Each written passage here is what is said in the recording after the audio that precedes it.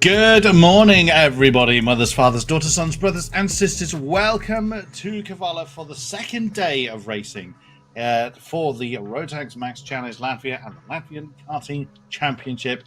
What an amazing day. And look at the weather. We could not have asked for better at one of Latvia's finest karting establishments. Those that saw the amazing action yesterday, we had the qualifying and the first heat to start to form the pecking order for today's events. And before too long, we will be heading into racing action for the Micro Max category that was polled and won yesterday by Emilius Iozaitis, the Lithuanian driver, in the garage chassis for MRG Racing. So an amazing day's action that will be kicked up. And it would I love the fact that the birds are tweeting, the wildlife is ready to greet these amazing karters at this incredible circuit. Our young drivers really did put on a show yesterday, and we very much look forward to more of the same today. Now, those that were able to join us yesterday, either live or post-event, circuit side or stream side, will notice the voice is a little bit different. I am not Alex Goldschmidt, your usual voice of authority for these matters. He is away doing other things, so he's parachuted me in. My name is Chris Buxton. I am very, very glad to be part of today. And there may well be a little bit of cloud forecast for the day. Very, very light, just 3.2 kilometers wind speed. The karts themselves would be generating a lot more than that. But not a cloud to be seen at this point. And such beautiful scenery here at Kavala. So very much looking forward to getting today's racing underway. So we had the first heat yesterday, as previously mentioned, for our 8 categories, 8 different grids. We will have heat 2, which will then be followed by the pre-finals and then the finals, each race getting progressively longer for each category. So with the first category being the Micro Max class, this has 6 competitors taking part. The qualifying the race really was dominated by Emilius Iozaitis, the MRG Racing Gellard chassis car, and qualified on pole and kept that position to themselves. A fair amount of fighting going on behind. So who will be able to challenge the number 17 kart today? That is going to be the big question. Final preparations, as you can see, those are watching stream side, we welcome your company as the final preparations going on the karts, making sure everything is where it needs to be. Even at this early time of the day, it'll be getting somewhat warm for everybody, and not least of all, our marshals. We always thank the Orange Army, as they're referred to here in the UK, but with our marshals, our stewards, we really could not do what we all love to do: enjoy some incredible motor racing. Very much thankful for all members involved in motorsport, be it our drivers, our competitors, our teams, our officials, of course the flag marshals, scrutineers, etc., etc. There's so many involved in these motorsports events, and we are very thankful for their participation.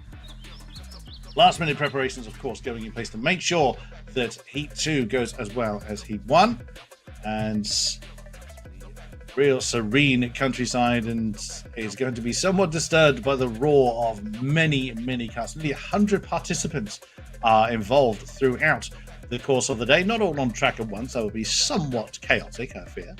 As you can see in the holding area, in the pit lane, the just beginning to come together now. They will be released for their warm-up. That a rolling start as we had yesterday for the second heat. soon as they are released, we will then talk through who's going to be starting where. So, and there they go. So it is the number 17 card, Emilius Iosatis, that leads the field away, having won the first heat from pole yesterday. And coming home in second was Martins Lapant. Well, indeed, let's talk through the grid for today. So there's Emilius Iosatis, Lithuanian, starting alongside Carlos Bensons on the front row. In second row is Martins Lapant alongside Remigius Kriosanis. Again, apologies if I'm not getting the names quite right. I have been trying. And then on row 3 is Rodrigo Tarrins and Ivo Os, rounding out or finishing our 6-car grid for this particular event. And I cannot stress to you how hot they will be in those races. Coming around the final turn, we are going to get racing underway. Away we go. As a yellow flag is particularly waving. Now, we have lost. Oh, no, we haven't. The grid was slightly spread out there. So I feared we'd lost a couple before we'd even began.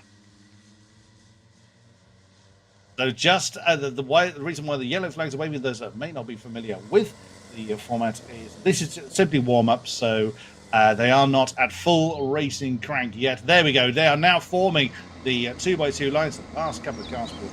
There they are. 6 minutes for this race, same as the first heat. And then it will, for those, 6 minutes plus 1 lap, I should say, for the second heat, same as the first. Getting the racing underway, the beautiful liveries as well on the bodyworks of these cars, as well as the racing overalls that our competitors are racing. Oh, bit of a bumping there. No, steady. I know these things can bump. They're not realistically designed to.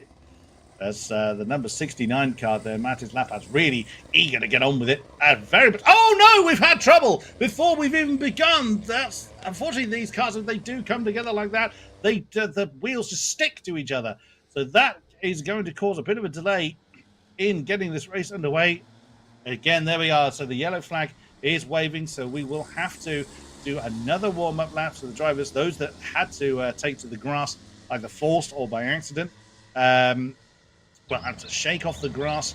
That's slightly unfortunate. They really were bunching up quite a bit towards that final turn. That's a long left-hander, ninth turn of the circuit. You have to bear in mind that this is being this could be some of the first racing experiences that these young drivers have had. So it's very easy to get a little bit too carried away. And again, you can see 69 car getting a little bit too eager to get on with it. But a rolling start it is. The 2x2 line reformed, and hopefully they'll give it a little bit more room as we get through towards. So that's turn 7, then turn 8. The 90-degree right-hander, short straight towards the long, almost 270-degree left-hander, which is the 9th turn of the circuit, and then quick burst. And again, number 69 is very, very eager to get on with it. Keeps nudging our pole starter, the number 17, Emilius Iosatis, in the Gillard chassis. So we make it through the final turn successfully this time. Wait for the green flag to fly to signify the beginning of the race. We are racing here at Kandavas. So it is heading down towards the first turn. We're surviving just about very, very close, as you would imagine.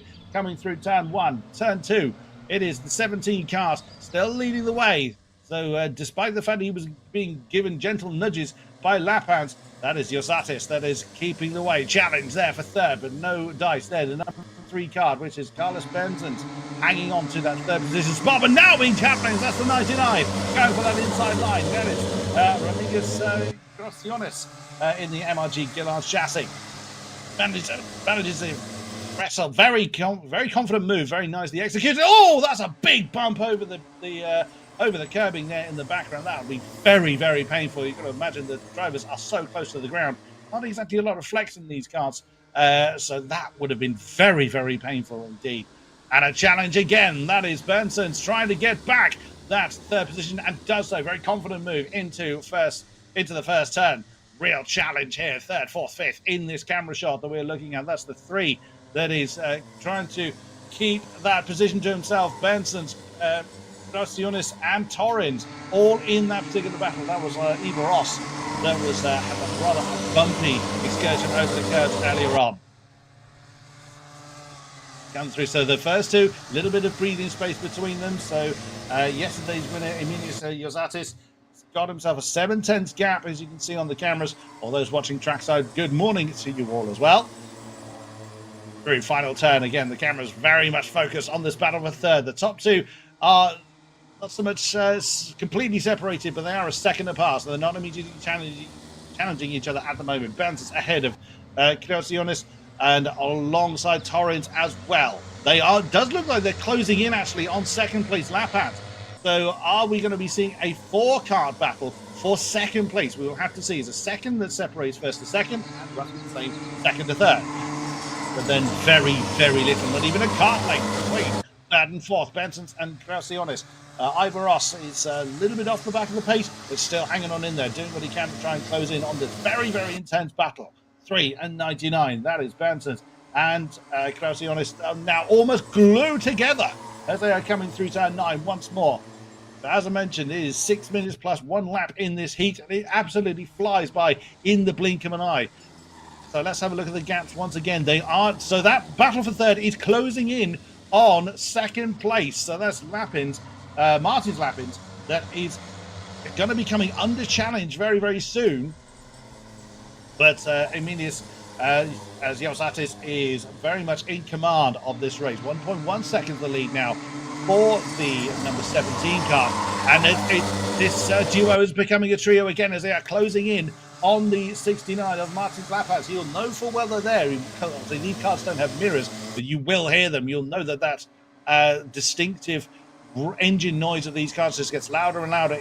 Despite the fact that you're concentrating on what you're doing, you do kind of, your racing instinct knows there are people bearing down on you. A real challenge now as they come over the line.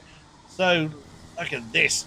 Bansons has been fending off the challenge all race long and now very much in the tyre tracks of Martin's lap end. So this number 69 card is going to have to really work now to keep hold of that second position. Has he just been keeping his tyres in good order, just keeping everything cool, or is he going to be under a lot of pressure? We will have to see. You see the drivers just tucking into the behind there, doing well to keep the slipstream good. A confident move there again from Carlos Benson's to claim second, but immediate challenge then from the 69 car. Martin's Lapans not particularly keen to keep that result as it was. A bit of a nudge up the tail for good measure. Turn 9, this long banked left-hander is keeping them all together and nearly impact once again. These cars can take little impacts, but it is through a corner like that, it is can be quite catastrophic. As that's number 3 going a little bit too deep. Carlos Benson's. That's going to be challenger 3 wide coming down towards turn 3 with the number 99, Graciones, really getting a good move there. Very, very nicely done. Brilliantly opportunistic move to claim 2 positions in one corner. So that is Benson's that has remained in third position. And now the 69 car of Martin's lap hands has been thrown right the way down to 4th as a result of one single move. That's kart racing, perfectly summarized. In the blink of an eye, these kind of battles can completely change. So then, what can we do? What can we expect in the remaining few laps? 1 minute on the clock, just over to go. The number 99 now in second position. And being challenged again, but cannot... that was a little bit too deep there for the 99. Now, is this going to give that position, or open the door at very least, to Benson's? It did indeed, and he absolutely capitalized on it. Did not need a second invitation on that lovely slide there from Graciones in the number 99. After that, hasn't given up on the chase. Very much in the tyre tracks and in the slipstream of the 99 car. Just seeing in the background of the shot, that is Torrens. Rodrigo Torrens in the 77 car is still hanging on in there, but is a little bit too far back to make a challenge. So, second, third, fourth, barely any distance between them. What can we expect then as they come over the line? 10 seconds left on the clock, so this will be the penultimate lap of this race, the second heat of the weekend. We had the qualifying of the first heats yesterday for all of our grids, and I wondered if there was going to be a challenge there for second between Graciones and Benson's. Not quite yet. The 3 cars just glued to each other. It's like they're tied together by string as they are working their way through the turns. Turn 5, turn 6 now. Throw the nose in, let the tail do the work. Absolutely brilliant stuff. Turn 7, a flick to the left, and then a tiny stab of the brakes to get the car to rotate into turn 8. Into the banked left-hander once again. Get a bit of a slide there from all of our karts. Absolutely brilliant stuff. Is there a checker flag waiting? Not yet. Final lap. There it is on the tower. So then, all or nothing, do or die, feast or famine, really, in these closing stages of the race. Yosaitis has no particular challenge. He's 2 seconds in the lead, is Emilius Yosaitis. But there is a big challenge there for second, as Bernsons has to go very, very defensive, coming down into turn 6. And this is giving an opportunity for Lapin to now do something about it. And we got to go 3 wide, coming down towards the left-hander. Not quite. Very, very close. Burns is soaking up all this pressure. Look at Gracianis. He's really, really pushing so hard to get that second place. Just a few corners left. Turn 8, turn 9, and one final go. And there's impact between the two, but the number 3 holds on. Your winner for heat number 2 is Yosatis, followed by Benson's. And Gracianis takes that 3rd spot. Lapin's 4th. Torrens will take 5th. And Ivaros is very, very still hanging on in there, so well driven by the youngster, but there is no doubting who just control the pace of the race. Emilius Yosaitis in the MRG Racing number 17. Very, very well done from our youngsters, and there it is, confirmation. This is, of course, before any kinds of stewards' interventions. These are provisional results until the event has finished. So, number 17, Emilius Yosaitis, the Lithuanian, on the top there by 2 seconds, indeed, by what finished to be number 3, Carlos Bensons. Then it is Remias Kleotsionis in the number 99 cars. Then Martins Laphans, 4th, Rodrigo Torrens in 5th, Ivor Os rounding out the field in 6th position. What a way to start today's festivities. Absolutely brilliant. So we will have just a very short interlude before we get the next grid ready to roll, which is our mini-max category. A few more carts in this one, shall we say, and the camera shot now showing there's a few more in there, which is absolutely fine. So again, this is another 6-minute race plus 1 lap. So we will have quite a few more drivers, I suspect, to talk about in this race than we did in the first one. But what a great way our Micromax karters putting on a great show to open festivities here in Kandavas. Away they go. So warm-up lap then. So those highlighted by the yellow flag warm-up lap, as we've just seen, and then green flag racing for 6 minutes plus 1 lap to dictate who goes through to the pre-finals. Now here is the grid then for our second heat. Patrikas Yosis in the 125 cars alongside Mayas Mazinas. Take the front row all the way down to the 14th row, which will be Michael Spike and Marco Viveris, 13th, 14th row. Row 2 will be Jack Collinson of British descent, representing Latvia, will be on row 2. Yesterday, so he actually won the heat yesterday, qualifying in 3rd from the initial qualifying session, but came home on top, did the MRG Racing number 191. Grid decided from the qualifying results, bear in mind, so that is Patrikas Yaustis, then it is Myers Mazinas with Thomas in 3rd, Rodrigo Kakis in 4th position. 5th is Klaus Hans. 6th place car, the 133, is Lico Gruntins. Still on the warm-up lap, so they have not formed the. Oh, goodness me! Look at the vigorous working of the tyres from Patrikas Yosis.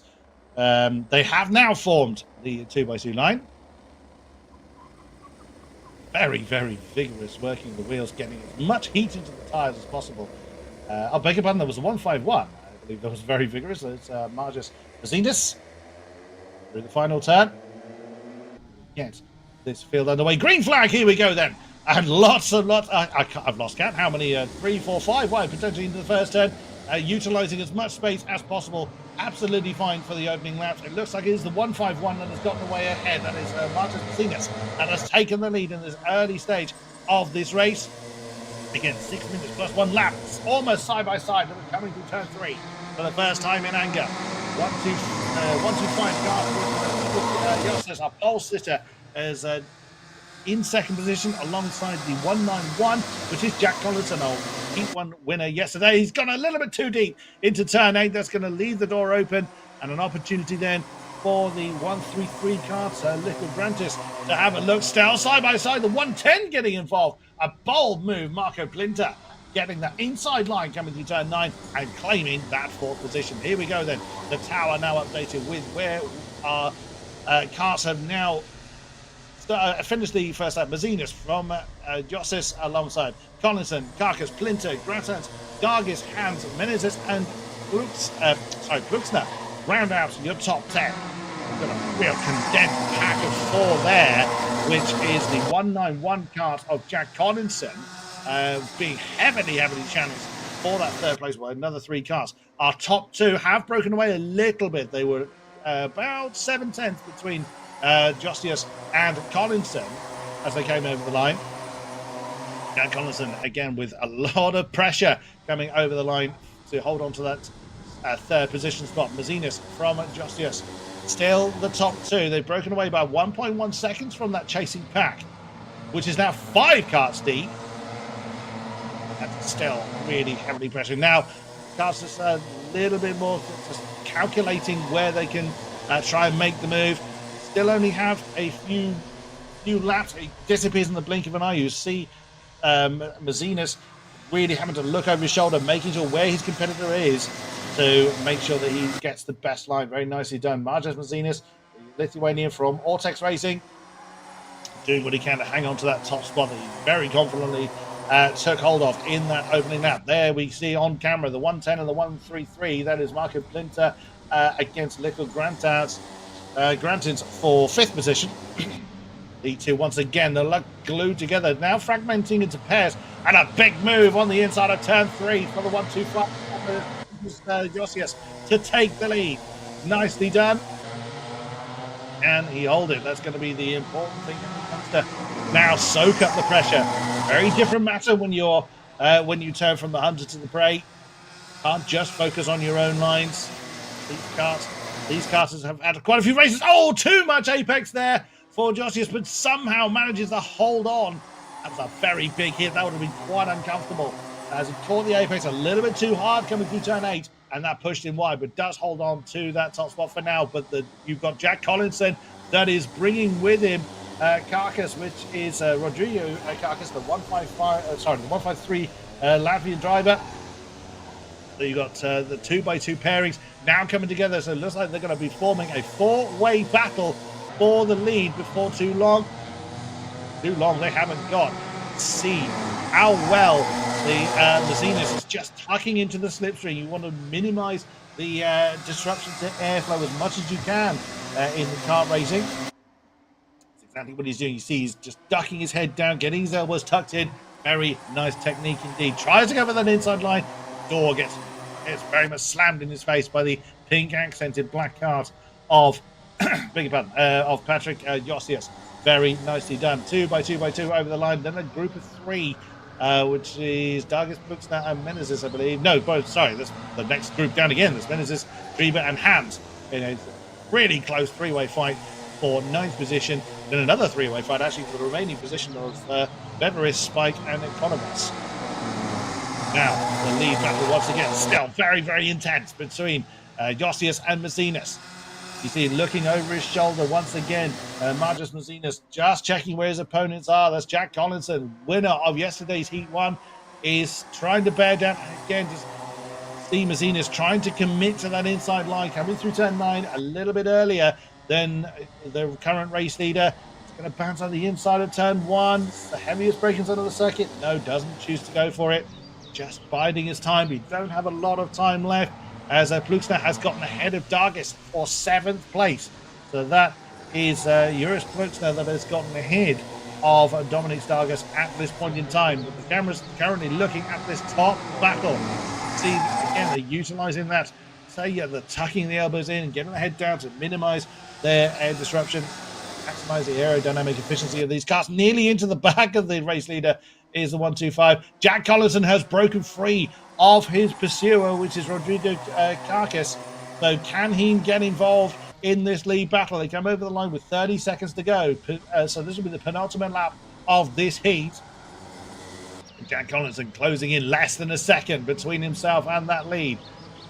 But what can he do? These are not going to be easy competitors to overtake. They're doing a superb job of just keeping it all clean and keeping the pressure being applied as Kononov has fallen to the tail of the field. So lost a couple of positions in that three-way flight to the tail end of the field. Oh, the 125 nearly going a little bit too deep. So Josias nearly going a little bit too deep coming through turn 7, but keeps it, turn 6.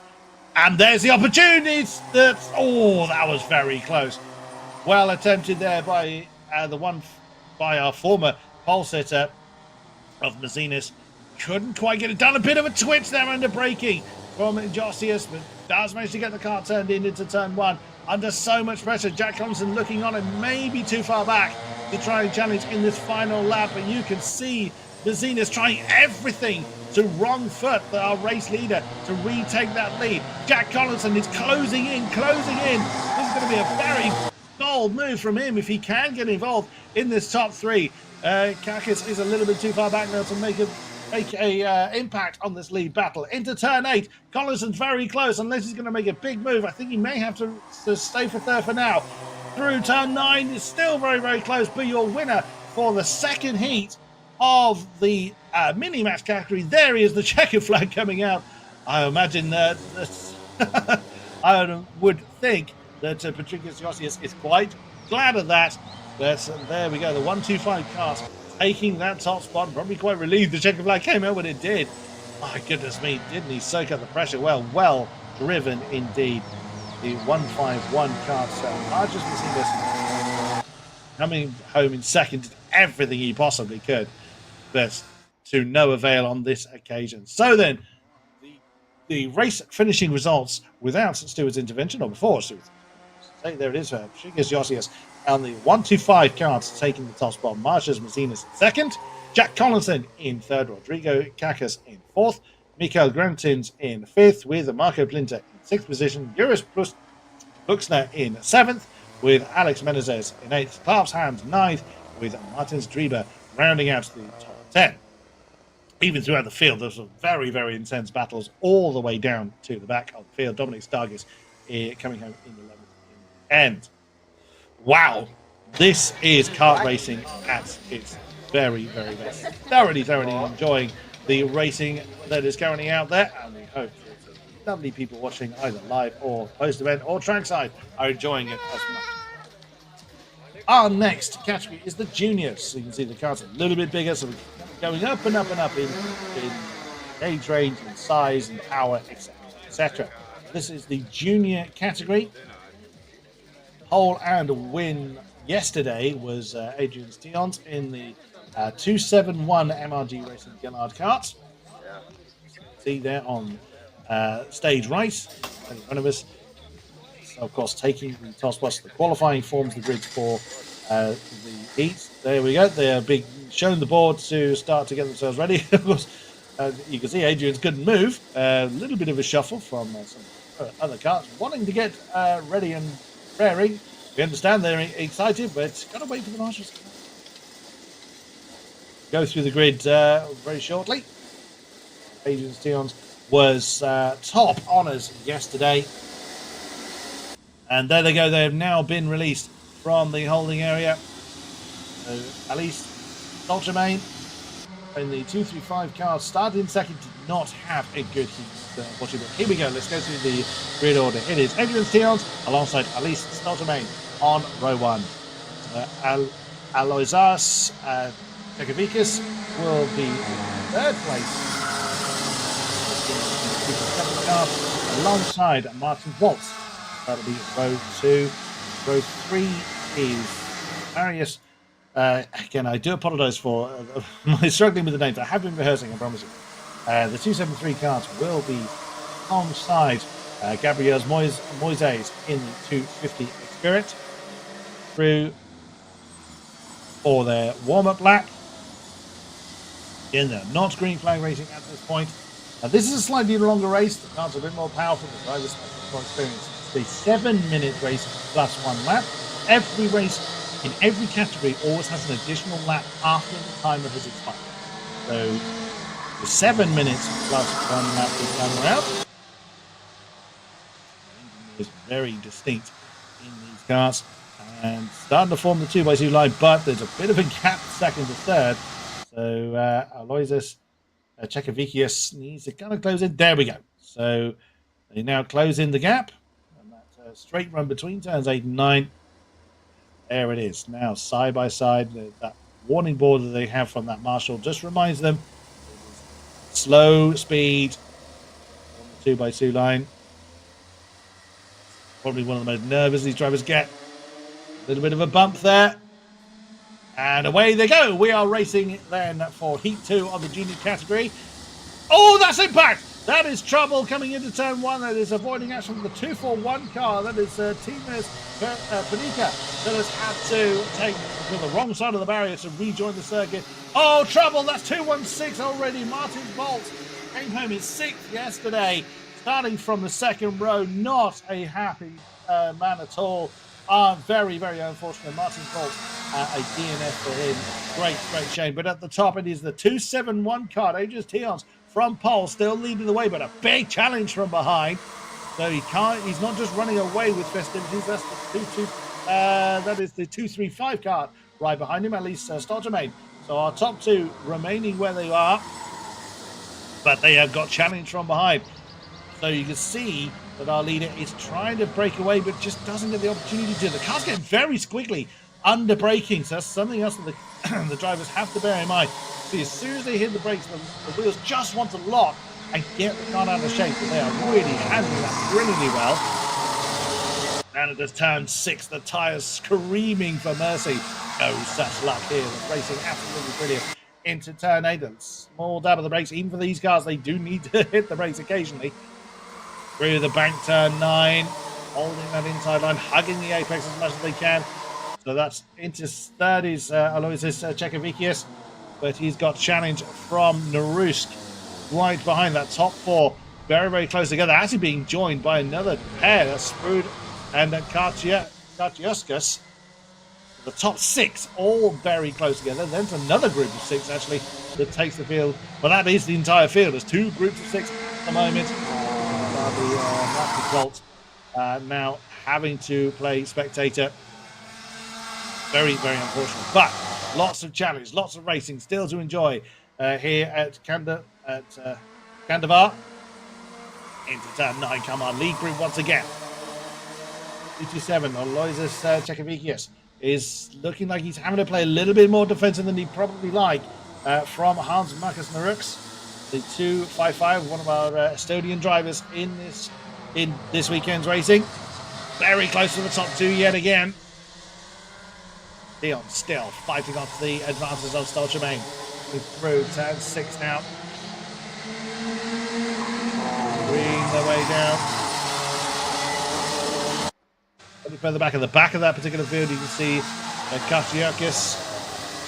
Everybody can, but again, it's so difficult to gain any big momentum. These are calls. Very, very similar spec cars. Slightly different chassis. They're not all completely universal spec. The chassis are a little bit different.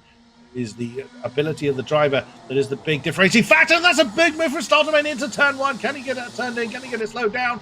Just about gets the lead at turn 1, but immediately under challenge. Oh, was there a little bit of an impact there from Chekavikius on Stoltermain? There may well have been, and Narusk still fought back into 4th position. Sprut and Gachioskas still having to fight for up. Oh, a big challenge there from Chekavikius, but could not get the momentum he needed out of turn 6. Oh, it is just nip and tuck all over the place. Fantastic stuff. That's a challenge into turn 9. a tiny opening there. Very opportunistic from Tions to reclaim the lead before the end of the lap. There was not a kart width there when the opportunity was presented, but well observed by Stolchamay to allow racing room for Tions to avoid an impact with Tions, I should say. 3, 4, and now heading down to 5. Once more. See the Czechoslovakians just looking for an opportunity, trying to wrong foot his opponents. Can't always look forward though. He's got to bear in mind that he's got the risk right on his tail. Sprud and Kartadroms falling a tiny little bit back. They've got half a second between themselves in the top group of 4. That can, as we've already seen, we've seen numerous times in kart racing and in this weekend alone, that can change in the blink of an eye. That's a challenge there from Narusk. Can't quite get it done though. The 4th place cars just couldn't quite get the purchase he needed. But the top 2 again glued together, working their way through the turns. Long left-hander of 4, 5. Throw the car towards 6. They don't really turn for turn 5. Well, the second does, but they barely do. Into turn 8 once again. This has been a prime overtaking opportunity all weekend. Coming down to that turn 9. That's opportunity not presented for Stolchamay. Now this group of 4 slightly fragmenting now. The lead 2 breaking away. And that's a challenge again. But did he come too deep? Stolchamay couldn't get that one slowed down. Good effort, but that's now put him under pressure from Czechoslovakians. But now, like I said, in the blink of an eye, the whole dynamic of that group has changed. It was becoming a pair of 2s, and now very much the reunited 4. Czechoslovakians very much on the attack, nudging the back of Stolchamay's kart, coming through turn 6. No gain made, though, for the 227. A little bit further back, Narusk got a great ringside seat for the battle ahead. I'm sure he can't really... he's not really enjoying the battle ahead. I'm sure he'd rather be in front of it. Over the line once more. 1 minute to go. That's just flying by in these races. It's always the way with go-kart racing. Turn 3. What can happen here? Bit of a shuffling, slightly further back. But at the moment, we are keeping very much the fix on this fantastic battle for the leader. 4-way fight now. Tions, Stolchamay, Czechoslovakians, and Narusk. All in contention for the top 4. At least a podium. Well, someone is going to be disappointed as far as podium positions are concerned from this group of 4. Into turn 9 once again. Start the penultimate lap of this heat. As mentioned, each successive race getting longer from this point for each individual category. Pre-finals will be 10 minutes plus a lap, by which point the sun will be very high in the sky and it'll be very warm. Full racing suits, that is no mean feat whatsoever. Gratiuskus and Sprud are a little bit spread apart now, 56, but there is no breathing space whatsoever for Tions, our pole sitter, Tions. The MLG Racing Gillard chassis is just soaked up all the pressure, reclaimed the lead at the earliest opportunity he could. Through turn 9 to start the final lap of this heat. And goes defensive this time. Feels the need to go to that defensive line to prevent Stolchamay doing that move again. But that's wrong-footed him slightly. Momentum is so crucial in kart racing. That would have been a little bit costly, but does manage to hold on to the lead. Czechoslovakians is certainly looking to get involved in that lead, that battle as well. 2, 6, 7, and 8 once more. Just a few more turns on this kilometre circuit to go. Turn 9. Looks like it's a done deal, but you lose concentration for a moment and you're off into the wall. But your winner of Heat 2 has it's been a perfect scoring record so far for Adrian Tions in the MRG Racing number 271, taking top honours again. Very well driven, soaked up so much pressure, and a well respected fist bump there between the 271 and 235 drivers, at least Stolchamay. That's what we'd like to see. So then, before Stewart's intervention, it is Adrian Tions at the top, Elise Stoltermain second, Aloysius Chekovicius third, Hans Marcus Narusk in fourth, Marius Karchiskis in fifth, with Rona Sprude sixth, Timus Paletia in seventh, Gabrius Moises in eighth, Ortida Grandberger ninth, with Ricards Araiskis in 10th, Freddie Kadistik in 11th. We lost along the way Andreas Dorofeus and Martins Volts, sadly, on the opening lap. Wow, it is fast and furious in car racing, and that's why we love it so much. Next up is our senior category. So there we are, just gathering in the holding area. One of the biggest grids of the weekend is our senior class. So we have drivers from several different places, of course. We have a few Lithuanian drivers joining the Latvian race. A few of our Estonian representatives also in this category. Winner from pole yesterday was the number 357 kart, which was Artem's Sestakov's. Again, another MRG Racing Gillard chassis. And, he'll be joined on the front row by Oliver Kirk in the 363 Racing Academy Tony chassis, Estonian driver. Starting from third position, coming home in fourth yesterday was Bruno Pella, the 318 Latvian driver, and again another MRG Racing entrant. Starting fourth, didn't have a great race yesterday, Ilya Sheremetyev, the 390 kart from SM Racing. Just giving our drivers an opportunity to get themselves ready. The board being held aloft, that's the 1 minute board that they are being shown, just to basically remind them, right, you haven't got long to finish your stretches, get yourself in the right headspace, get yourself a helmet on and ready to roll. I love the fact that in the pit lane someone actually has a Pomeranian. I mean, karting is for all concerned, two-legged and four. That's absolutely fantastic. Starting in fifth position, the 302 cards of Donis Johannes Tumingas, another one of our Tony chassis. In starting from sixth position, well, I should also say that Tumingas came home in third. A superb effort yesterday. Romans Rodinovs will be starting in sixth place. Came home ninth yesterday, so slightly unfortunate in the race itself. In seventh is going to be Joel Kasper Joepere, in the Estonian driver for AGS Racing. Cosmic chassis. In eighth place is going to be starting Marta Spike, one of our RM Latvia entrants. Starting from ninth place is Carlos Kirikovs in the 309 kart. Last minute stretching there from, I believe, our sixth place starter. Now everybody in kart ready to go. They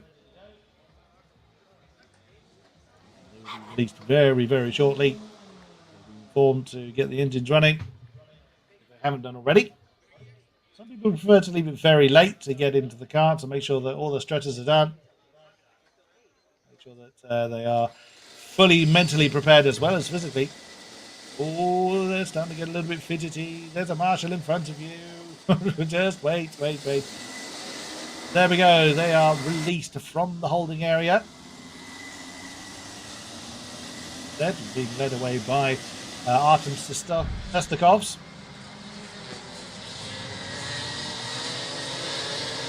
Again, starting grid for this event.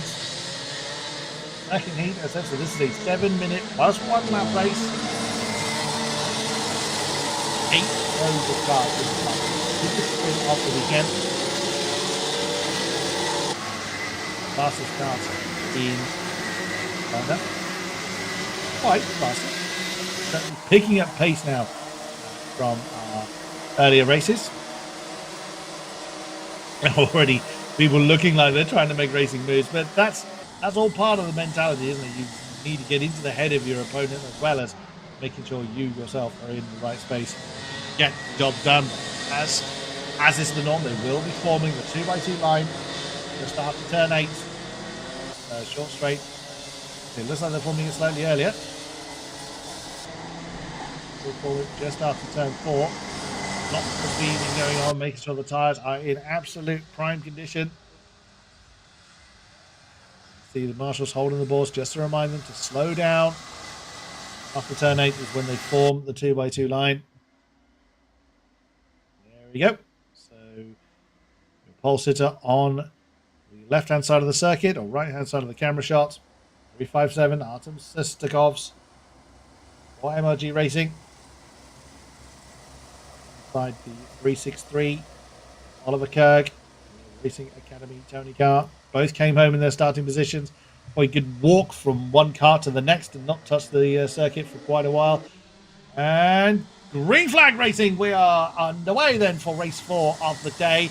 And already a challenge for second going on. That, I think Bruno Perla manages to get through. No, we have a yellow flag. We are in. There has been a problem somewhere down the line. The rest of the carts getting away quite nicely. We'll identify who it is that's come to grief. They are being held under yellow, so they can't overtake. They're going to continue to weave. We have had an aborted start. The timer has not started. We'll have to reform the 2x2 line. Not certain who has come to grief, but clerk of the course not satisfied that the start was done in an orderly manner. So the start being done again. Turn 9. May well not have been someone in trouble. It could have been someone was out of position. The clerk of the course not happy with the speed they came over the line. Whatever it was, cart's now in, looks like correct position. Now we're underway. And a big challenge for second. That's a huge fall, really, for the number for the second place car, Oliver Kirk. I think he's lost several positions coming through that turn 1. My goodness me, but the race leader not taking any prisoners and has already got himself up to quite a sizable gap.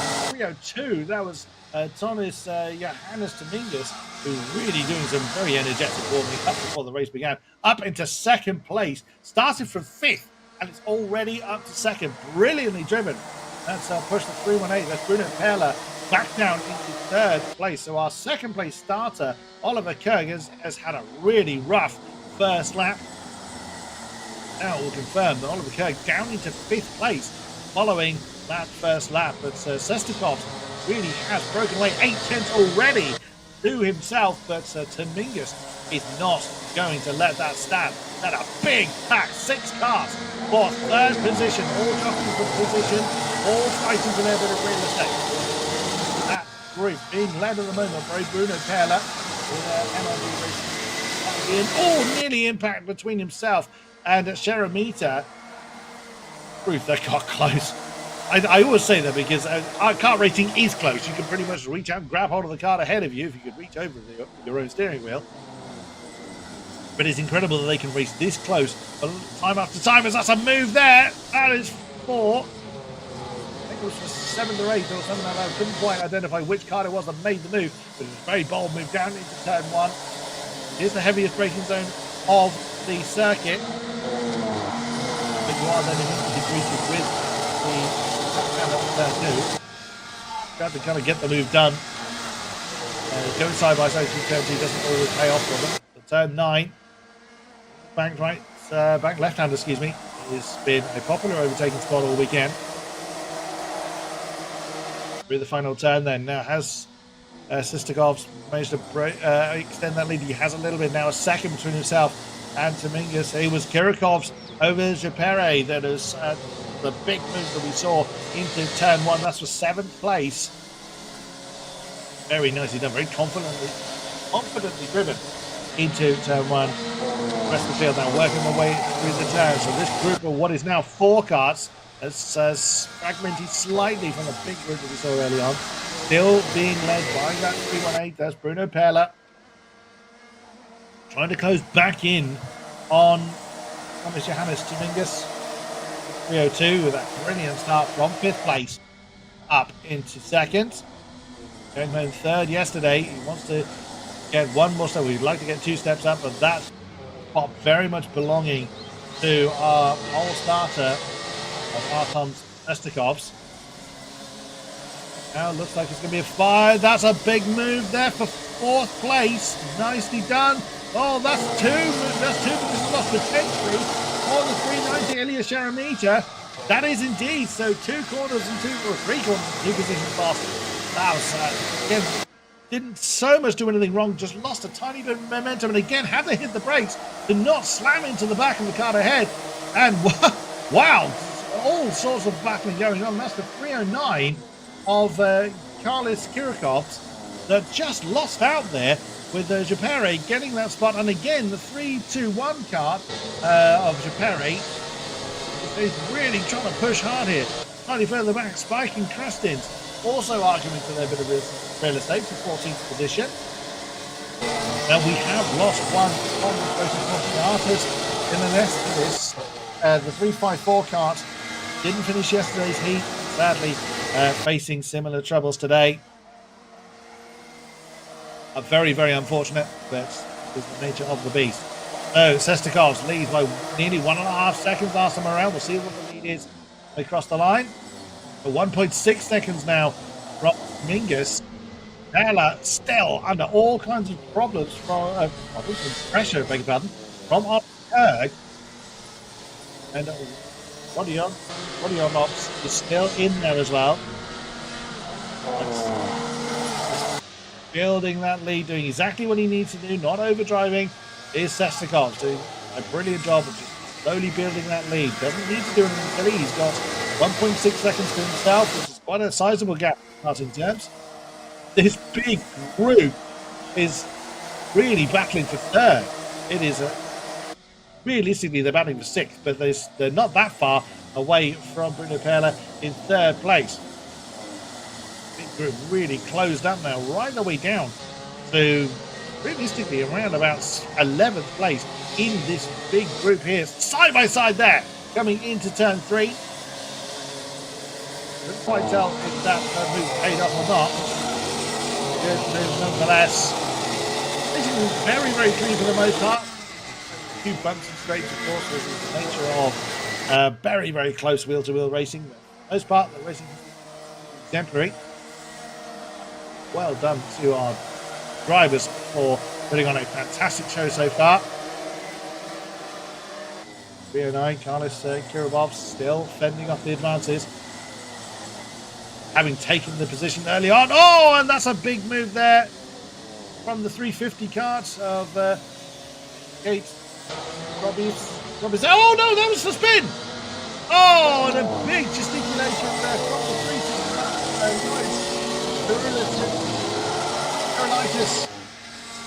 369 are not happy about that. Just as I was saying, driving standards was good, there was very little impact, and then we went and saw that. It was a mistake, of course, nothing malicious, but the 362 car gets the inside line on the 318. So that is Romans Rodinovs getting the inside line on Bruno Perla for 3rd position, and then right behind them is Bruno Perla under pressure again. Oh, that is so close. That's Oliver Kirk that's trying to make the move. Yellow flag, of course, with the incident that we saw last time around, and that's impact again. The 363 has just had a turn. There's Oliver Kirk with that momentum he was just building, just had a tiny tap on the tail, and has fallen to the back of this particular group, trying to make up for lost ground. Starting in Oliver Kirk, starting in 2nd, had a really rough start, down to 5th. I think they will be down further than that. This big group. One more lap to go after this. The timer has hit 0. Racing absolutely fast and furious. It's always the way. Vestigos now leads by 2 seconds up top. Still side by sides going on through turns 2 and 3. Defensive maneuvers as well as those trying to put the pressure on. Car's getting really, really squeaky. The tire's getting very, very hot. Yeah, going to be struggling to keep their grip under control. We will be seeing a number of these drivers at least twice. How close that is between the 3-2-1 kart. That is Joel Casper Jopere. Oh, and there's a tiny tap there. That was the 309. That was Carlos Kiribov's Still side by side through turn 9. The checker flank is waiting for them. Who's going to come out on top here? Well, Sestikovs has got the top spot. My goodness me, that was fast and furious all the way through the field for our senior category. Truth be told, that's a way to start the day. Not for some, of course, those not quite having as much of an enjoyable racing experience than some.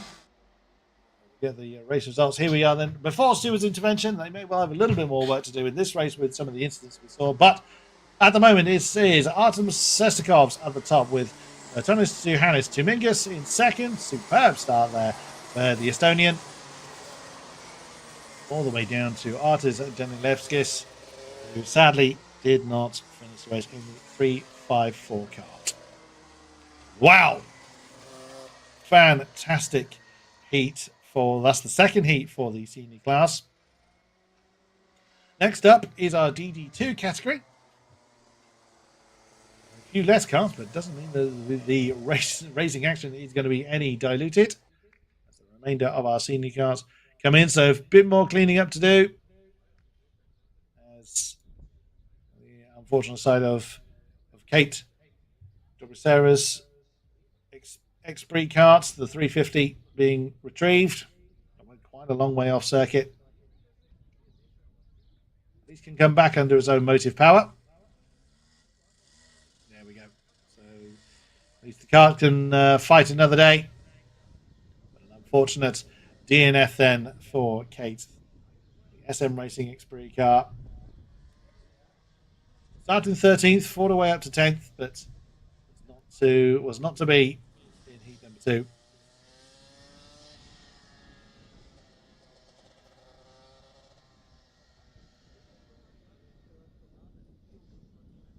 Onwards we go then, where you can see again in the holding area the DD2 competitors forming. 9 karts in this category. Our first grid where the pole sitter did not come home for the victory yesterday in Heat 1. So the 4.22 kart of Martins Janovskis for MRG Racing will be starting on pole, but actually was beaten to the top spot by second place starter Tomas Bristins in the 411 MRG Racing Birilat kart. Starting from the second row, recards Becca Vargas, 455. Family entered kart.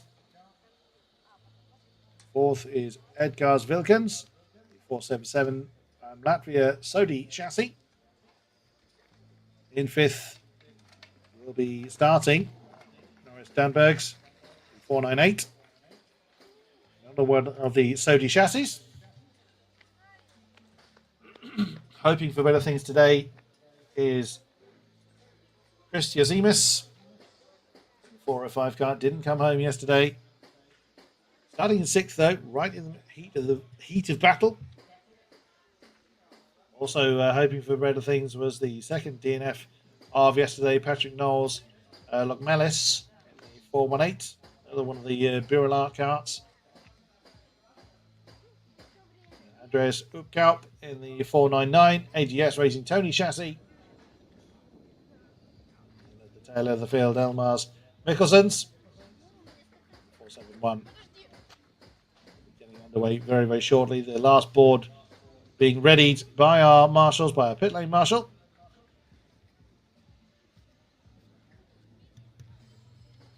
So this again, another 7 minutes plus 1 lap race. Category. Indication you must now be ready to roll. The person with the Pomeranian has left the pit lane. There we go. Engines roar into life once more. On stream, we'll see that puff of smoke, just the engines getting ready to fire into life. Now, these cars are no slouches. You can see the chassis getting physically bigger as they get more and more powerful. They get more difficult to handle, which is why it is our more experienced drivers that get speeds. Away we go then.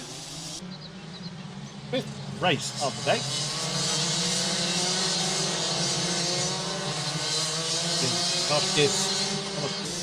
Piston, sorry, taking the front row as mentioned. Took each other's finishing position, or starting position, I should say, from one another. Who will be the victor this time around? Only one way to find out. So, as is customary, they have one complete warm-up lap. If anything, the bigger the car, the more that is really, really crucial. Trying to chuck these very powerful karts around any circuit with cold tyres is a recipe for disaster. Tyres in particular have to be up to optimum temperature. There's also brakes that need to be in their optimal range. Somewhat important to have effective brakes, even though they don't use an awful lot of brakes. Of course, the more powerful the car, the more they will need to have the ability to slow down. As they now start to reduce their speed, which makes the warming up process a little bit more difficult. Really vigorous working of the steering wheel then from our pole starter. Novskis. But throughout the field, everybody is giving the wheel a good old workout. So now should be forming the 2x2 line. As our pole sitter is slightly out of the field, as they can't overtake. Of course, they do have to wait for the grid to be formed. This might cause a... Oh, they're going to start single file, are they? There's a bit of confusion, it seems. We have partly a 2x2 line. Our front row has not formed. Yeah, this might... Are they going to form on the line, perhaps? Might get away with that. The clerk of the course may release them. The speed, and they have indeed. We are racing for the second heat of the DD2 classes. Again, a challenge for the lead. Couldn't quite pay off, though, as the lead still being held by our pole sitter. Turn 3 they come then. All 9 cars still fighting for their bit of real estate. A challenge for their end of the field being made. Nicely done. So then, at the top, it is still the 4-2-2. That is Janovskis has hung on to the lead, but it's being challenged all the way by his arch rival from yesterday, Tomas Burstins. Through turn 9 once again. As mentioned, it's a 7-minute plus 1 lap race this time. And a challenge already for the lead. The 411 of Burstins takes that lead quite convincingly, but not got away. He's not got away too much just yet. Already, right behind them is Bert Vargas in the 455 kart. So 3-way fight for the lead. Not too far behind them is Dangbergs.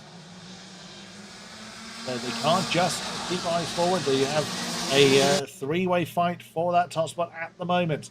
Well, again, Dangbergs is not too far back, so you could argue that is a 4-way fight for the lead. But taking over for the time being is Burstins. No challenge this time. These cars are difficult to slow down. Brakes are not too much bigger in these things than they are in the rest of the series. But the wheels are the same size, but that means the drivers have to work harder to slow them down and keep them in check. There's a little bit of a gap there forming for Burstins. Oh, he's capitalizing on the fact that our pole sitter of Janoskis is still under pressure from the 3rd place card of Vic Vargas. So it's a 3-way fight for second at the moment. Tiny gap for our leader. See the drivers just tucking into their cars to maximize airflow around them. Only 0.4 of a second though. That's Burstins testing himself. That can change in the blink of an eye. It's essentially the rest of the field not that far behind. So Dangbergs is leading the second group essentially. Moment, all eyes on that top group. The rest of the cars just keeping their poise, keeping their position. A really close duel between Dangbergs and Lochmelis for 5th position. Closest battle up top is that battle for second. Now Burstins are capitalizing on the fact that Janovskis is under pressure, and that's a move from Vilkens on Vic Vargas for 3rd position. Nicely done down into turn 1. 477 car taking over that third spot. Very well driven, very well executed. Not too spread out a little bit, so it's first and second and a duel for third at the moment. Then a three-way pack that is formed behind James and Yaz Nemes that is fighting for fifth position. Even Vic Vargas not happy about relinquishing that third place spot, trying to position his car in a way to challenge again for that top spot. Locke Mellis has managed to get ahead of Danebergs during the course of the lap. He's already looking to close in on this battle for third place. Superb. But they're still raging on. The cars separated by barely a bumper between them. Locke Mellis now looking to close in and get involved. 7/10 of a second when they came over the line. Effect nearly causing the 455 to get into the tail of the third place car of Wilkins. So, Burstings leads by 8/10 of a second now, so slowly growing that lead. Janowskis in second. Roughly equidistant between the top two and Wilkins. Wilkins does not have any breathing space whatsoever. He's got Vargas breathing down his tailpipe. With Locke Mellis and Danebergs, and also the 405 at Chris Dennis that is not far behind either. So the top seven separated by 3 seconds. Stage of the race, 2 minutes to go. Several laps in at that rate. 498 karts from the Maris Danebergs under all kinds of pressure. And there's the move. That's Danebergs, I think, on Locke Mellis. Very confidently done. Oh, still so close between Danebergs and Dennis. 4 or 5 car taking that fourth.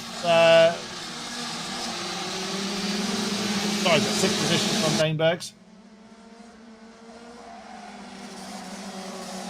Jostling for position, just keeping the pressure on. Try and wrong for their opponent with the 405 car. Yazemis really did not look comfortable coming to turn 9. Lots and lots of steering input. Would prefer to slide the car, but it looks like his is just not behaving itself. May well be fine, but he did not look comfortable coming to turn 9. Three-way fight for third now. Wilkins, Vargas and Locke Mellis. Justin's out 8/10 to the lead with Janowskis. Is now just shy of a second ahead of this three-way fight for third. Wilkins has got a tiny bit of breathing space, but barely anything he can be comfortable with. Just 3/10 over the line between himself and Vic Vargas, who's got Locke Mellis absolutely nailed to his bumper. 35 seconds as the leader comes over the line. Penultimate lap then of second heat. Still so close between them. Brilliantly driven. Still 8/10 between Burstings and Janowskis. That gap hasn't changed in several laps. Oh, that is getting so close now for the battle for third. Wilkins has got all kinds of pressure on his shoulders. Vic Vargas has got Locke Mellis breathing down his neck. And not far behind them is Yaz Nemes and Danebergs. Our argument for 6th place. Still, they remain where they are. The clock has expired. 1 more lap to go. Still, the blink of an eye. At any moment, any of these groups could completely change. Bursting's feeling the need to build up that lead. 1.1 second for him. If he makes a mistake, he could lose that gap in an absolute instant. But Bursting's looking to make it 2 wins out of 2. May not be starting on pole, but he's taking the top spot so far. Janowskis doing what he can to try and close that gap down, but Bursting's got it covered at the moment. What can Wilkins do? Can he hold on? 4th in the first heat yesterday. Looks like he's going to claim 3rd podium spot from Vic Vargas, which is exactly what it does. Your winner for Heat 2 in the DD2 class. Making it 2 for 2 is the 411 kart of Thomas Burstings and the MRG Racing Virilat chassis. Brilliantly driven, well done took the lead and was not really seen again after the handover of the lead. Martin Janowskis comes home second position. Where did the rest of the positions fall? We will have those positions confirmed. And here we are then. So coming home in third was Edgars Vilkins, fending off the advances of Rikas Vargas. Patrick Knowles Melis comes home in fifth. Chris Yozemis in sixth. Norris Steinbergs in seventh. Andreas Upko in eighth, with Elmars Mikkelsons rounding out the field. Only 7.6 seconds separating all 9 entrants. Superb. Onwards we go. The march of the races is never ending. Next up is our DD2 Master category. We have 8 cars taking part in this heat. This was won yesterday by our pole sitter, Harald Garkaklis, beg your pardon. Another one of the Birillart chassis. Birillart Baltics team. Number 508 Latvian driver. He was chased home by Mikolas Mazinis, Lithuanian. Outtakes Praga chassis. Starting from second place, did not have a good race yesterday. It was Preet Sai in the 519 car, the purple accented machine. The AGS Racing Cosmic chassis. Did not go his way, came home in 7th yesterday. There's the 60-second board being shown to the drivers. Finish your stretches. Get in the zone and get in the kart. As our pole sitter very much taking his time, doing a good conversation with fellow team members. It's always good to see mutual respect between the drivers and their teams. Always good to see. Very, very encouraged as well. Harald Garkaklis just taking his time to get to his car, which is absolutely fine. He's got time to do it. Some drivers prefer to get into the kart, and that's how they go through their mental preparation. To stay relaxed, stay out of the car as long as possible. Each to their own. It is what works for them, because at this stage of their karting careers, they know what works best for them. Just waiting for the last board to be shown, which is the cue to the drivers to fire the engines up. No point in them sitting there running for a minute, but they will need to get usually the 30-second board that signifies to start the engine, so the engine gets enough time to get enough heat in it. Very, very small engines in these cars, but as far as general racing is concerned, but in kart racing, these are some of the most powerful machines we will see all weekend. 2 more categories after this one. Pre-finals we will see later today. Now, that's when the races get longer. For the heats, this heat for the DD2 Master category, it is a 7-minute plus 1 lap race. So everybody's just anxiously waiting for you from the marshals around the circuit. Of course, the circuit has to be in good order. To clean up around the circuit, then that must be dealt with in a timely manner. Now the drivers being told to start the karts. Last minute adjustments you need to do. Make sure your visor is suitably closed. And you can't do too much stretching at this point. Get on with it at this point. You're in it. You gotta run with what you've got by now. Green flag then, the DD2 karts are now underway. Harald Garkaklis in the pole position alongside Preet Sai. Third will be Rickard teams alongside Niklas Mazinas. Fifth will be Ivars Us. Sixth is Martin Drellis. Seventh will be Juris Zalitis.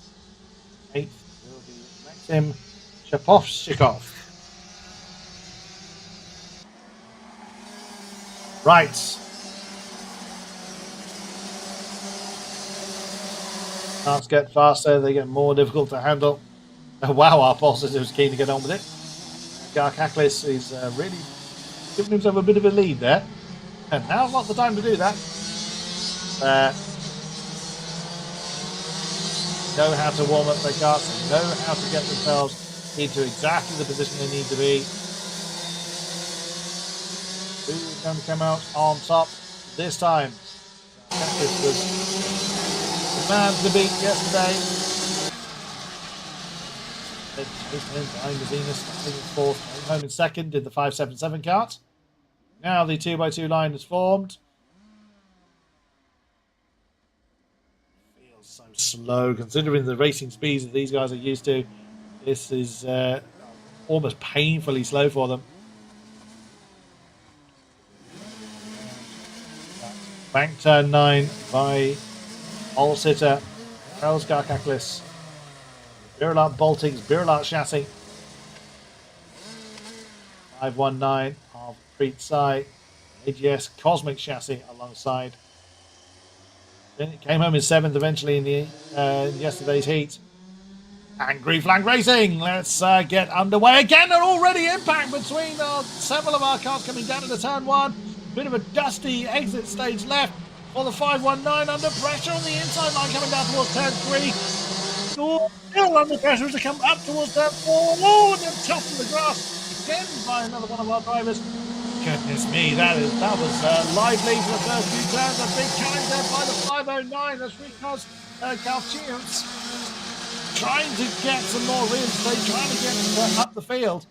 But it is 519, Preet Side just about holding on to second place. Our pole sitter had no real issues at all and has maintained that spot. Over the line they come then. For the first time in anger, my goodness, that was a spirited start from our drivers.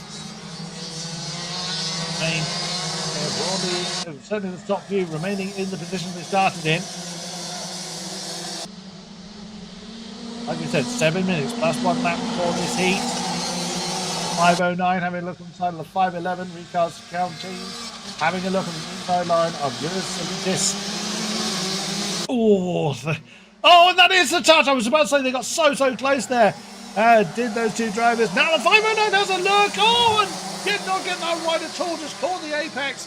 Coming into turn 9. For Zalitis to have to go wide. That just means that got a little bit untidy there, but no major spins. 5-2-3 kart. Sorry, 5-0 kart. Ivozus has gained several positions from starting in 5th position. Well, certainly had a lot of position to fight for. He's in 4th. 509 of Rico's champion. Started in 3rd, has not had a good run in this lap. So just caught that apex a little bit too high coming down to the turn 9 and is now glued to the back of the 520 car, Ivozus. Now has a look on the outside line coming down towards turn 1. To maintain the momentum is certainly possible. He's had to run a little bit too deep and then over the grass. Oh, it's getting very scrappy at this group. Now the 515 car, Martin Rollis is getting involved, starting in 6th position. Here, our top few have come and run off. It's all active here, 511. That's Zalitis having a look. Gets the inside line, trying to get back into the tyre tracks of the 509. These two coming together into turn 9 a couple of laps ago. Now that is Zalitis then managing to get back ahead of Rollis, who in turn is ahead of Ivozus. My word, this is towards the tail end of the field, but it is no less intense between these drivers. Again, 515, look at the inside line, coming down towards turn 3. No advancement there. Everyone's staying in each other's tyre tracks. Your race leader is, at the moment, unchallenged. Actually, the top 3 are pretty much unchallenged to themselves. 4th is 2 challenged yet, which was Cal James. But that back pack of 4, very much each other. Eurosolitis looks like he was struggling to get the car to turn in properly, coming down to the turn 9, but gets the car turned in anyway, and still soaking up so much pressure. Holds on to that inside line, coming down towards turn 3. Oh, that's superb! That's the 515. That has had us in. It is so easy to get these cars too loose. That'll be very, very difficult to close in any significant gap now for Rollis, with only less than 3 minutes left on the clock. But Ivars Us now is the one that leads this group of 3. The 511 of Eurosolitis losing that position following the impact. Then it is the 520 kart. Oh, and that's a challenge coming down into turn 1. No change. Yeah, sorry, 523 car. Maxim Shapovchikov. Ooh, slight correction from him. Down towards turn 3. Now it is Rio that is 4th overall. Top 3 still somewhat minding their own business. They're not under threat or challenging any around them, but this group of 3 still very intensely fighting for any position they can get hold of. About us. Right place, right time to capitalise on the issues of others. Came home 3rd in the first heat yesterday. Got nicely turned in. Good slide there to help rotate his car coming down into turn 1. Oh, the pressure from Eurosolitis from Latvia, the Sodi chassis. 7th, came home 5th yesterday. Again, trying to unseat Ivars from that spot. Still, while fending off the advantage of Maxim Shapovchikov. The Birilat Baltics, Birilat chassis. Turn 9 once more. Less than 2 minutes to go. Barely over a minute left. These races flying by. So much action to deal with. Oh, it looked like there was going to be a potential challenge there from Zolitis. That got slammed in his face coming down into turn 1. 3 turn 4. 180-degree left-hander for those, but race leader 508 is Garkaklis. Been unchallenged in this race. Doesn't mean he has to take his eye off the ball. Doesn't mean he has to work any less hard than the rest of the field. Simply means he hasn't had to defend from anybody for a while, but such has been his pace. Saying that though, is not too far behind is the next car down the road, as again that's getting fidgety in this group of 3 for 4th. There's Zolitis again trying to find every possible way to wrong seat his opponent. Can't quite do it. Well recovered there from Ivar first. He was slightly wrong, couldn't come to regain that spot, regain his composure coming towards 4. Nicely done. Shapovchikov's got a great ringside seat for the battle ahead of him.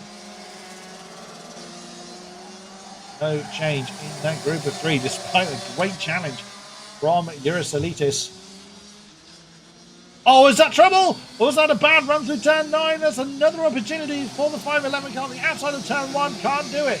Shapovchikov had a look, couldn't get the momentum he needed. Immediately to the inside line goes the 520 car. Ivars, but that's put him too deep. Coming through turn 3. He can't recover it this time. Now the pressure from Eurosolitis has paid off, and he has managed to get that spot to himself. Very, very well driven. That took a while, but he did manage to get it done in the end. Checker flag is awaiting Garkaklis. 2 for 2 so far in this series in the DD2 Master category for the 508 car. That was very, very well driven from them. But what a battle for 4th and downwards. That was superb indeed. So then we'll get confirmation once all the carts have crossed the line of the current finishing order, of course, before Stewart's intervention. All race results are provisional until the stewards have looked over everything. There it is. So Harold Garkaklis comes home in first place with Preet Sai in 2nd, Nicholas Mazinas 3rd, Rikas Kalchemis in 4th, with Eurosolitis in 5th, Ivazos in 6th, Maxim Shapovchikov in 7th. We lost Martins Rallis in the course of that. The 515 car sadly came into grief in the course of the race. Whew, need to catch my breath after that one. Superb effort. Next grid already all in carts and ready to go in the holding area. So this is our amateur DD2, amateur DD2M, and our DD2 heavy class. So quite a few in this one. There are 10 in this category. So again, another 7-minute plus 1 lap race for this group of karters.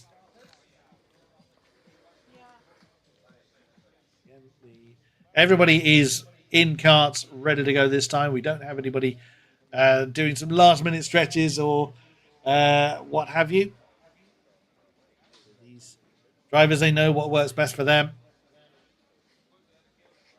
Some people preferring to get in the car early and focus on what they need to do. Some people prefer to stay loose and out of the cart until the last minute. We'll be getting the next race underway very, very shortly. Those enjoying the weather trackside, don't blame you in the slightest. Glorious day here in Kandava.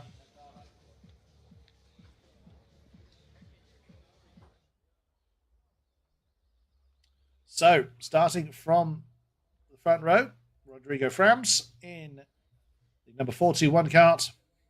He'll be starting alongside Romans Padans. Those two chasing each other home for top honours yesterday. Starting in third, but did not have a good run, Edmunds Zavikis in the 551 kart. Starting in fourth position, had an even worse day yesterday. Marcus Spikis came in 10th following yesterday's race, unfortunately. Hoping for better things today. Starting fifth should be Eddie Oss in the 588 kart. Sixth will be Martins Spikis. Martins and the Marcus Spikis. Two different cars. Martins in the 507, Marcus in the 523. That won't be confusing at all. Seventh is going to be Kristaps Kalixens in the 506 kart. Starting eighth will be Marisluk Melis in the 518. Dmitry Antonevics in the 505 kart. And Marcus Trinkalis in the 516 will be taking the last few spots. 10 entries for this event.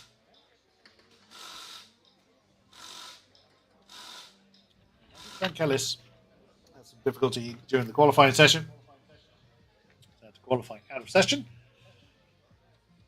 No such difficulties for certainly our top two yesterday.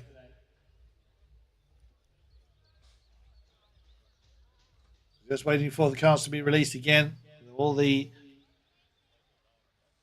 marshals around the circuit having to make sure that everything is in order. So if anybody's been off, we did have a retirement in the race. So any barriers that need attention, any safety precautions that need to be taken in, or any cleanup operation that has to be done before the next race is released, can cause these short delays. Now the engine's being fired into life.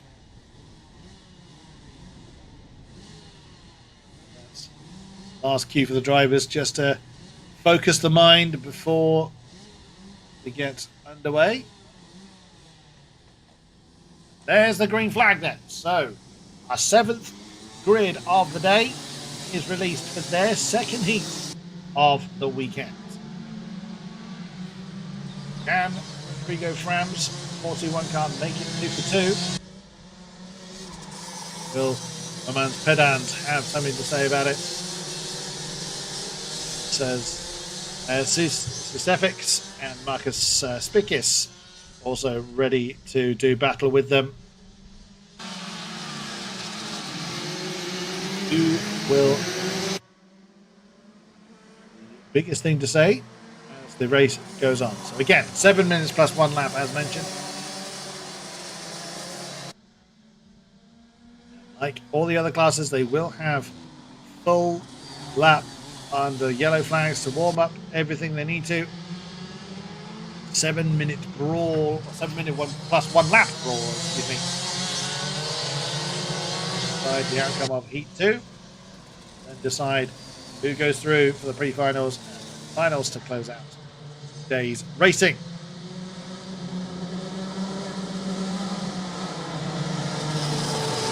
Working our way through the turns, making sure the tyres are in good order. We all know this process by now.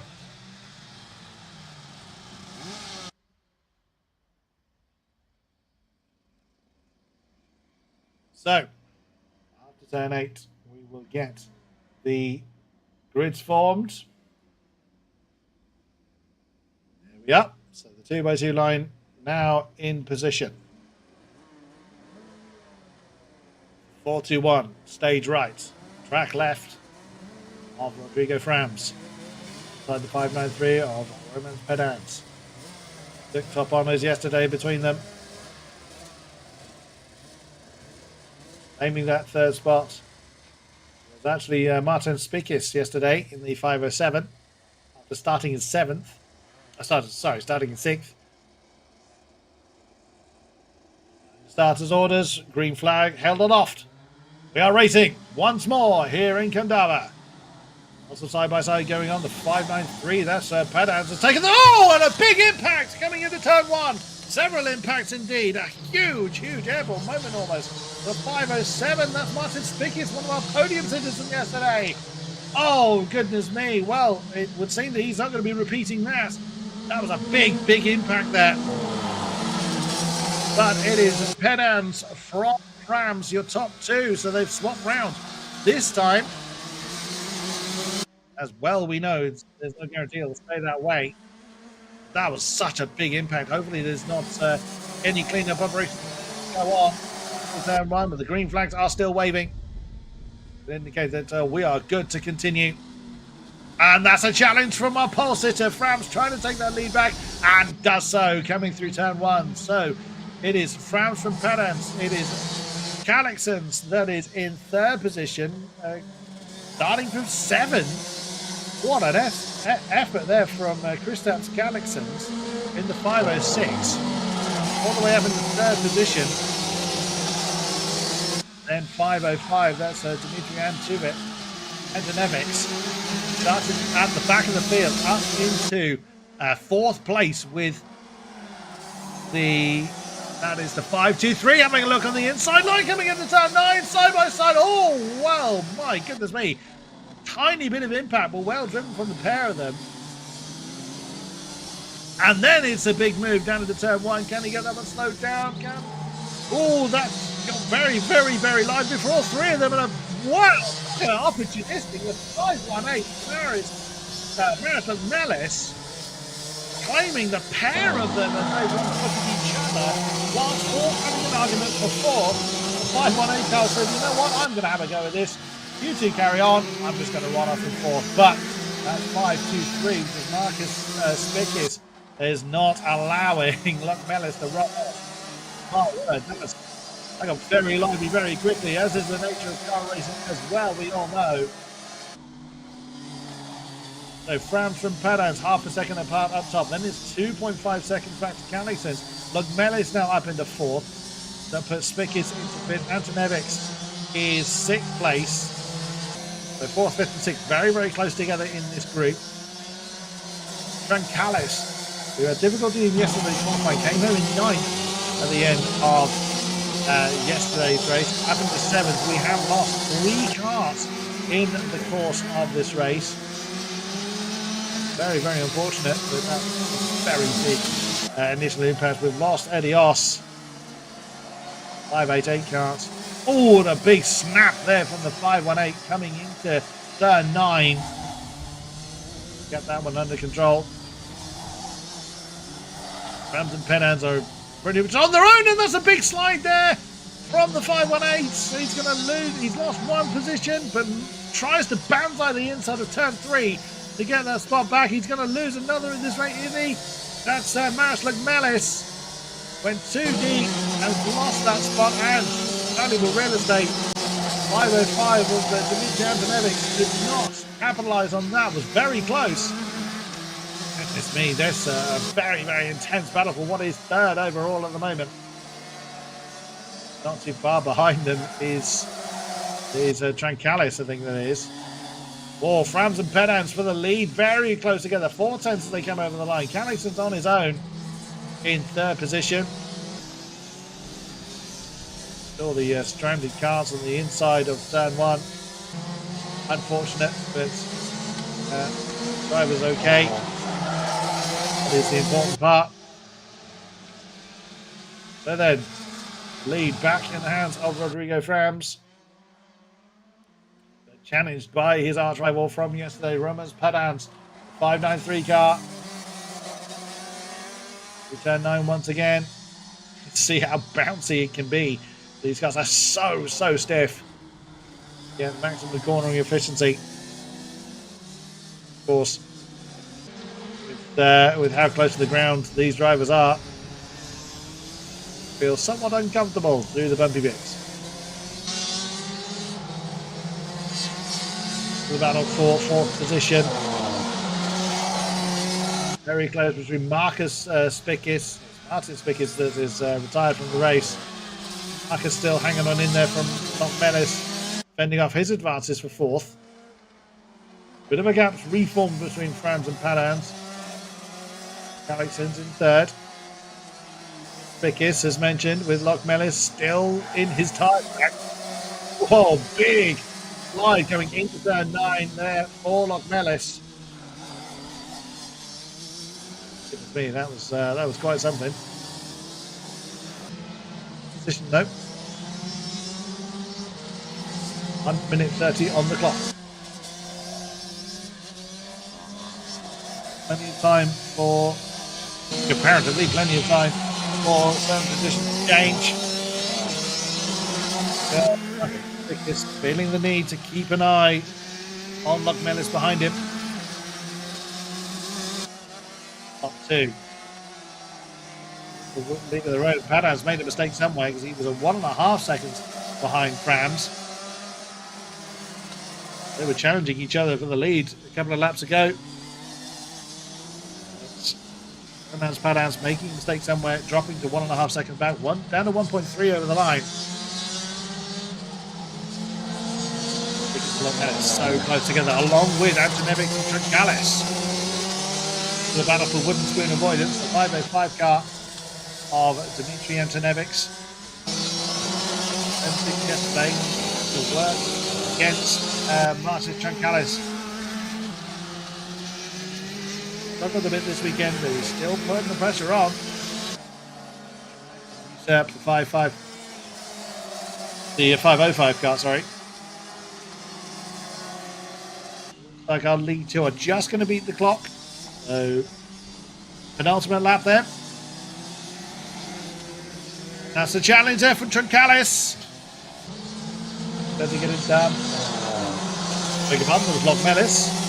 Oh, close coming into turn 3. Goodness me. There's Antonevic. There was really trying to we put the pressure on, so Loch Melis making a mistake somewhere to throw him into the clutches of Antonevic.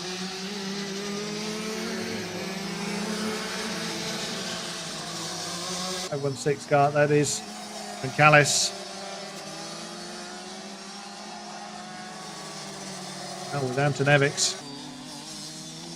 So not Loch Melis, excuse me, so it's Antonevic and Trancalis still involved in their battle. Trancalis this time ahead. We are on the final lap this time. The 421 car, Frams, Rodrigo Frams up top. Hadas really has pushed hard to close that gap back down, but Frams doing just what he needs to do, doesn't overdrive the kart, realised he had that gap to himself. And winner of Heat 2 for the MDD2 category is Rodrigo Frams. Makes it 2 for 2 so far this weekend in class. Faced home again by Romans Padans Had some work to do, did France, but comes home on the top spot nonetheless. Once all cards over the line, we will go through the provisional result once more. So before Stuart's intervention, it is Rodrigo Frams from Romas Padans, Kristaps Kalixens in third, Marcus Spikis in fourth, Marcis Trancalis in fifth, Dmitry Antonevics in sixth, with Marie Logmelis in seventh. We lost Edmund Zaviks, Martin Spikis, and Eddie Oss in the course of that event. Right, the final grid, the final category of this weekend, now lining up for their second heat. Once our AM DD2 cars are off track, there they are. It is the Tillotson T4 class. Big guns of the weekend. Again, 7 minutes plus 1 lap for this second heat.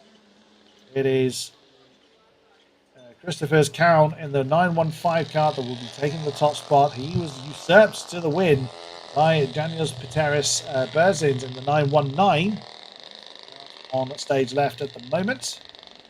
Those two swapping their positions as they came home yesterday. Starting in third place is Elizabeth Johan Soos in the 925 car. She did not have a good run, coming home in 8th place yesterday. Starting in 4th place will be Harry Gladkins in the 991. Fifth on row 3, will be David Zolmans in the 949 kart, alongside Rudolf Toms Berzins in the 909. Seventh will be Dacia Grossberger in the 99. And finally will be RS Marie Revolds. 8 card lineup for this event. So I love that relaxed seating position from Daniel Pteris Berzins. Just resting on the front bumper. Why not? It's important to stay relaxed. Last minute stretching going on from RS Marie Revolds. That looks painful. That is Rudolf Solmsberzins that's standing by the car, which is absolutely fine. They have not been given the order to start the engine yet. That'll be down to the fact that we have several carts that needed clearing up after the previous race of the amateur TD2 category. So, still going on. Card having to be recovered if it cannot drive back under its own motive power. They have to be recovered. They are fairly small machines, but they do still weigh quite a bit. That is Martin Spikis. He's got able to drive under his own motive power. One of the other cars we can just see on the top of the shot there, can't see quite who. Has been able to get away. One of the carts, however, too badly damaged to get away. That I couldn't quite tell which one of the carts that was that needed recovery. So then, a bit of a delay before our Tillotson T4 class gets underway. The last of our categories. There will be a short break before we get our pre-finals underway. This is when the races get a little bit longer. Once the field have been whittled down through attrition and through finishing results, the finals will get underway, where the longest races of the day will take place. But for now, our final of our second heat is just still running to schedule. There's always a bit of an allowance for incidents such as this. We're still pretty much on time, if not very, very, very slightly behind. Gives Our lovely spectators, time to enjoy this wonderful weather. Someone's deployed a brolly. Don't blame you at all. It's absolutely imperative that the proper safety equipment is deployed for our drivers, so they are sat there in full race suits in the beaming sunshine. That can get a little bit uncomfortable. 30-second board being readied by the pit lane marshal. When that is presented, then the drivers will get engines going. Shortly afterwards, they will be released. There we go. So engine starts. See team members getting the karts running. These ones being pull starts, not starters. Car being a little bit reluctant to get going. There we go. Now all engines running. Just waiting for that crucial green flag to be waved to signify that they can leave. But then there it goes. Right. Our final heat of the weekend. About to get underway. So again, a full lap under yellow flag to get everything warmed up. Christopher's count in the 915 on that front row alongside the number 919. Daniels, Pateras, Berzins. Berzins with the victory yesterday in the first heat. What can Count do anything about that? Coming home in third was our fifth place starter, David Zollmans. Starting in third is Elizabeth Johan Solz in the 925 karts. Side Harry Gladkins.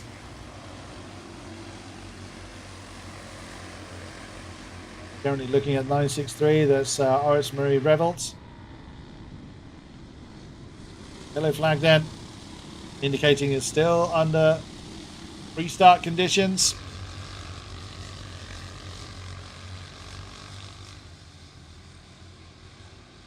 Seven minutes plus one lap for our T4 class.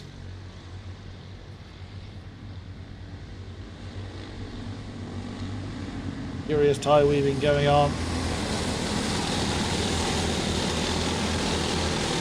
Rumble of these engines rather than the more scream type nature of the previous classes. These ones absolutely roar as they come past. Now the 2x2 line forms towards turn 9. Have we lost one of our competitors? There's only 7 of them there. I think we've lost. Have we lost the 925 cart? There's a definite gap in the grid.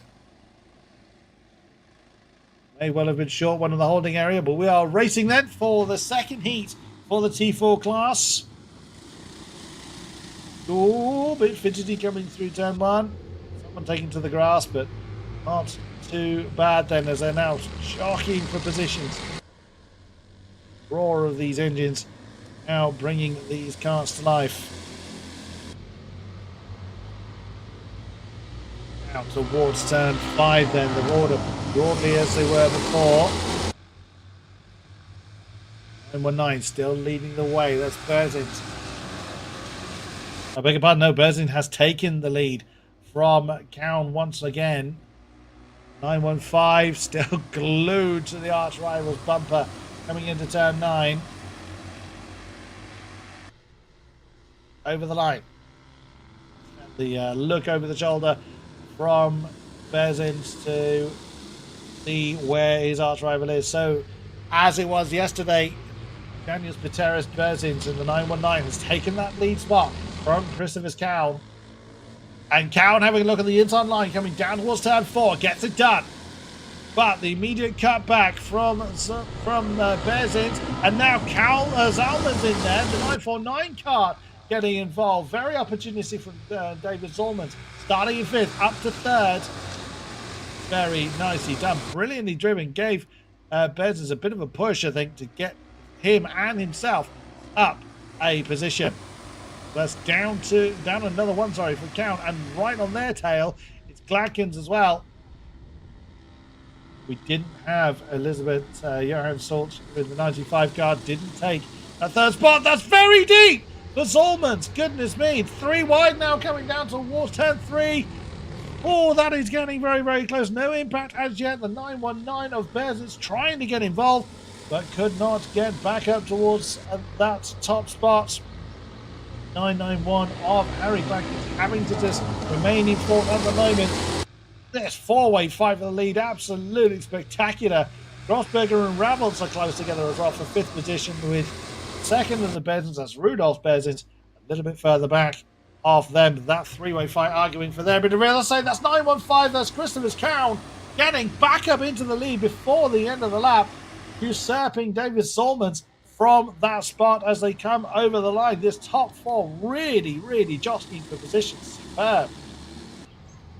Grossberger has lost out to Revels on that particular lap. This top group of 4 separated by half of nothing at the moment. Little tiny bit of a mistake there from Daniels Berzins. So this lead 4 may be fragmenting a little bit into 2 pairs, but that's of little consequence to those involved in it. Now, from Daniels Berzins, your top 2 once again. With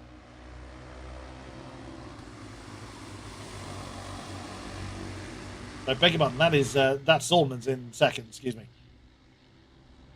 So it's Cowan from Zolmans, from Berzins, Gladkins in fourth. Gladkins spotted slightly off the back of Daniels Berzins.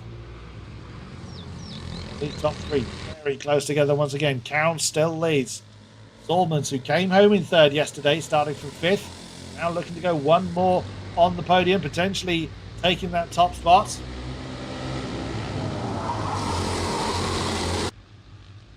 Come through turn 6. In the blink of an eye, going from predator to prey is Zolmans, because closing in on him is Daniels Berzins, who's shaking Harry Gladkins slightly. Turn 9. The top 3 now glued together, with not even a kart distance between that top 3, and is then Harry Gladkins. Any tiny mistake is absolutely catastrophic when the field is this close. Top group before really breaking away from the remainder of the pack. Rebels has also gotten ahead of Grossberger by nearly a second now, with Rudolf Bezins struggling to remain on the ultimate pace, but hanging on in there in 7th position. Top 4 though, still next to nothing apart. There's a bit of a nudge there from Daniels Berzins on the back of David Solomons. No harm, no foul though. Guys can take a little bit of bumping and banging. They do it at the wrong time, and as we've seen, will send someone into a spin. Is that a challenge for the lead? Potentially, or was that a defensive maneuver? That's a defense there from David Solomons on Daniel Berzins. That's of course wrong-footed him. Berzins trying to go to the outside line, coming down towards turn 3. Solomons fending off the advance. That's given Christoph Cowan a bit of breathing space. Now Gladkins very much under the bumper of Berzins ahead. Christopher Cowan with a couple of kart lengths of breathing space. It's the most he's had all race long. Again, the 919 getting into the tail of the 949 kart. Look how defensive Zolman feels the need to go into turn 9. Not going to cost him too much on the exit of that corner. Again, glues himself to the inside line, coming down towards turn 1. Berzins doing what he can to wrong-foot his opponent. With Gladkins not able to get involved just yet. Already we've got less than a minute to go. Down, Zolmans, Berzins, Gladkins. David Zolmans looking over his shoulder, trying to keep an eye on his opponents. That's very deep there for Daniels Berzins. Almost onto the grass.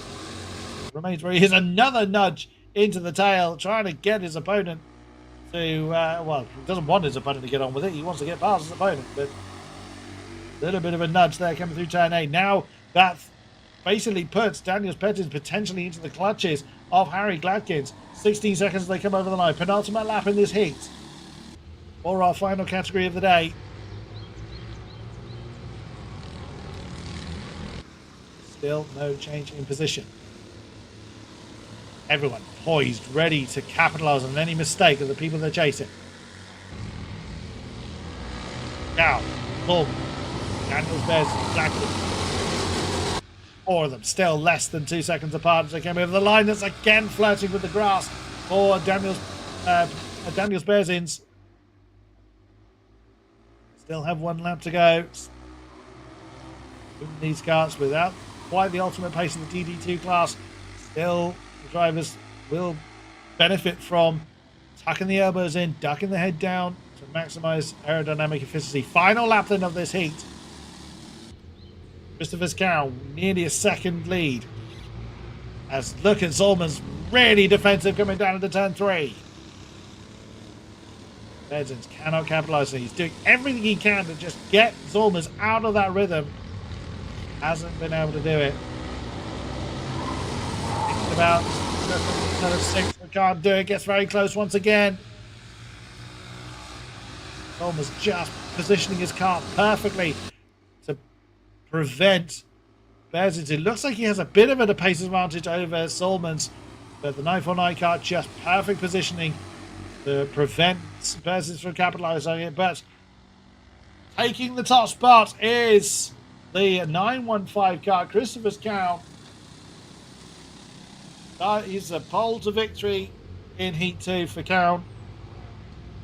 So coming home as second is David Solomons. He was third yesterday from 5th and has taken the 2nd place spot in this heat.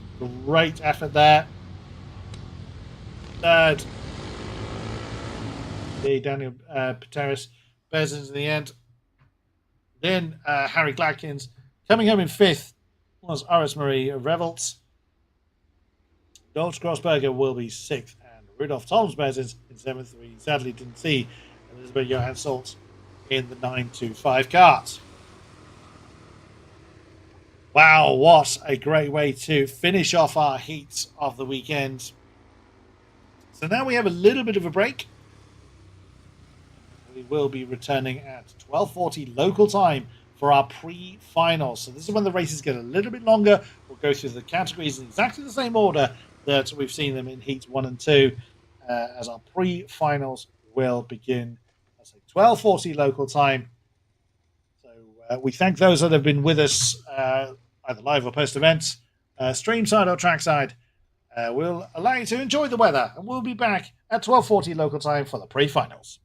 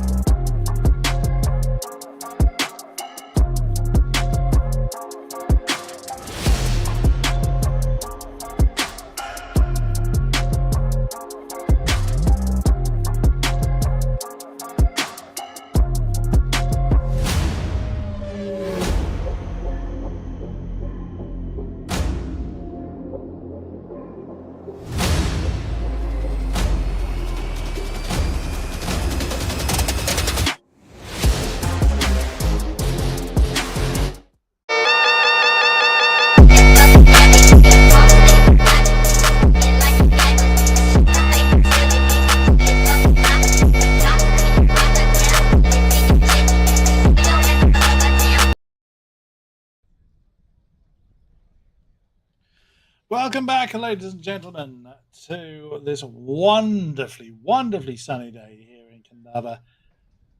What an incredible day's racing we've had. We've had our second heats today. Our first heat and our qualifying was yesterday. So what an amazing array of racing we had for the season opener of the ROTAX MAX Challenge Latvia and the Latvian Karting Championship.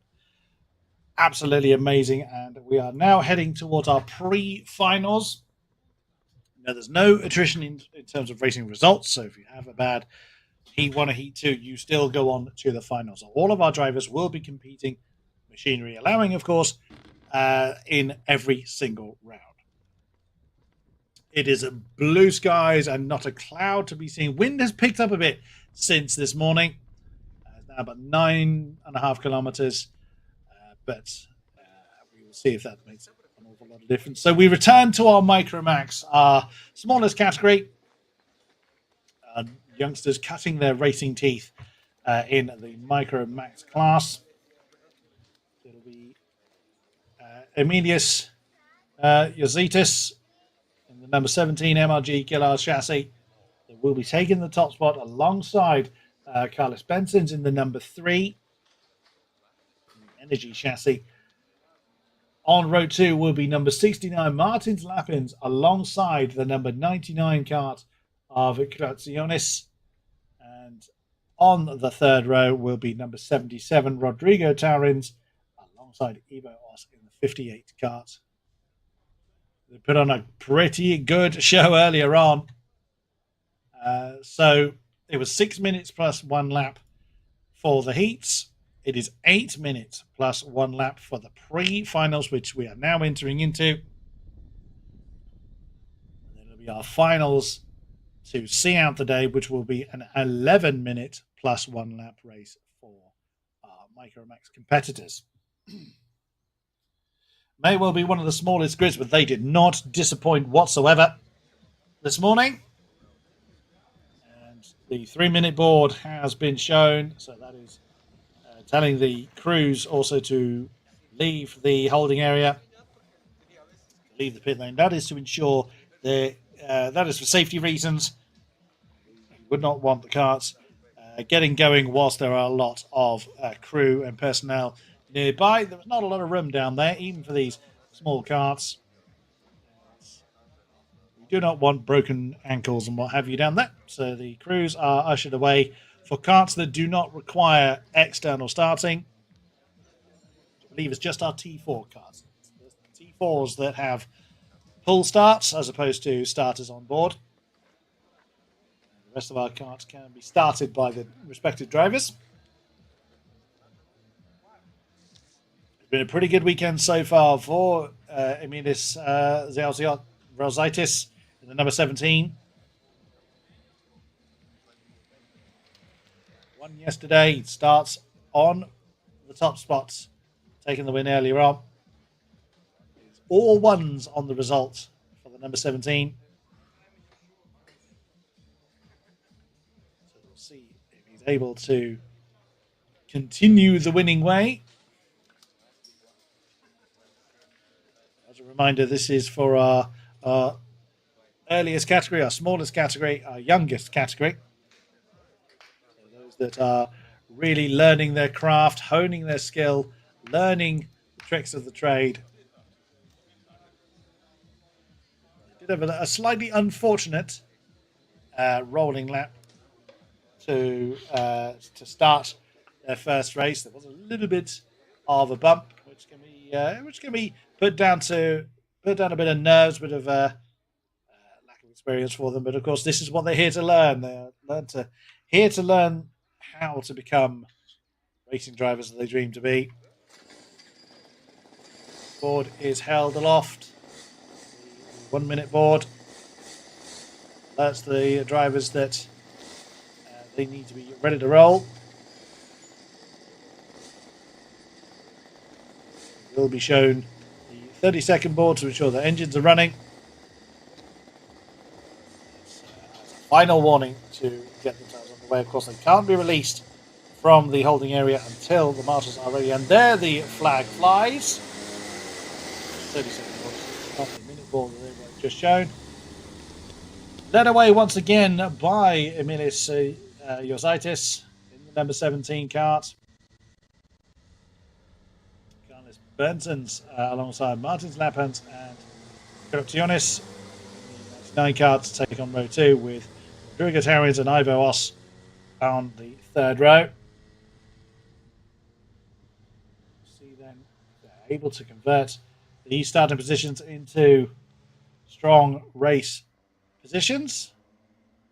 As we had before, it is one full rolling lap to ensure that everything is warmed up, the drivers are in the right frame of mind, the tyres are ready, the brakes are ready. It is warmer now. There is a little bit more of a wind blowing than there was first thing this morning for the heats.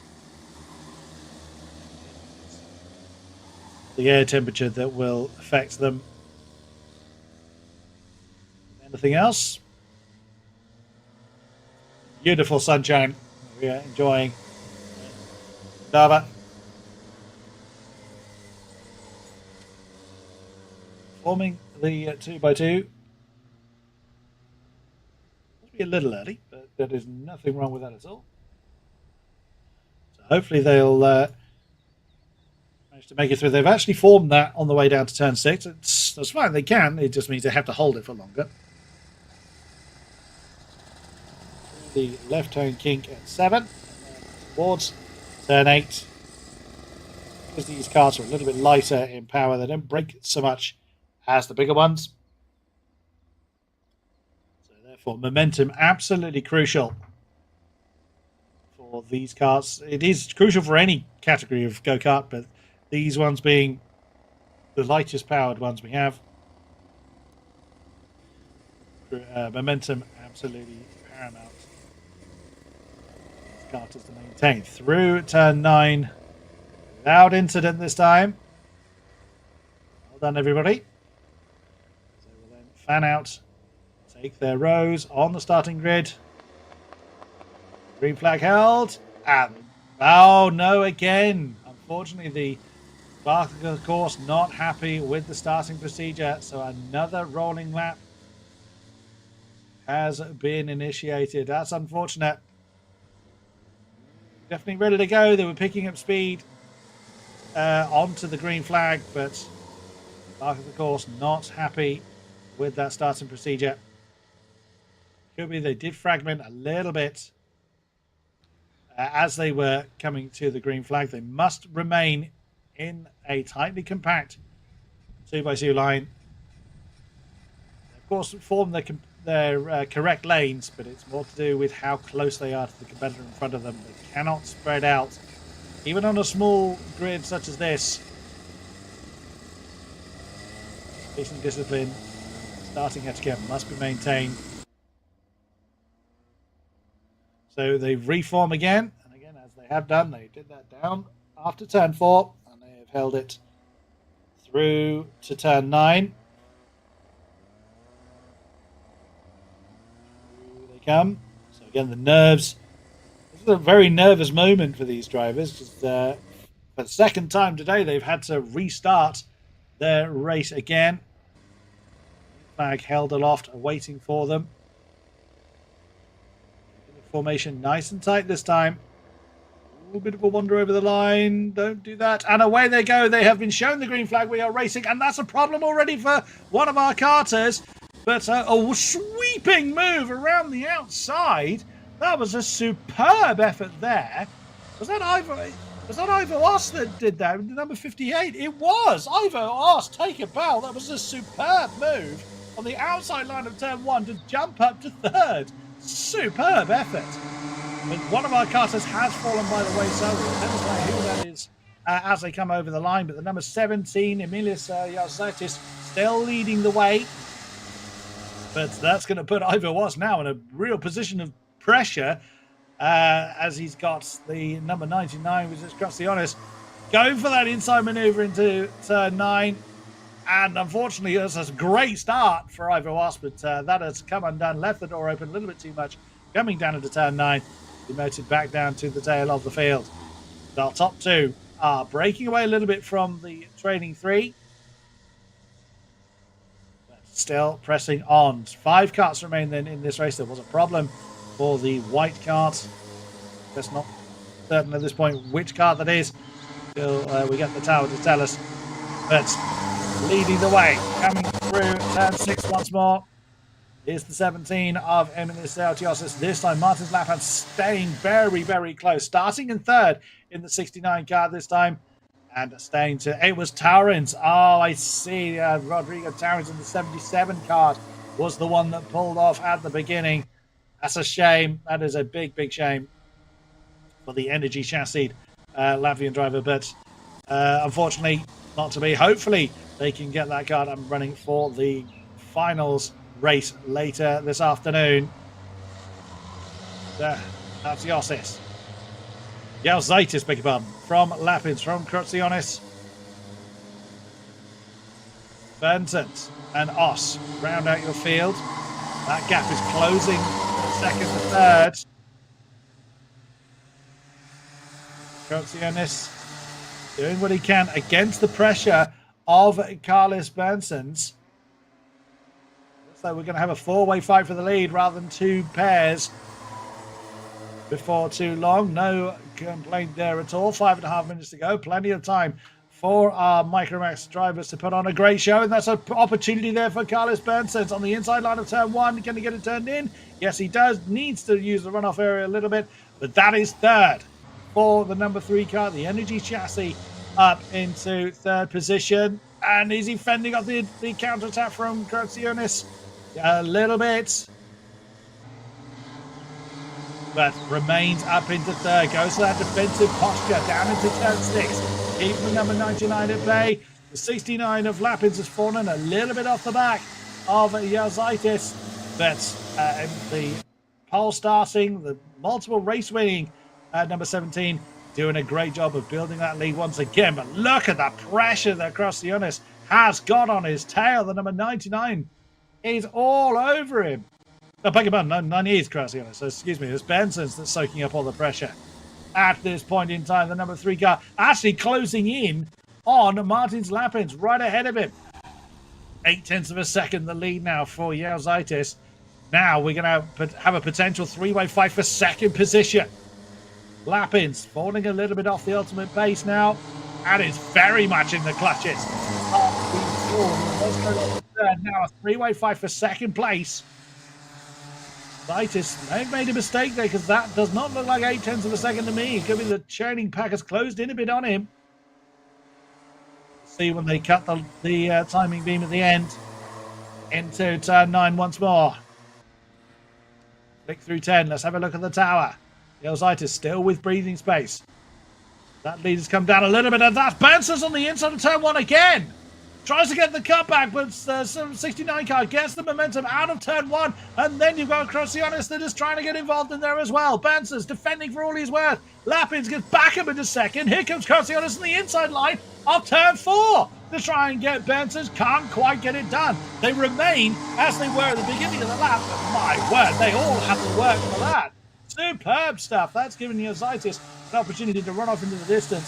Unfortunately, the wonderfully starting Ivo Os has fallen off this group, sadly. It was such a great shame because he had a great start, wonderful move around the outside of turn 1, but has not been able to maintain that particular pace. But these 3 are just glued together. They can reach out and grab hold of each other. They are so close. Emilis Yazaitis is not interested in that. He continues to extend his lead. 1.5 seconds for him now. You see how defensive Burns has had to go there to keep Krotsionis at bay. Number 99 trying to keep the pressure on. Almost side by side. But no, number 3 keeping that position to himself for now, but still keeping an eye on Lapins ahead of him. Through turn 8. Down towards the bank, turn 9. Already, there's just a couple of minutes left on the clock. These races just fly by. They may get longer as the day goes on. The drivers will definitely feel it, because this is a very telling circuit. As on the inside line of Benson for second place, but can't get the cut back. He can't get the car turned in. And that's a shame, because he goes for the move. He commits to it, but gets a little bit too deep. Leaves himself open to the counter-attack. And Martin's lap hand gets a back up into second place. Krasiunas is still trying. Still loitering behind Benson's. Through turn 6, and that's not a great run through turn 6 for Lapins. Under pressure again, a bit of a nudge from the threes. They're going to push him too wide, not quite. They remain where they are now. On the inside line comes Krasiunas. Number 99 gets the inside of number 3, coming down to the turn 9 and gets that third position done. Well timed, patient driving, waiting for the right time to strike, and got through into third. But there is no way Benson is letting that go. Staying glued to the back of the 99 as Krasiunas gets a little bit deep on the exit of turn 1, maintains the spot, keeps that defensive posture, and keeps Benson's behind. That's allowing Jozaitis to continue to build that lead. Absolutely glued. That's very deep for Krasiunas on the exit of turn 4. But Benson's was a bit too close, couldn't use the momentum, gets the inside line of turn 6, pushes Krasiunas a little bit wide, now through 7. But they're still side by side. The number 99 has the inside line for turn 8. Now, Benson's tries to go back underneath Krasiunas, coming towards turn 9 and bows out of it. Doesn't fancy going side by side on the back turn 9. Quite a sensible decision. Very nicely done. 30 seconds left on the clock. This will be the penultimate lap now. As again, Benson's thinks about making a move down on the outside line of turn 1 this time to try to wrong foot Krasiunas. Almost got away with it, but the 99 recovered. Very nicely done. Through 3. That's given Lapins now an opportunity to give himself some breathing space. Through 4. Saw the 99 go too wide this time last lap. It's just like this time, and that's the inside line again for Benson's going out. Get a bit of a tap on the side of the 99 and claims third position again. So now that is Carlos Benson's back up into third with a little bit of breathing space this time. Little bit of a tap on the side of Krasiunas coming through turn 6, but manages to get the position and a tiny bit of breathing space. Final lap for this pre-final of the day for the Micromax. Jozaitis leads. Lap in second. Benson's third. Krasiunas fourth. Os still going in 5th position. No one has been able to challenge as a Jozaitis all weekend so far.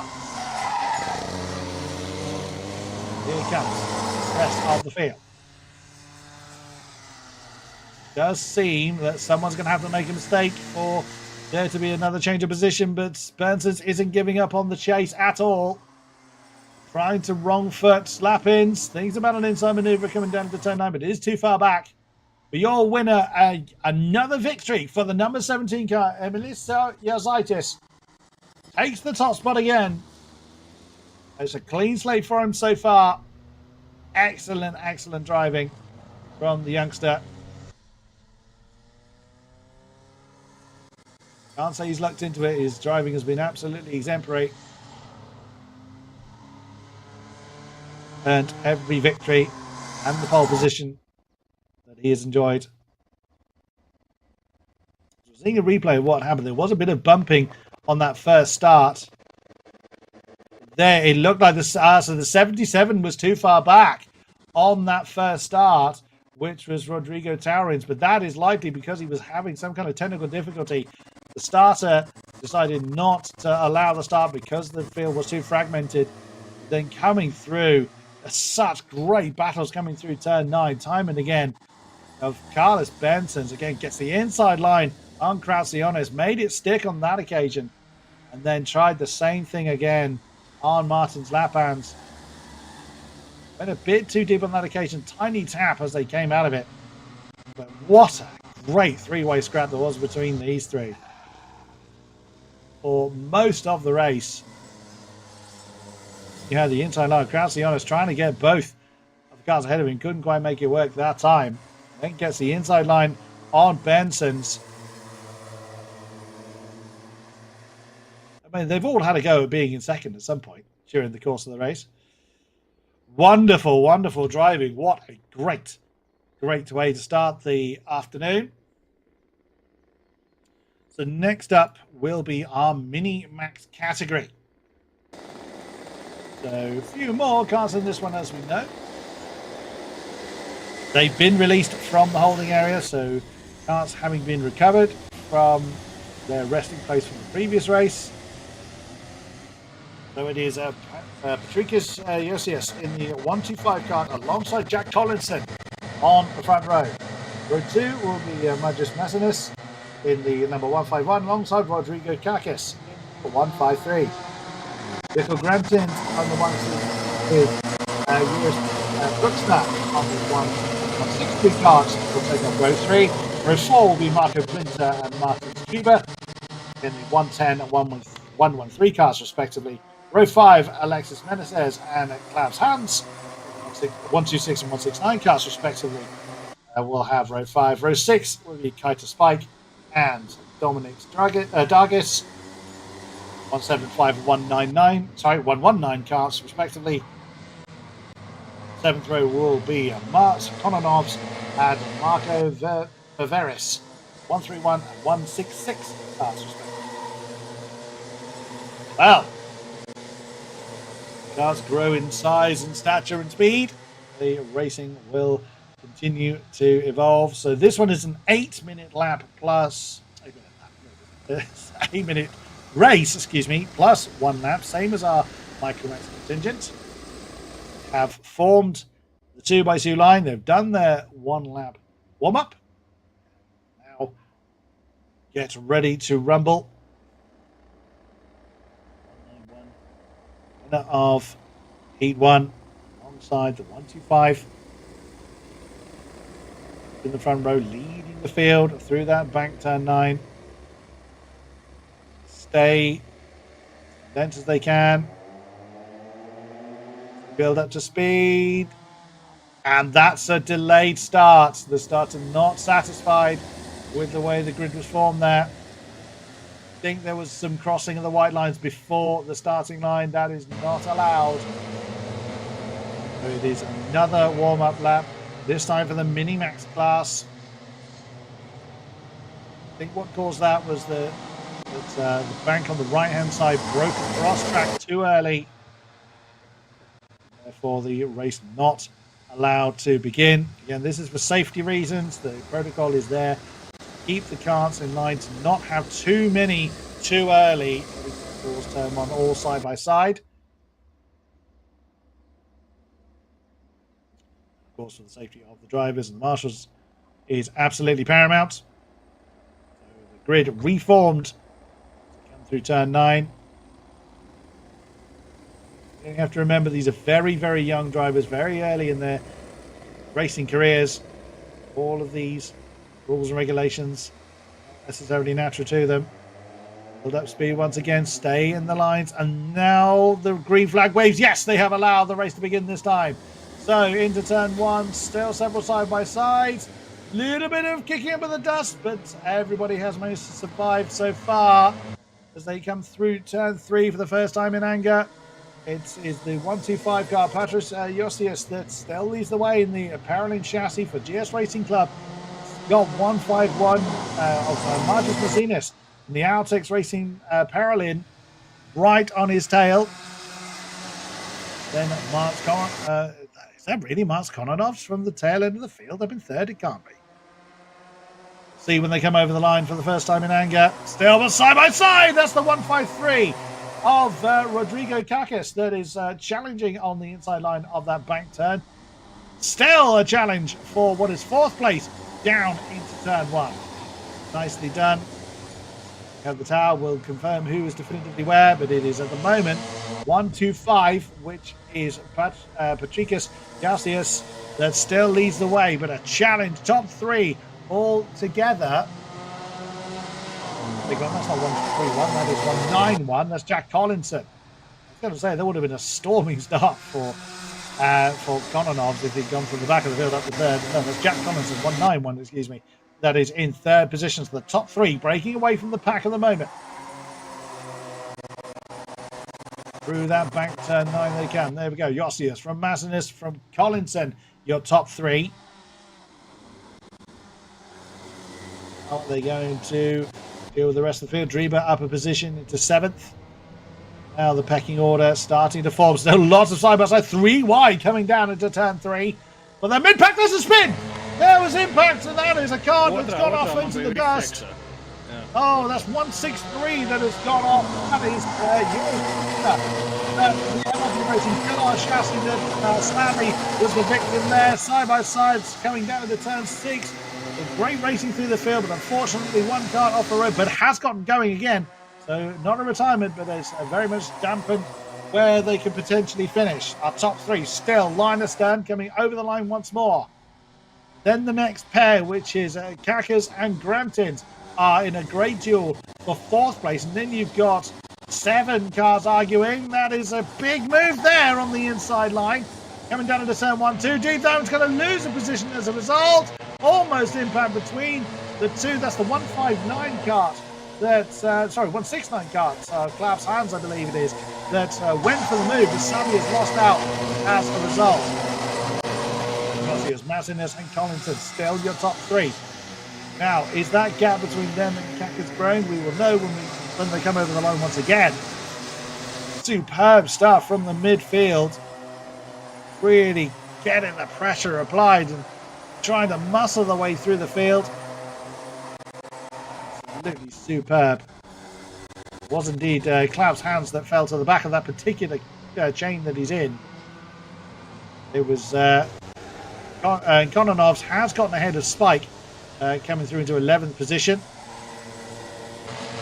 Bluxner is out of the field following that spin.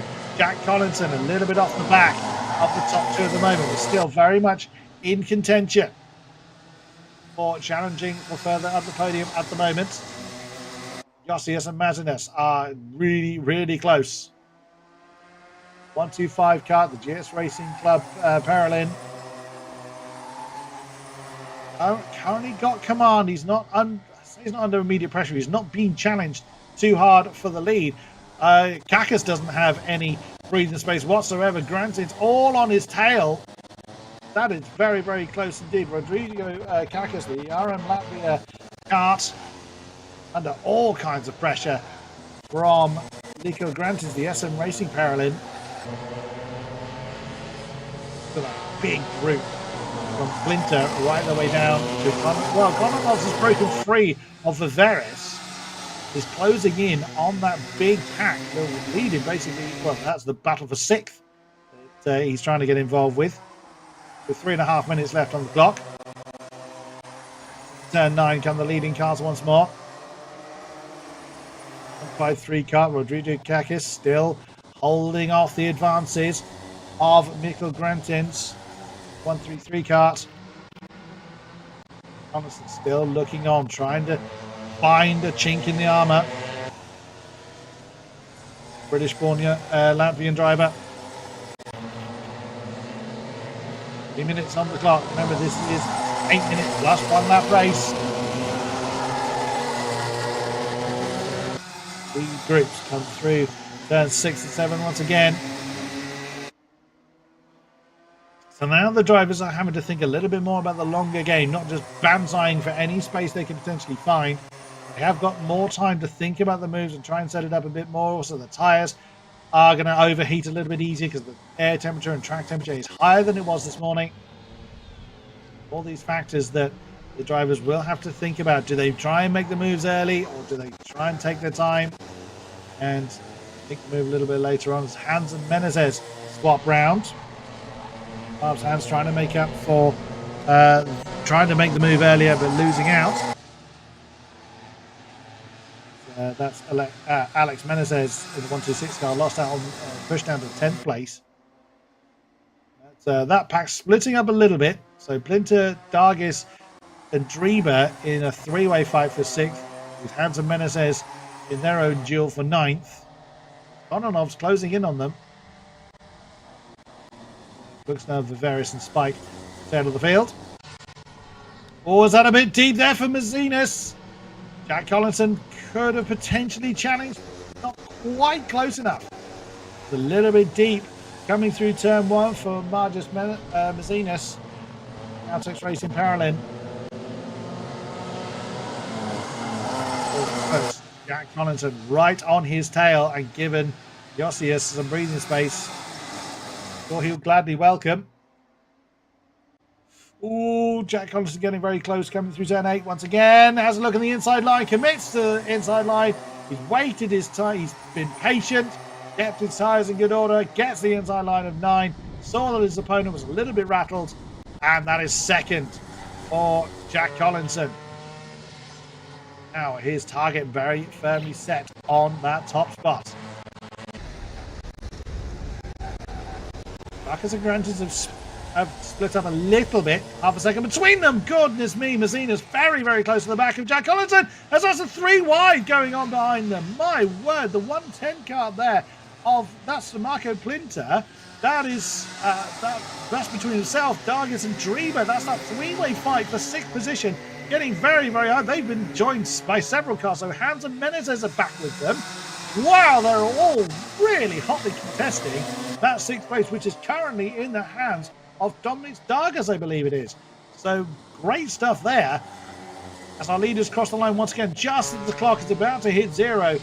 Josias unchallenged as yet. Collinson now with his, say, rearview mirrors if they had them. It's his rear senses, so to speak, completely filled of Mazinas.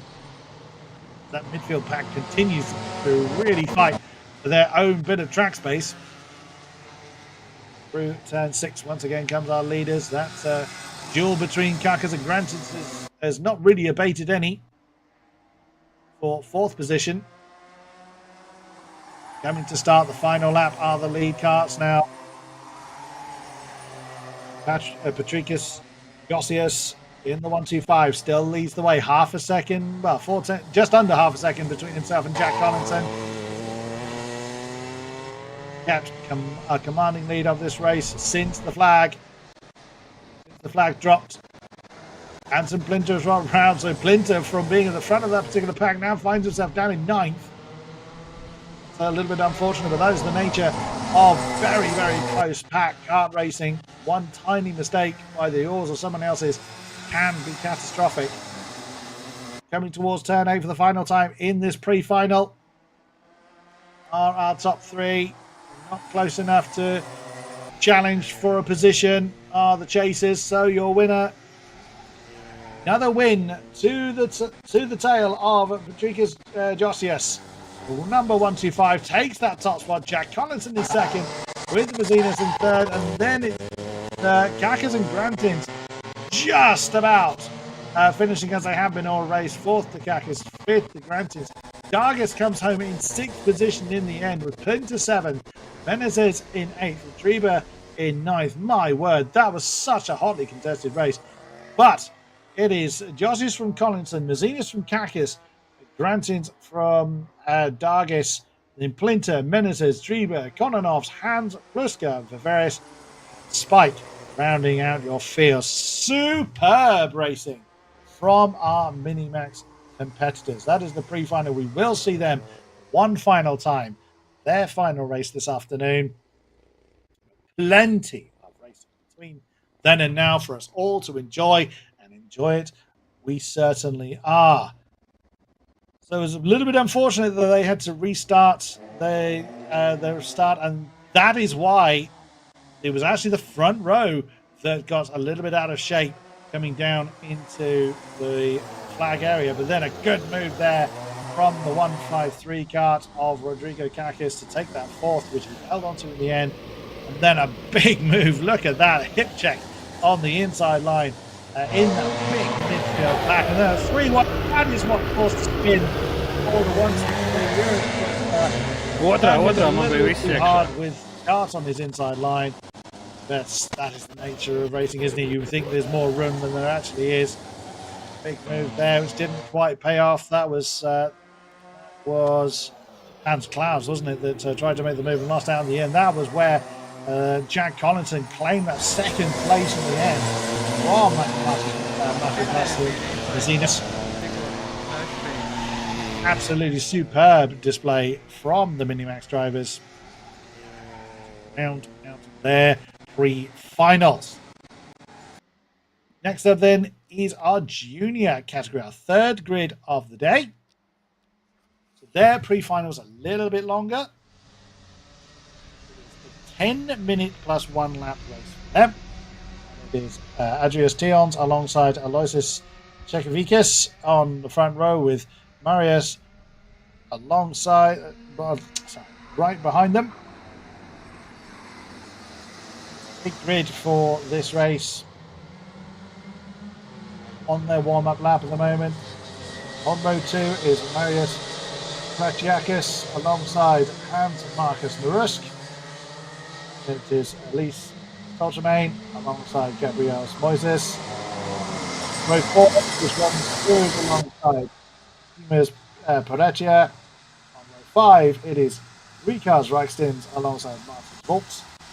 Row 6 is Freddie Kadistik alongside Otia Granberger. And on the back of the field it is Andre Dorofeus. Right, they have formed the 2x2 line.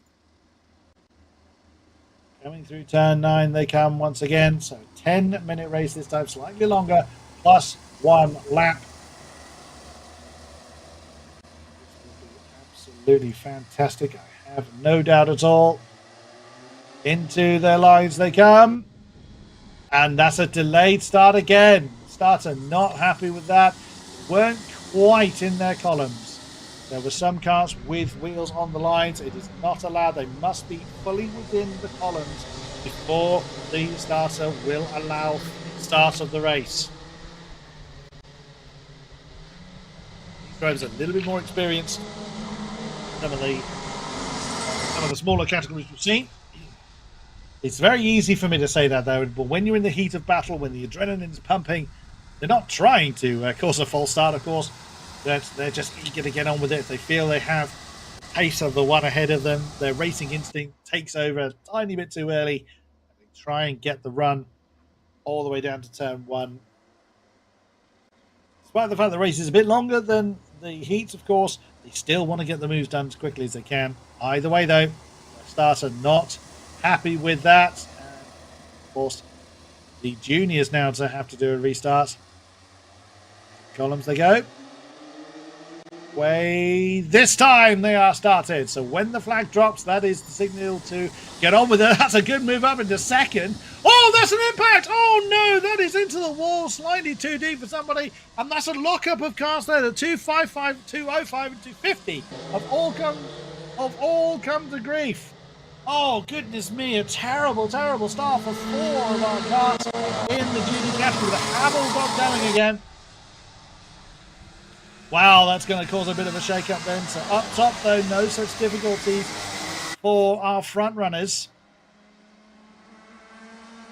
There's green flag still waving, so the incident has been cleared before the cars get round to complete their first lap in anger. The tower comes up. We'll see that Adrian Tions is still leading the way, but he has got his tail absolutely pushed and pressured by the second place car. No room for breathing there. And the next pair also are swapping round. Just saw out of camera shot there a challenge for third. Tions is a fair amount of ones to his name this weekend, but he's going to have to work hard to add another one. The pair behind are falling into the clutches of that chasing pack. 235, that's Elise Stoltermain that did not have a good first heat yesterday, but is really looking to make good on improvements today. The inside line coming down towards turn 3, can't get it done. The application of pressure, the thinking about trying to make their tyres last a bit longer. Now they have to think a little bit more of it, but that's Stoltermain on the inside line coming down towards turn 6. Gets the move done, confidently moved, confidently executed, and that is the lead for Elise Stoltermain in the 235 kart. Committed early. That left no room for recourse for Adrian Tions. Not far behind them. Third place kart is closing in. That's the thing, when you make a move, you do disrupt the momentum a bit. That lead battle is becoming 5 karts long now. That is getting very, very, very close indeed.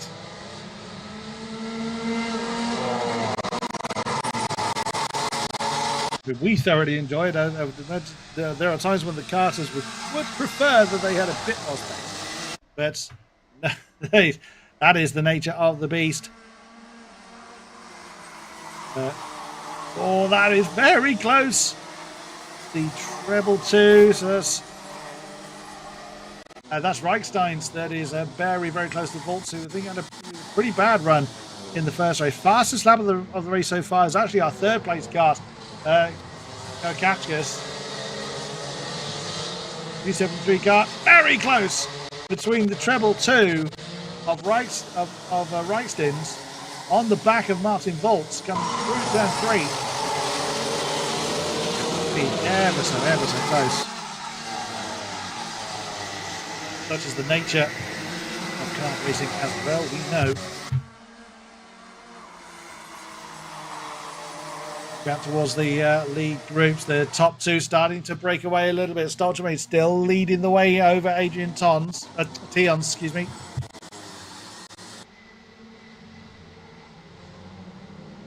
Jaskus, Ekovikas and Volts.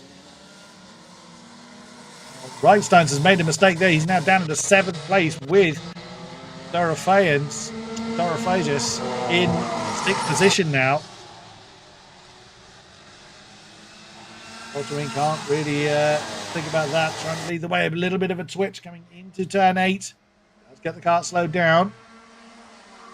Tions just holding back a little bit at the moment. 5.5 minutes remain.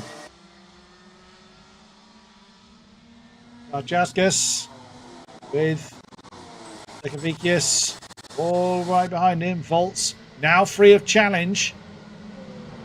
Be thinking about closing in on the groups ahead. There's Chekovikas thinking about an opportunity down into turn 3 on Jaskus, but no dice here. 6 for our top groups. No change at the moment though. 5 minutes to remain. So this is a 10-minute plus 1 lap race, so halfway through now. Backing order now established, but of course our drivers will still take any opportunity they can. They're still pushing very hard. They do have to think a little bit more longer term than the heats. The heats are just all sprints, all quali laps. Sun very high in the sky. The track temperature's higher, the air temperature's higher, the tyres won't like it as much as they did in the first race. And that's a potential there for a challenge for third. Vikas and Jaskus all over each other. 227 kart having to remain where he is at the moment. Cannot find a way through no matter how hard he tries.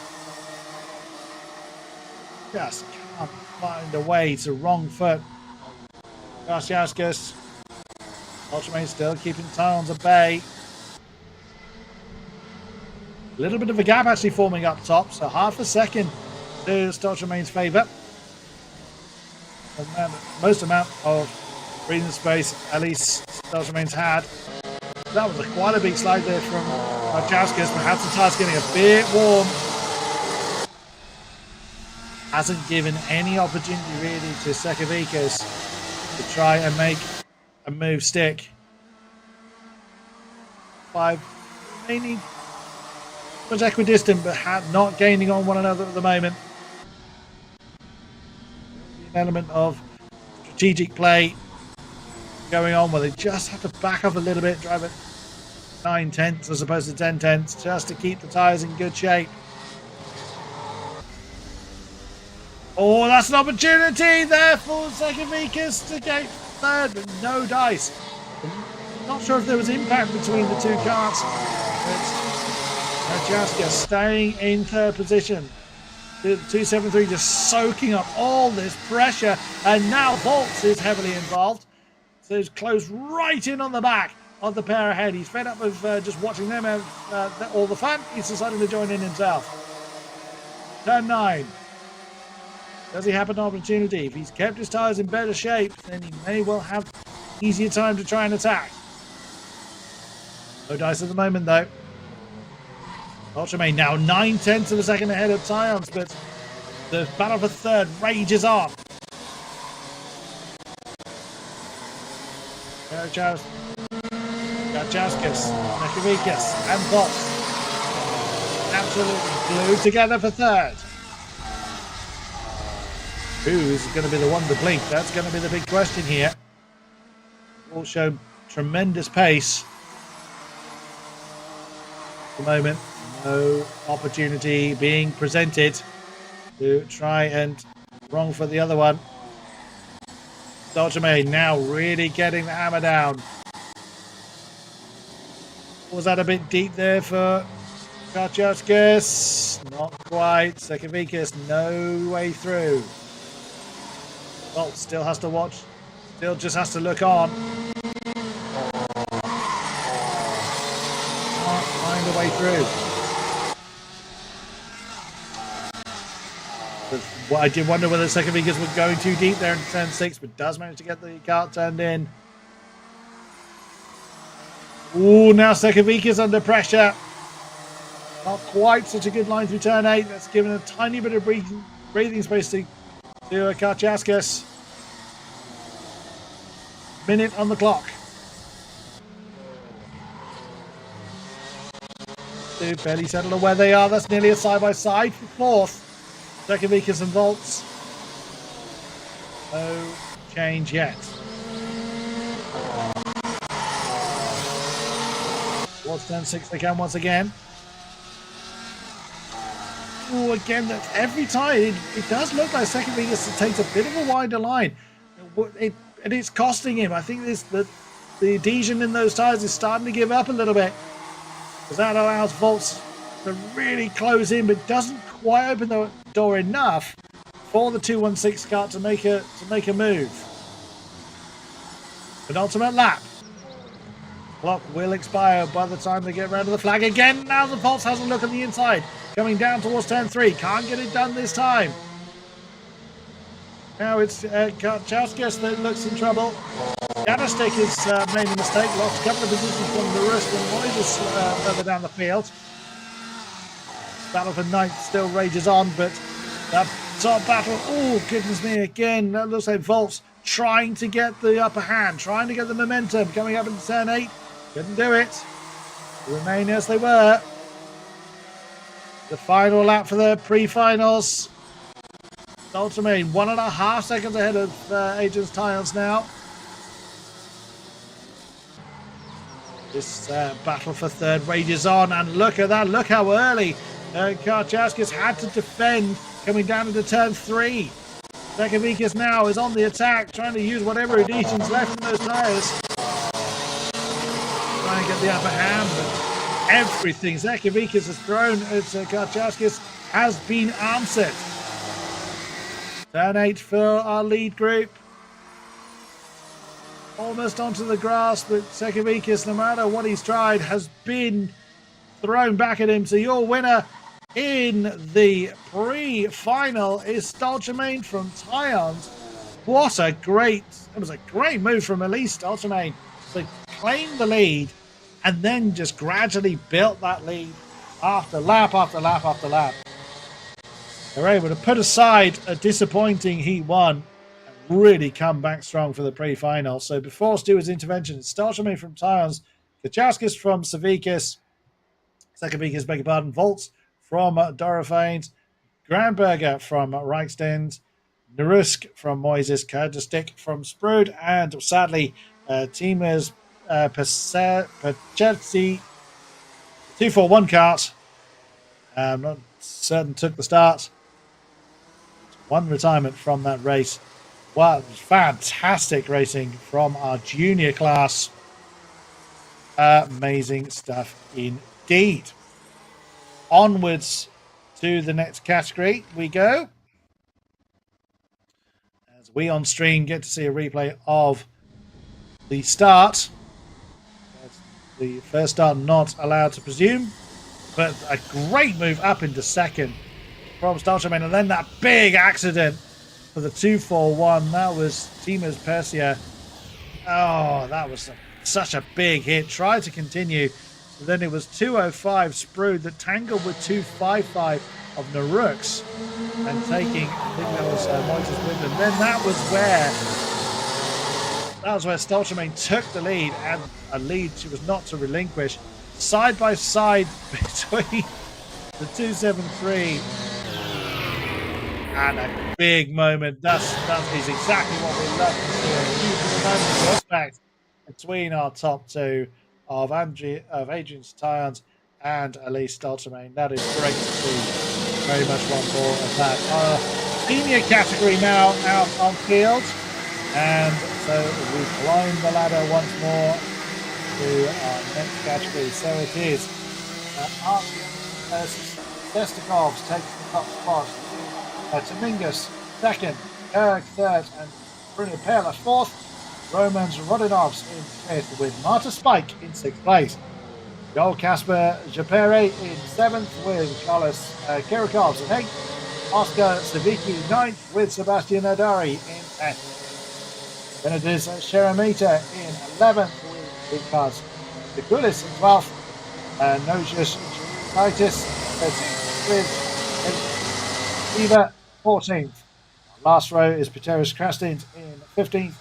Artis Danielskis in 16th position. Again, a very big grid of these senior category karters.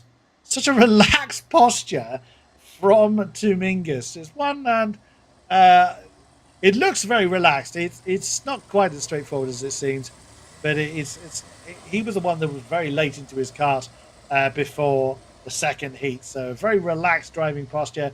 It's doing him well. You can't deny that. Bit of a bump from some of the drivers.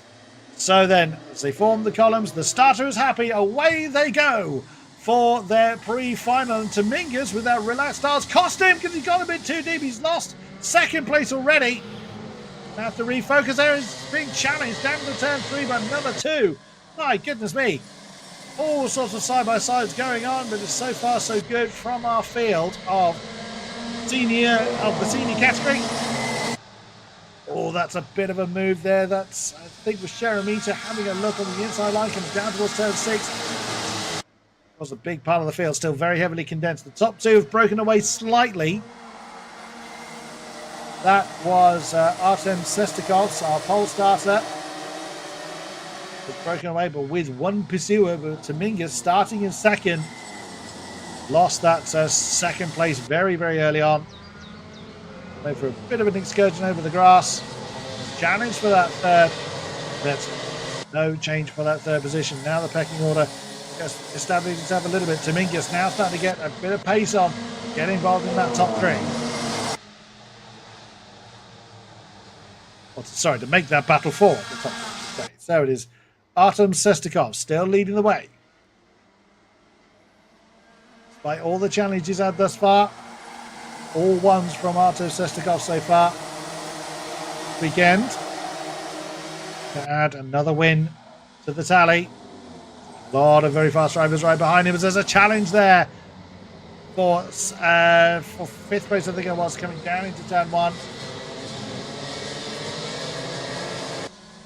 3-2-1 of Joel Kasper Japere under all kinds of pressure. There's a side-by-side there coming out of turn 4. Still going on, coming down into turn 6. Nicely done. It was Oscar Sadiki that was making the move. Onwards they go to complete another lap. Still all kinds of challenges. Japere, that's Kirikovs that has made the move. Now our top 3 really getting condensed. There's our somewhat relaxed Tumingus. There's now getting involved in the next group of 3. That is battle for 5th position going on there.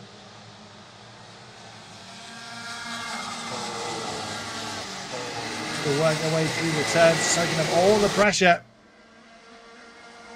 Now the field starting to settle into their rhythm.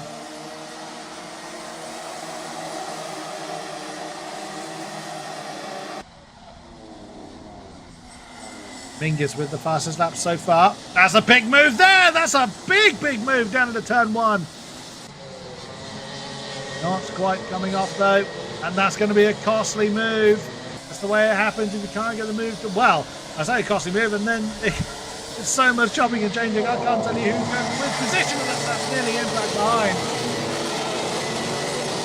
I think that is Danny Latvias that was nearly coming to grief. Oh, and that is someone that's coming to grief. That's impact there.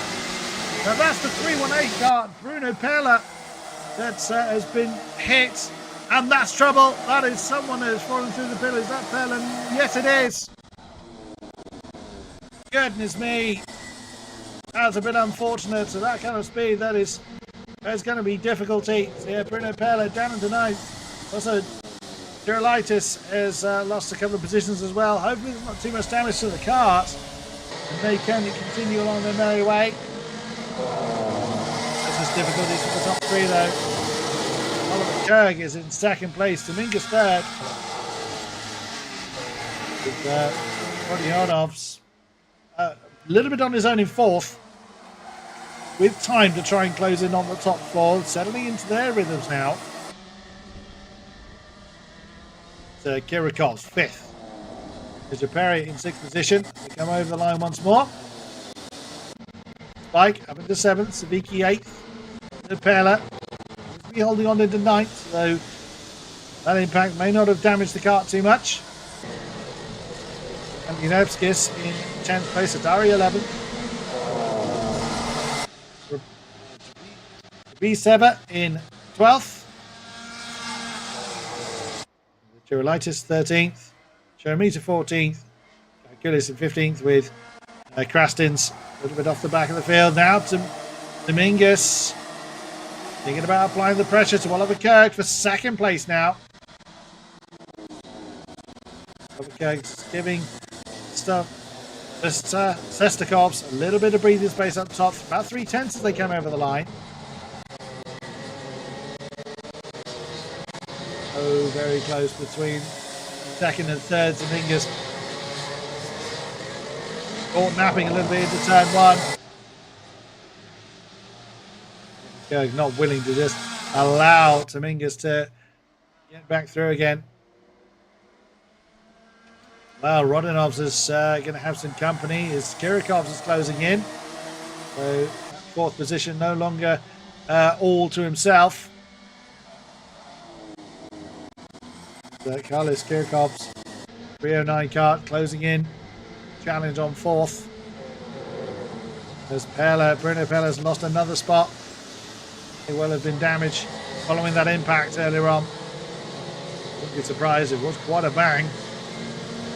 Kirikovs keeping that momentum going, keeping that lead to himself. Still about just shy of 4/10 of a second between himself and Oliver Kurg. Johannes Dominguez. Only chassis number 302. Well, definite challenge for 4th now forming right behind the lead 3. Rodionovs and Kirikovs very, very close together. There's Rodionovs 362 having to fend off the advances of Carlos Kirikovs. The number 309.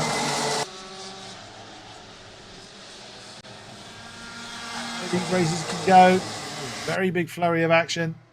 The drivers are settling into their rhythm, keeping everything in the optimum temperature range for a strike towards the tail end of the race. But of course, they do have one more race after this. Don't want to cause too much damage to the karts. Still want to be racing at the end of the day. 3 minutes to go now. Going to take around about 5 laps left of this race. And that's a move! That's a move from Kirikovs. Down into turn 3. Rodionovs knew he couldn't defend it. Once the commitment was made, too late to shut the door. They're now having to try and get that momentum back again. What he can do. Turn 9 come our lead 3 once again. Still that tiny bit of breathing space afforded to Sestakovs. Oliver Kurd would love some breathing space at this point in time. Fingers not willing to give it to him. Another spot loss for Bruno Perla. Still hanging on in there though. Still looking to finish the race. Can Dominguez do anything about? Excellent defensive driving from Oliver Kirk.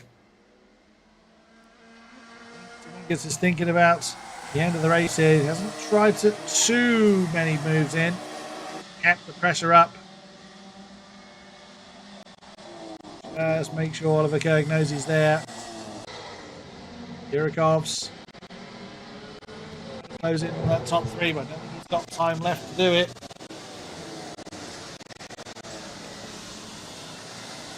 No.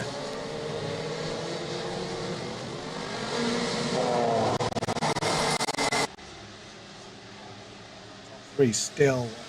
Almost like they're attached by string, they're so close. And just maintaining that gap to each other at the moment. Yeah, that battle for fourth, just fragmenting a little bit between Kirikovs and Rodionovs.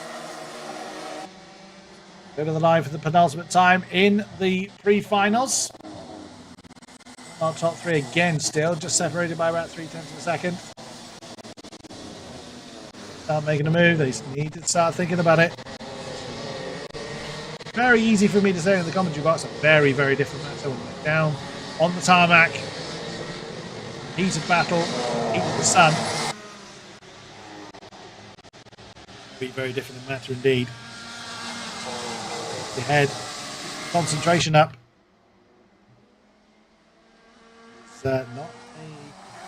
It's certainly a challenging track. It's not an easy track in Kandavas. It's a very fast circuit, very flowing circuit. Final lap of the race. The clock has now expired, so they are now on their +1 lap. Still, Sestakovs just shy of 0.4 of a second to himself. Kirk hasn't been able to close that gap down all race long. Johannes Dominguez, just that extra bit of momentum, needs to overturn Oliver Kirk from that second spot. Looming right behind 363 kart, but to no avail. That's another win for 357. That's Artem Sestakovs. Another one on the board for the MRG Racing Gillard chassis. Well driven indeed. Can't fault him there. That was a flawless performance from Artem Sestakovs. Not really under threat at all, was he? He may well feel very differently in the kart. So then, before Stewart's intervention, it is Artem Sestakovs on the top spot with Oliver Kirk second, Johannes Dominguez third, Carlos Kirikovs in fourth, Romans Rodionovs in fifth, Joel Kasper Japere in sixth place, all the way down to Pteris Krastins finishing at the tail end of the field in the 7-9 karts. My goodness. Bigger the karts, the more they are showing us what they are made of. Absolutely. Just a bit of a shame, though, for Bruno Perla. That is the nature of the beasts. Our DD2 karts, our big guns coming up very, very shortly. That is where the 309 karts coming down into turn one. Those watching the stream, Carlos Kirikovs took that spot. That was a big move there. 384, 389. Mostly excellent racing, but there was a bit of a touch there. And the nature of the beast when they are this close, this competitive. Move there from Kirikovs down into turn three. That was the moment that the 357 card of Artem Sestakovs added another win to the tally. So then, next up is our DD2 category. We move towards really big guns. Leading the way for our next field is Thomas Burstins in the number 411 kart alongside Martins Janowskis in 422. That's our front row. Row 2 is Edgars Wilkins in the 477 kart alongside Rikas Vargas 455. Then 498, which is Danebergs alongside Lochmelis in the 418. On row 4 is the 405 kart of Jaus Nemes and alongside Mikkelson's 471. Back of Veers Andres Utkow in 9th place in the 4 kart. Well, there's been a few thrills and spills in this category already this weekend. What awaits us in our pre-finals? This is a 10-minute plus 1 lap race. On stream, they are on their full warm-up lap now.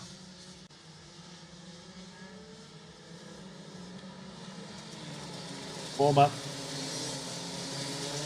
Formation has to be formed by the time they reach to turn 9.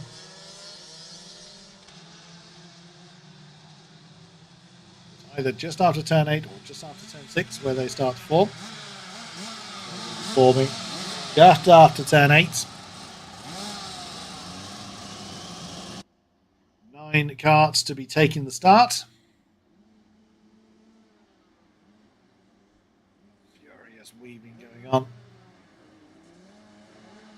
So they're going to form in turn 9.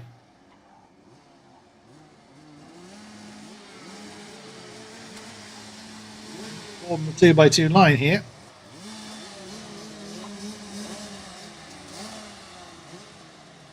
Eight. That's like Melis getting a bit out of kilter. I think we're going to have to redo the line unless they hurriedly form into the columns. Oh, they do. They actually managed to form just in time. Making sure they're getting into their columns. They're in position, and the starter is happy with it. Away we go then. As we already have shuffling going on into the first turn. Everybody survives through the initial few meters. Through turn 3, now coming back up towards 4. Well driven from our competitors then. Stream down towards turn 6. Now back towards grandstands. There's 7, there's 8. So that is the 477 kart in second. There's Wilkins that has got up into second place. For an angle, we'll start to see who has gotten where. 471 with all the pressure of the world. Mikkelson's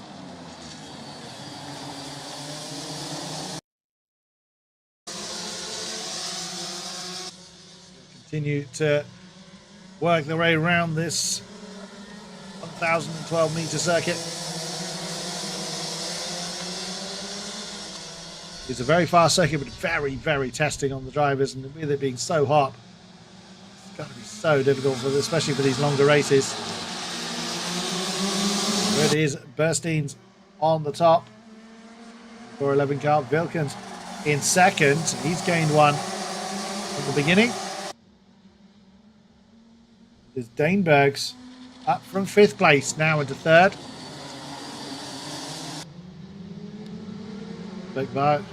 Vargas. Mickelson swapping round, saying earlier that Mickelson was under all kinds of pressure for that 7th spot. Lost out at this point in time. All kinds of pressure on Wilkenstale. That's giving Burstins an opportunity to build a bit of a lead. And it was 6/10 of a second as they crossed the line. Looks like it could well have grown. Good 5-way fight forming for that 2nd place spot.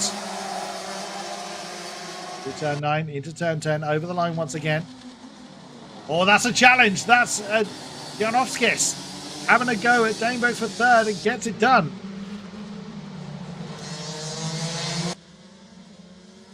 Great move then. Was that a challenge for 4th? I beg your pardon. No, when they cross the line once again.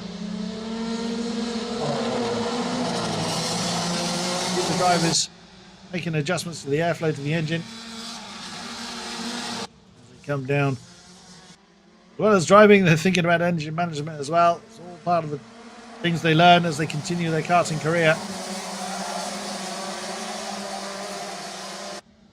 Through and over the line once more. Bearstins still leads. Vilkens with what must be the entire world in the shut. No, it was Janowskis that challenged Danebergs for third. I was correct first time.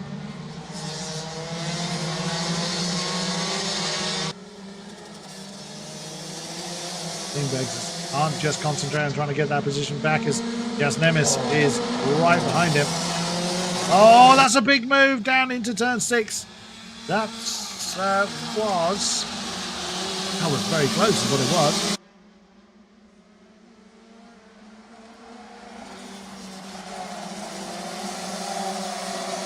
That is Jasnemis. That Danebergs has lost the spot. It is indeed. Down into 5th then for Danebergs. 6 cars, all a line astern for an opportunity to challenge for 2nd. Sadly, Upkalp has retired from the race. A good weekend for Andreas Upkalp.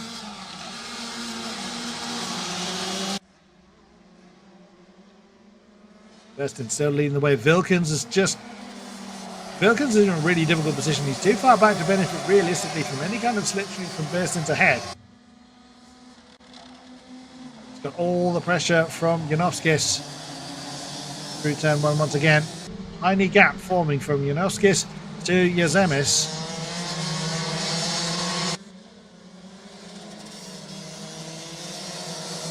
Also, now that group splitting into a pair of 3s. Oh, as that was Janowskis thinking about an opportunity down into turn 6 on Vilkens for 2nd. Bowed out of that one. There's a little bit of a gap forming from Jasnemis to Danebergs, who's got Lugmelis and Brook Vargas all over them. Half the race done. That's a move there. That's Lugmelis on Danebergs. Danebergs is really struggling to maintain that early pace. That's another position lost for the 498 car.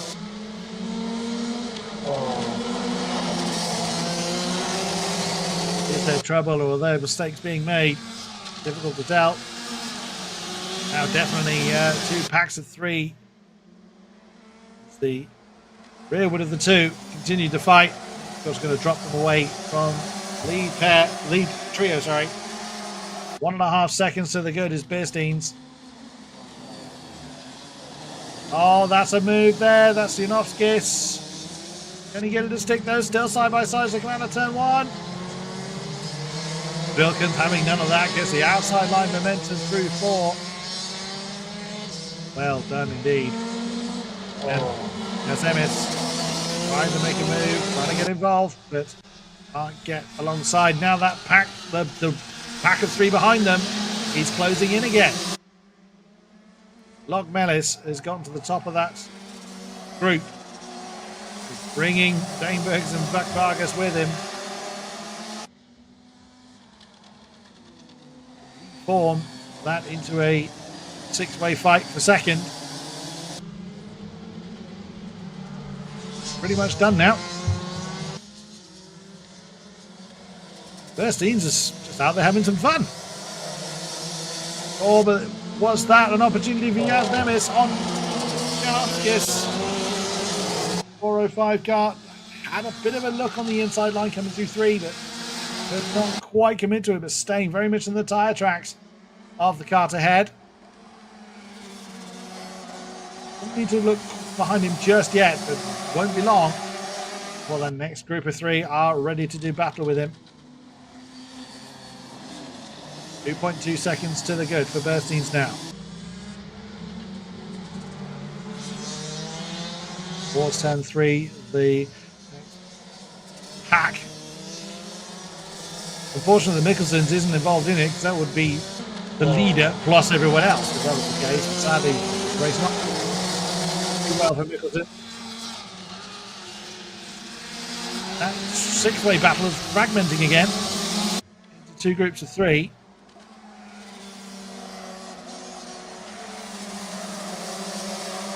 And 9, they come. Look at that. There's a big look over his shoulder. Is Wilkins. He's really feeling the pressure now. That is so a little bit wide. And that's an opportunity. Not quite. Janovskis thinking about diving on the inside line, coming down towards turn 4. That's wrong-footed him. And now that's we're reforming that group of 6 yet again. It's now joining them is Lokmelis. So now it's a 4 and a 2. Daimler is slightly too far back to be involved in it with Vak Vargas. They're having their own duel right behind them. That tiny gap there. These cars get so squiggly. As I said before, these cars are really stiffly sprung. So any little bump, they're so quick. And that's a big move from Janovskis on the inside line of turn 1. Going to get it to stick. No, he can't. Goes too deep. Wilkins keeps us cool, and that's a side-by-side right behind Jasnemis and Lokmelis. And we have indeed reformed this 6. Now an opportunity for, I think it's Lokmelis on Jasnemis. Goodness me, I can barely read out the name quick enough. They're making the moves. Fantastic stuff. Less than a minute to go. So a few laps remain of this pre-final. We'll see this group one more time today. What a show they're putting on for us. Steinberg's now falling to the back of this field. Such a great change. Started right up towards the top. Been demoted. Oh, that was a fidget there. Janovskis having a look on the inside line of Wilkins. Getting a bit impatient behind that second place runner, but still can't get it done. Verstins can enjoy the view and the sunshine he's so far ahead. And no disrespect to the rest of the car, they're all pushing very hard. It's very obvious that Verstins has the advantage of space. Doesn't need to defend from anybody, so just enjoy his time and stretch his legs out there. The clock is going to be hitting 0 in 10 seconds time. Oh, look at that training group of 3. This 6 is fragmented again, but that's so close. That's Lokmelis for Vargas and Danbergs. Very close. Very defensive coming down to the turn 1 for Lokmelis. Is that going to give Vargas an opportunity? I think it did quite. Oh, various fidgeting going on.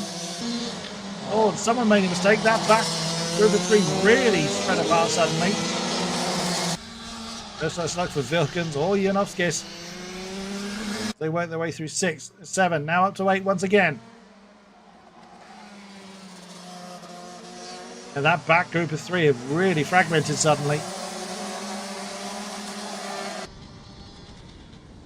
So then, final lap. The final lap board is out, so they did just about beat the flag last time around. The Danbergs has gone ahead of Vargas, so it's Lokmelis that made the mistake. He's down to 7th now. And quite a distance back from the cars he was formerly fighting with.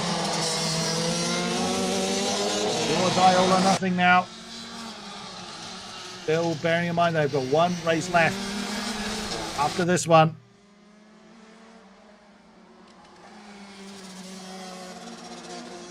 The final turn from our lead groups. Without challenge, once again, Thomas Verstins adds another win to the tally. The 411 kart was absolutely supreme. Wilkins fends off Janovskis, fends off Jasnemis for that 2nd, 3rd and 4th positions in that order. But wow, what a performance from our DD2 contingent. Wow, they really did not disappoint whatsoever. So before Stewart's intervention, it's Verstins from Wilkins, Jasnovskis from Janovskis, Dainbergs from Vak Vargas, Lokmelis, beg your pardon, from Mikkelsons. Sadly, we didn't see Andreas Ukau in that race. My goodness me, that was fantastic.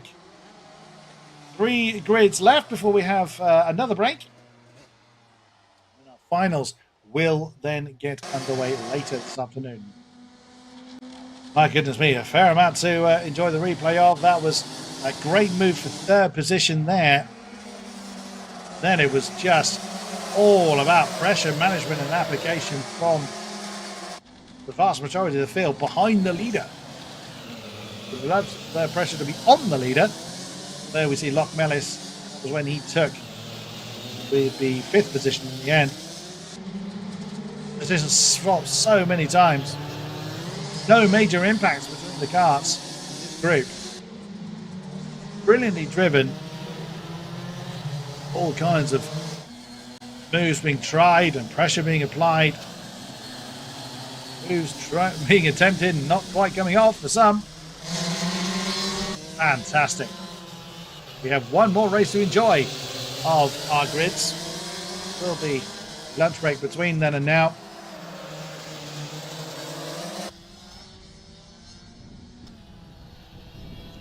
So our DD2 Masters will be up next. Another fantastic grid we get to enjoy. 8 karts will be taken to the field. They are in the holding area ready to be released. Leading the way will be 508 Howard's Garkaklis. 577 will be alongside him, Miklas Mazinis. On the second row will be Pritsai alongside Ivar Zus. On the third row is Juris Delitis alongside Martin Drollis. Maxim Shapanovsky will be rounding out the field with Cal teams 523 and 509 karts respectively. Big guns they are, and we expect our master drivers, which are drivers of, shall we say, a different age group to the rest of the field, showing the youngsters how it's done at their own category. They're on their warming up lap, as you can quite clearly see. Just about to begin the complete rolling lap. The rest of our categories warm up, 2x2 line, and then they will have their 10-minute plus 1 lap as well.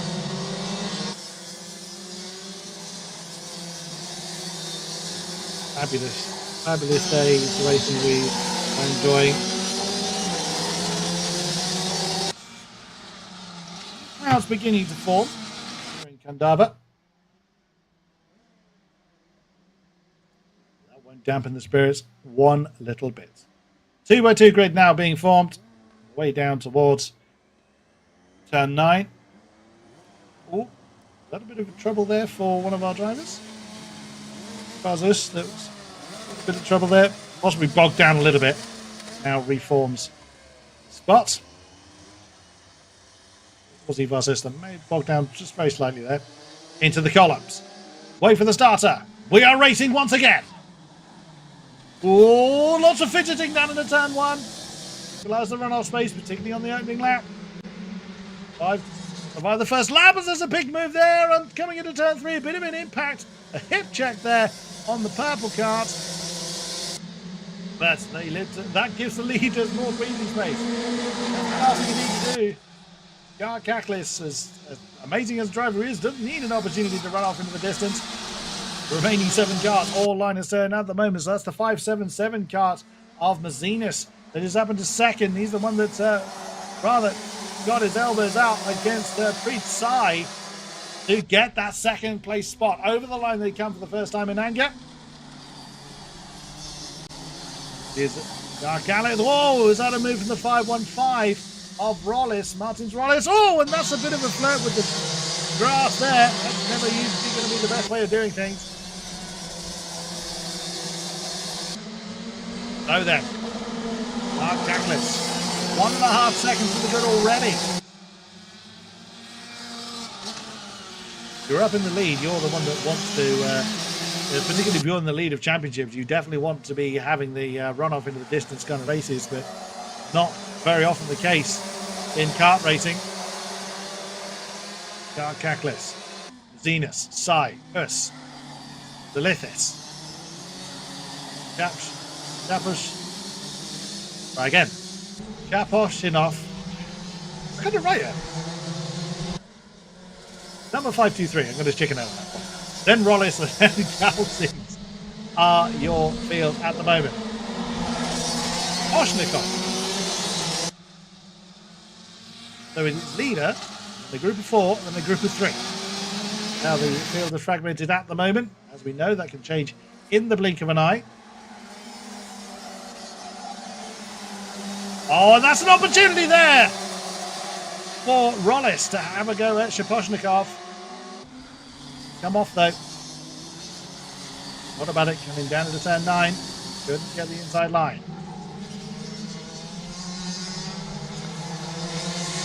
They're running off quite merrily. Now 2 seconds to the good. It's got Kaklis.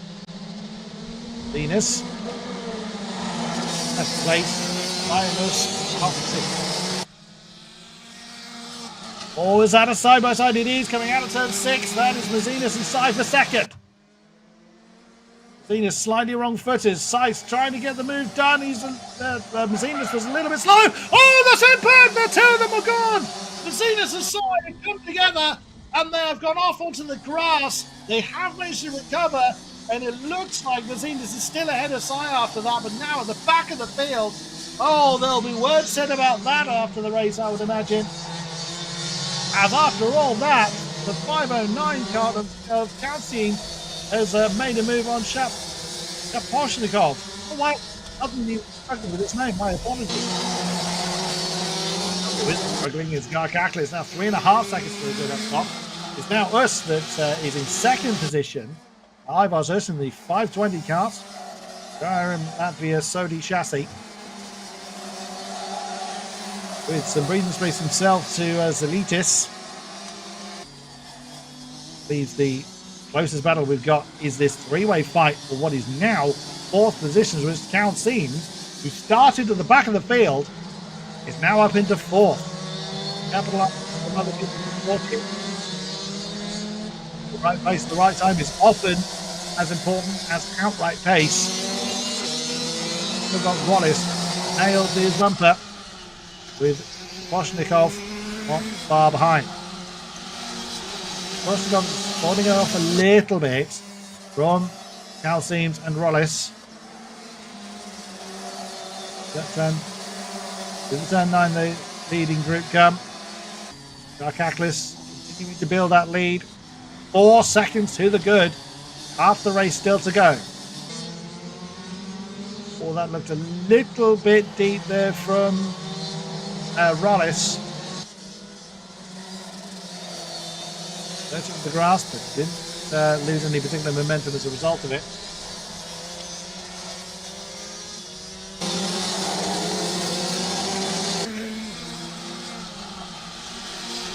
Great setup. Now settling into the rhythm. Just gotta let the clock tick down. Can't be absolutely full guns all the way through the race. Cooler temperatures and a slightly less tyre taxing circuit, perhaps. Not so much here. Also very testing on the drivers. Bearing in mind they're in full race suits, in full glare of the sun. It is very, very hot. Beat Sai doing what he can to close in on the back of Shaposhnikov, who's really fallen off the back of the Counting Wallace battle. They themselves actually closing in a bit on Zelitis. He's fallen off the back of Goose as well. Could have, well, as we tend to have, different groups forming the course of the race. Look at that. If you want to know what 4.5 seconds looks like, you just saw it there on shot. 4.6 seconds for Harold Garkaklis in the 508 cart. Virulat voltage, Virulat chassis. At the moment without challenge, but if he takes his eye off the ball, if he makes a big mistake, that 4.5 second gap will completely evaporate. He can't just afford to coast or take his eye off the prize at all. Grass Ust, the RM Latvia Sodi chassis. Second position. Triple 4 has potential to form here. Oh, and that big move on the inside line there is Martins Rollis on the inside of Councines. That gap has been coming down. I beg your pardon, it was Sai on Shaposhnikov. Shaposhnikov, I keep getting in my head. I think that's what I said earlier. My apologies. Shaposhnikov. That is Freed Sai. Following that impact with the Mazinas, who hasn't been able to rediscover that early pace move. There's damage to the car. Certainly our second row starter doing his best to make up for lost time. One of the fastest out there at the moment. Karkadroms need not push too hard, but still building that lead. 5.2 seconds to the good now. Calseems and Rollis nearly on top of each other as well. Not too far off the back of Zalitis, so this is a battle of the third that is forming between the three cars we can see on stream at the moment. Third, fourth and fifth. They're only more closer together, but are they getting closer together in enough time to start to challenge? 2 minutes 15 near enough on the clock. Still several laps in these cars. Incredible machines. Brilliantly well driven for the most. Oh, this group of three definitely starting to form now. Zalitis is going to be under all kinds of pressure from Calseems for third very, very soon. Karkadroms has not a care in the world at the moment. Pretty much the only person that can defeat Karkadroms is Karkadroms. Battle of the third really getting hot now. 1.5 minutes to go. The timer is ticking down. The drivers know it. Can Zalitis defend? Can Calseems and Rollis find that way through? One way to find out. 3 laps or so left. This race, of course, we do have the finals later on.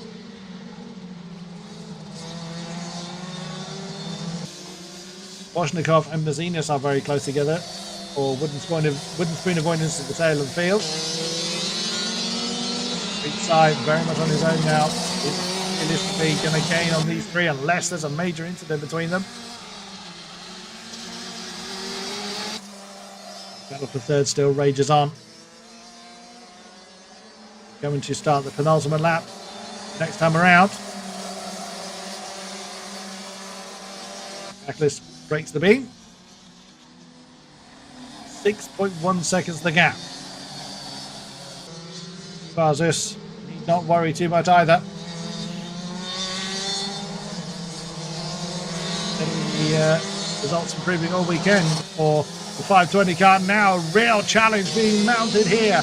Calseems having a look at Zalitis for the Australian squad. The 511 car having to defend very, very hard. Coming through turn 6.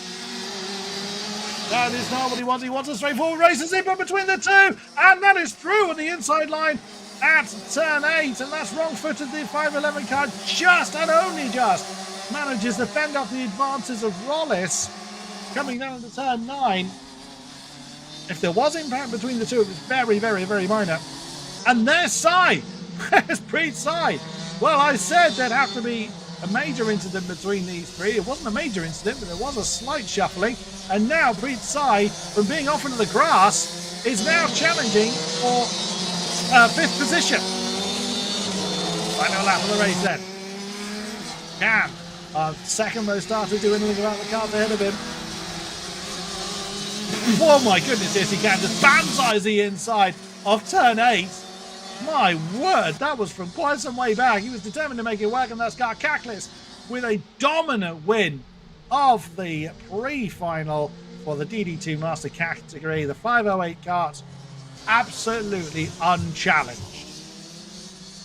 Hugely dominant performance, even without people coming to mismanage behind. Just eked out that lead lap on lap on lap on lap on lap. So then, it is Harold Karkadroms from Varzus, your front two, then Ricards Calseems alongside Juris Zalitis for 3rd and 4th. Preet Sai up into 5th in the end from Martins Rollis. Then Mikolas Mazinas alongside Maxim Shapish. I can't do it! What is wrong with me? The 5-2-3 car. I'm so sorry. I promise you, I do practice the names. I do find them tricky. Shaposhnikov.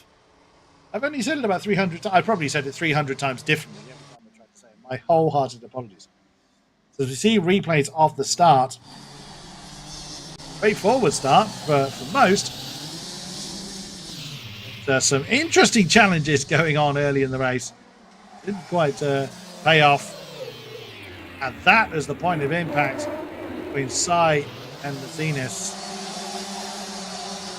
Did look on the replay that Sai kind of closed in a little bit too hard. As we said, from a spectator standpoint, it's up to the stewards to decide if anything needs to be done about it. Sai getting the inside line on Koshnikov. It's several moves very late on into turn 8. Just nearly losing 2 positions in the blink of an eye. Into that race. And this big move from Sai. He was pretty confident. He had to stand so hard on the brakes to get the car to slow down in time into turn 8, but did just about manage to do it. Penultimate race before our lunch break, before the finals get underway, is our amateur DD2 class along with the DD2 heavies. Another 10-minute plus 1 lap. All drivers in karts, ready to get going.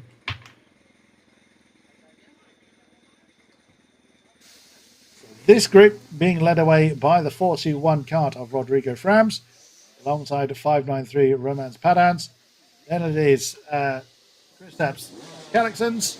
Final board being shown to the drivers to get the engines ready and the final preparations done. Then it is the 2 Spickuses. Martin's ahead of Marcus. Spickus 523, Martin's the 507. Then it's the 516 of Marcis Trencalis and the 516 on the 518 of Melis. And at the back of the field is Eddie Oss, alongside Edmonds to Deck Fitness. Away they go then.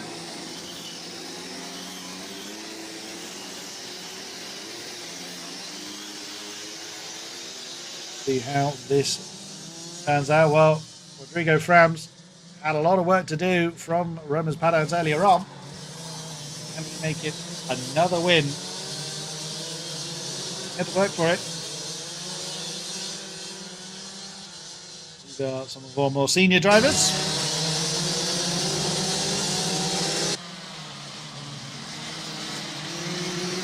That was done. More likely learning from the youth, but there we go. Wonderful to see that there is accommodation allowed for younger drivers as well as those that have a few more years behind them, shall we say. Myself. So as far as age, not karting prowess is concerned. So can Rodrigo Frams do it again? Will Roman Padans overthrow him? Top 3, somewhat keen to get on with it, as that's steps Galaxons. Very keen to push the boat, but you can't start before everybody else. You can in relative terms, but not that far ahead of everyone else. So then, the grid begins to condense for this next 10-minute race, the penultimate pre-final of the day. We have our big races after the lunch break this afternoon. Here the engines being revved. An amount of heat in tyres and brakes. Very, very keen to get on with their race. Gap forming, close it up.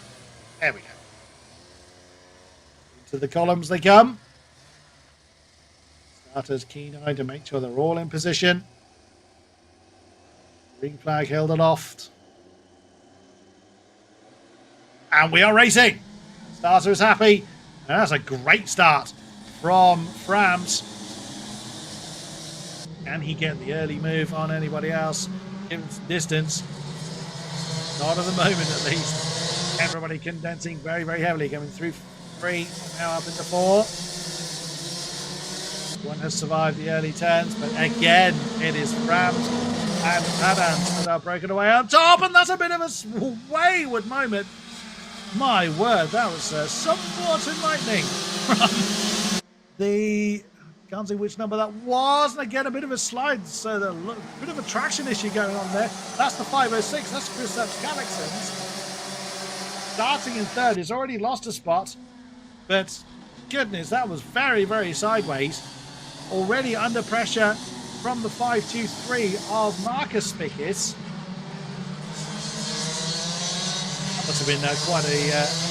and again, you can see it's so loose compared to the rest. It's quite something. You'd prefer it that way. That's his preference, obviously. But that was very, very wayward. Doesn't seem to be doing him an awful lot of favours. Still managing to keep the pace up. Got Marcus Spickis all over his tail. The top two, well, those familiar with the category will not be surprised to see it is Frams and Padans up top. Behind them, a furious battle rages. A group of 5 and a group of 3. All vying for positions. Superb stuff. Callis and Bugmelis swap round. Padans ahead of Frams. I said it wrong earlier on. It was Padans that had the superb start from second place. Gets ahead of Rodrigo Frams. Taking the top honours so far. Padans looking to do something about that. Got a distance to go though. They need to pace themselves. Further into the day they get, longer they have to pace themselves for because there's big races at the end of the afternoon. There's a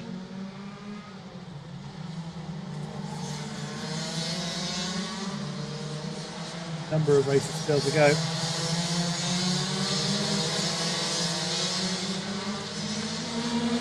Saying there was a break after the apologies. We've had that. Just flat out racing between now and the end of the day. Padans and Frams still, they've already built up nearly 4 seconds over the rest of the field in just those few laps. Oh, that's deep into turn 9 for Rodrigo Frams. Really pushing to get on terms with Padans ahead of him. Such luck for him. Nearly 5 seconds between our top 2, and Spix now leads that pack, having gotten past Galaxons, and it is the 2 Spix right behind them.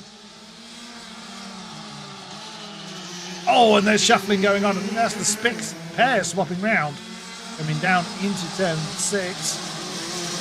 Oh, that was nearly impact there. Coming up into turn 8. I think that was Savikis that got a little bit deep. It was very nearly into the back of Kristaps Galaxons. That's a challenge into turn 1. That's Galaxons and Antonivek swapping round.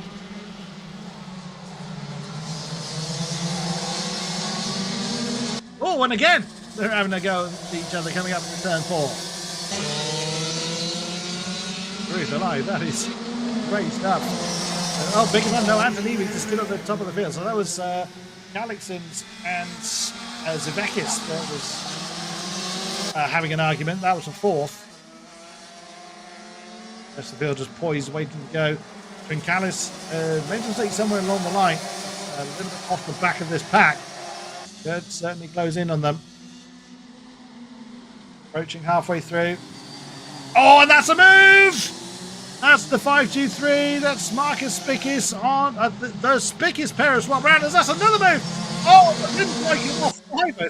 Very opportunistic move there from Kristaps Galaxons. Losing 1 and then gaining 2, and that's all kinds of position swaps going on. Wow, that's almost in the blink of an eye. It is all changing, although that is someone really struggling to regain. That's Antonevix from 3rd right the way down to the back of this pack. That has to be a problem of some kind. Losing positions all over the place, just about managing to fend off the advances of, I believe that's Lockelis, coming through turn 9 all the way down into 8th position. Oh, it was Os, beg your pardon, that and Antonevix was fighting off. My word. That is how quickly a race like this can completely change, as now Trinkalis has got some playmates. Inside line, that's Edios trying to get past Kandavas. He surely has a problem. He seems to be breaking away from this group ahead of him. Now finds himself really under pressure at the back of the field. What goes on though is still retiring the kart or anything like that. Under a lot of pressure from Os and Trinkalis behind. Word. And is that going to be another position lock for Nevix? Not quite. But Trinkalis gets, oh no! Gets on the inside of Os, but sadly impact between the two sends Edios into a spin. And that leaves the 588 kart languishing on his own. Top two though, still, as they have been all weekend, unchallenged with this group. Will they reform, I wonder? There's now 5 of them left in the group. They have fragmented a bit. That's Calix and Savekis that are very close coming through turn 1. And the Spix pair still together, but they've been swapping around which is which all race long. Alexons, Zavekis at the moment, with some freezer space, throwing Zavekis into the clutches of the Spix pair and Lochmelis as well. This group is, as it tends to be the way, is reforming, but not in the same way that it fragmented in the first place. Horse race up front. We'll check in with them when they start to really push each other in the closing stages of the race.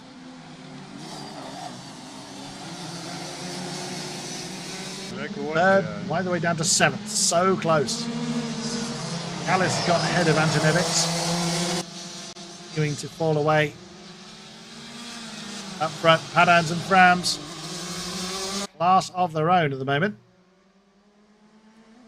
593 karts. Virilat chassis.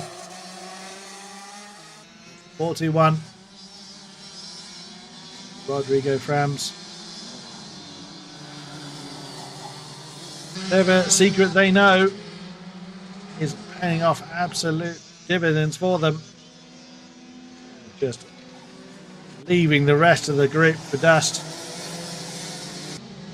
They've been in each other's pockets all day. All weekend, really. That is showing no signs of abating whatsoever. Less than 1.5 minutes to go. 2 potentially laps remaining. There'll be 2 laps to go. Over the line with 107 still on the clock. Further down the field, that is Lochmelis on the back of, that is Martin Spikis. This group definitely fragmented now. Spick is really defending into turn 1. But Lochmelis gets the inside line and gets a punch in the face for his troubles. Lochmelis bandwise the inside of turn 3. And Spikis wide, but still can't get the position. Well defended from Martin Spikis. Keep Lochmelis behind him. Old effort, but was for naught. Excellent effort, and that's the inside of turn 8. Oh, goodness me, not a lot of room down there. Just about lived to survive another day. Look how defensive Martin Spikis has to be down into turn 9. Melis looks like he's got the pace advantage at the moment. And there he goes into turn 1. Spikis trying to get the up and under, even encouraging his car along, shall we say, but does get the position back again. Absolutely superb racing from the pair of them. This is the 6th position overall. The clock has now ticked down. And that was a look for Lochmelis yet again into turn 6. That's allowing Trinkalis to close in on them, and that's the leaders that are having an argument, is it? That's 551. That's Savekis, beg your pardon, arguing with Calix. It's the 3rd. He is all over his tail, side by side, coming down towards turn 1 on the final lap. That is Kalixen's all out of shape. Now here comes the second of the Spickus. Martin Spickus inside line for the 551. That's Sivekis, but then that's impact between them. Now Spickus tries to get the outside line coming up into 4. He's got one, but he can't get the other. So Spickus actually waves back through Sivekis. Oh, Suzekis. I beg your pardon. My word. That was absolutely amazing stuff. We are heading towards the line. We haven't even seen Padans actually keeping Frams at bay. My apologies, we didn't see that. As this furious battle for third continues, that Kalixen should just about overcome, or certainly remain ahead of. But Romans Padans taking the win in a huge show there. So Romans Padans from Rodrigo Frams up top by a massive margin over Kalixen, then Zuzevix, and then Marcus Spickus ahead of Martin Spickus, and then Maris Lokmelis, then Trinkalis, Antonevics, and Edios rounding out the field. What an incredible show. Absolutely amazing. There'll be a fair amount of replay going on. Yeah, turn 1, as always, proving very, very eventful, as that was Zuzefix. I've been calling him Zuvekis all day. Getting that inside line. So many people trying to get the move done, but look at that. That was Kalixen's claiming 2 down at turn 3.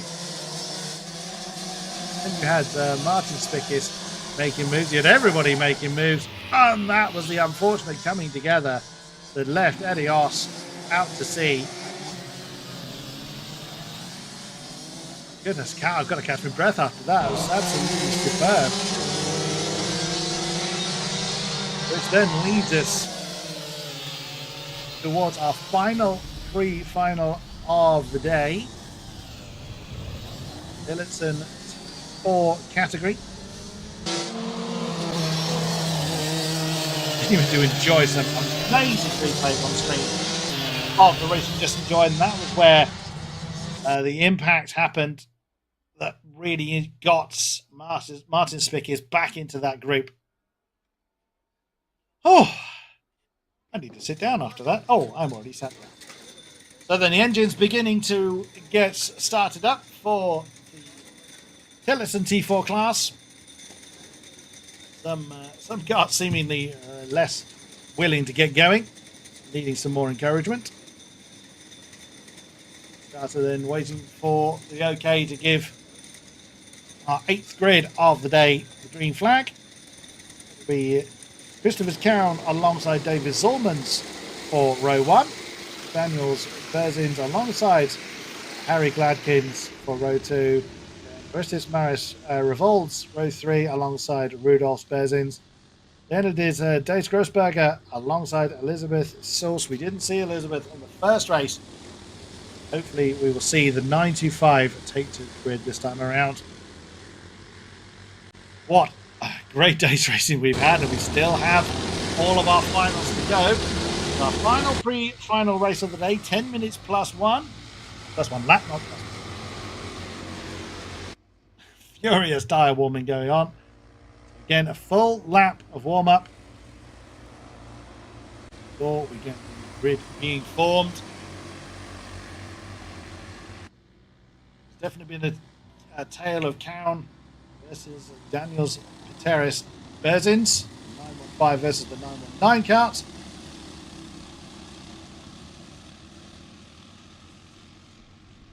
Oh, I'm sorry. I'm just about recovering from the AMDD2 race we just enjoyed. We hope those that are watching trackside are enjoying it as much as we are. Thank all of our officials again. Thanking the marshals for doing a wonderful job of keeping proceedings going. Flag marshals, our trackside marshals, our scrutineers. Literally couldn't go racing without you. The 2x2 grid now being formed.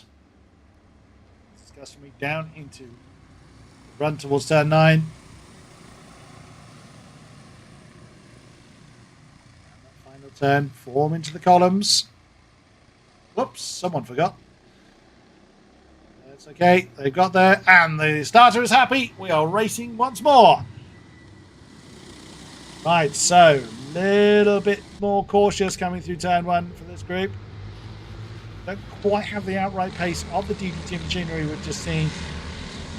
Wonderful roaring engines. Somewhat differentiates this class to the rest. Oh, that's a challenge again. That's actually Berzines that started on the second row, challenging for the top spot. Gets up into the lead, the 919 kart. Confident move down to turn 6. Oh, that's a bit uncomfortable for our pole sitter. I think that was Cowan. My word, that's got a little bit nasty. That's the 929 kart. That is Grossberger losing out and to the back of the field. Good to see all 8 karts. So Elizabeth Sulch was able to take the start this time. So then we're in almost 2 groups of 4. As the first laps are complete. That's very deep for the race leader. Just and only just hangs on to that. So Daniels Berzines just about fending off the advantage of Christopher's Cowan. But Cowan having a look at the inside line. That's really deep for the 919. Now that's 949. David Salmons that is gotten up into second place. No, that was a big hit there for the 919. Daniels Berzines lost a fair bit of momentum. Now the inside line, here comes Cowan. Goodness me, they are swapping around all over the lap. This is fantastic stuff from our T4 contingent. Inside line, he thought about it. Did Cowan, but decided not to go for that on this occasion. It's a 5-way group now as the 925 kart of, Elizabeth Sulch, who didn't start the first race, is now up in that lead group, almost gets punched in the face for a trouble. Turn 6 once again. Berzings from Cowan from Zulmans. Glatkins from Sulch. Bolts, Berzines and Grossberger. The rest of the field. Daniels Berzines up top, and that's a side-by-side coming into turn 9. Not quite. Cowan deciding discretion's a better part of valor, but he doesn't want to leave the door open at all as he's got David Zulmans right in the tyre tracks. Oh, and that's a side-by-side again. Is that Saltz that's made her way past Glatkins? Not quite. Saltz is still behind, but tries to look on the inside line of turn 3. Can't get it done. That's forcing Glatkins into really heavily defensive driving. Daniel Berzins from Christoph Counts from David Salmons. Turn 6 once again. Nearly runs too deep. But that just shows how hard they're pushing. They're using every single millimetre of track allowed to them to maintain their momentum. You can see how many times that Daniel Berzins is having to look over his shoulder to keep an eye on where Christopher's Cowan is. To the line once more. With 6.5 minutes already to go. Top 3. Very, very, very close together indeed. Been the forerunners of this category all weekend, and that's an inside maneuver for Cowan coming up into turn 4 to take the lead, and that's too deep for Berzins. Oh, he's hit the wall! Daniel Berzins has hit the wall! Oh, and you can see the frustration as he hits the steering wheel. He does get going again, but there may well be damage to the cart. Oh, what a great shame for him. Just ran a little bit too deep, couldn't get any traction on the grass, and bounces into the tyre wall. He was at least able to get away. Hopefully he's okay, because that probably would have hurt. But the top 2 then, that leaves Cowan and Solomons to dance off into the distance. Atkins and Salt still locked in the duo for what is now 3rd place. Revolves a little bit on his own, along with the second of the Berzins. Rudolf Berzins, Grossberger in their duel for 6th. All eyes at the moment on Christopher Counts and David Solman. They come through turn 6 themselves. It will be a little bit lighter in speed, but they still benefit from aerodynamic efficiency, tucking themselves behind the steering column. See how close Zormans is managing to get to Count. They come over the line once again. Half the race done. But it looks like Daniel Berzins has continued rather than pitting the kart. Great shame for him, though. He definitely had the pace to keep that battle alive. The battle for third continues, though. Harry Gladkins with Elizabeth Jozen Sulch. Incredible stuff behind them.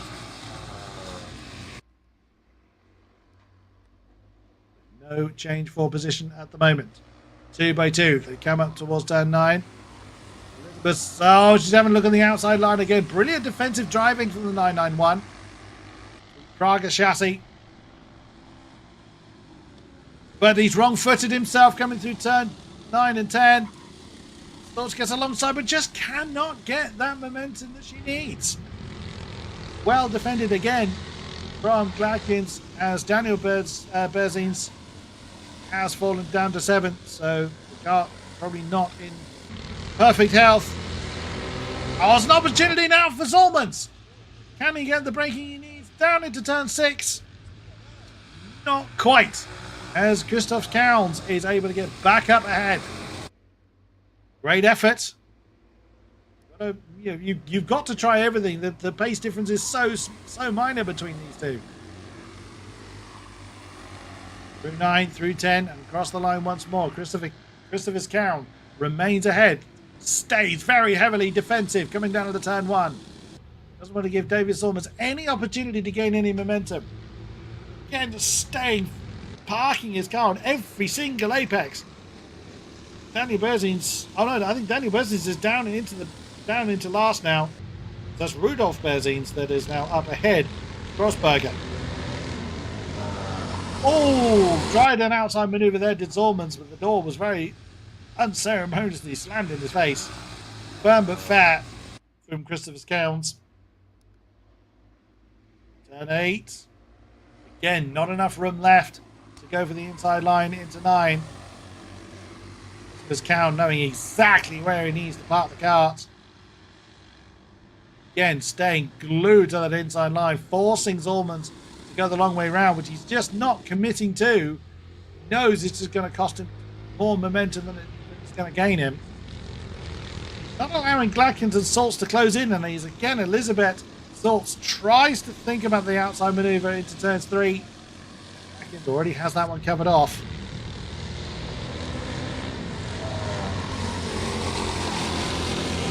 Towards turn 6 again. Gladkins must be feeling so much pressure. We didn't see Elizabeth Saltz in that first race. Great shame, or what it might have been considering her pace now. Gladkins once again to a more defensive posture coming into turn 9. Well, you want to talk about defensive posture? Struth, Christoph Kauns almost on the grass over the line to keep David Zormans at bay.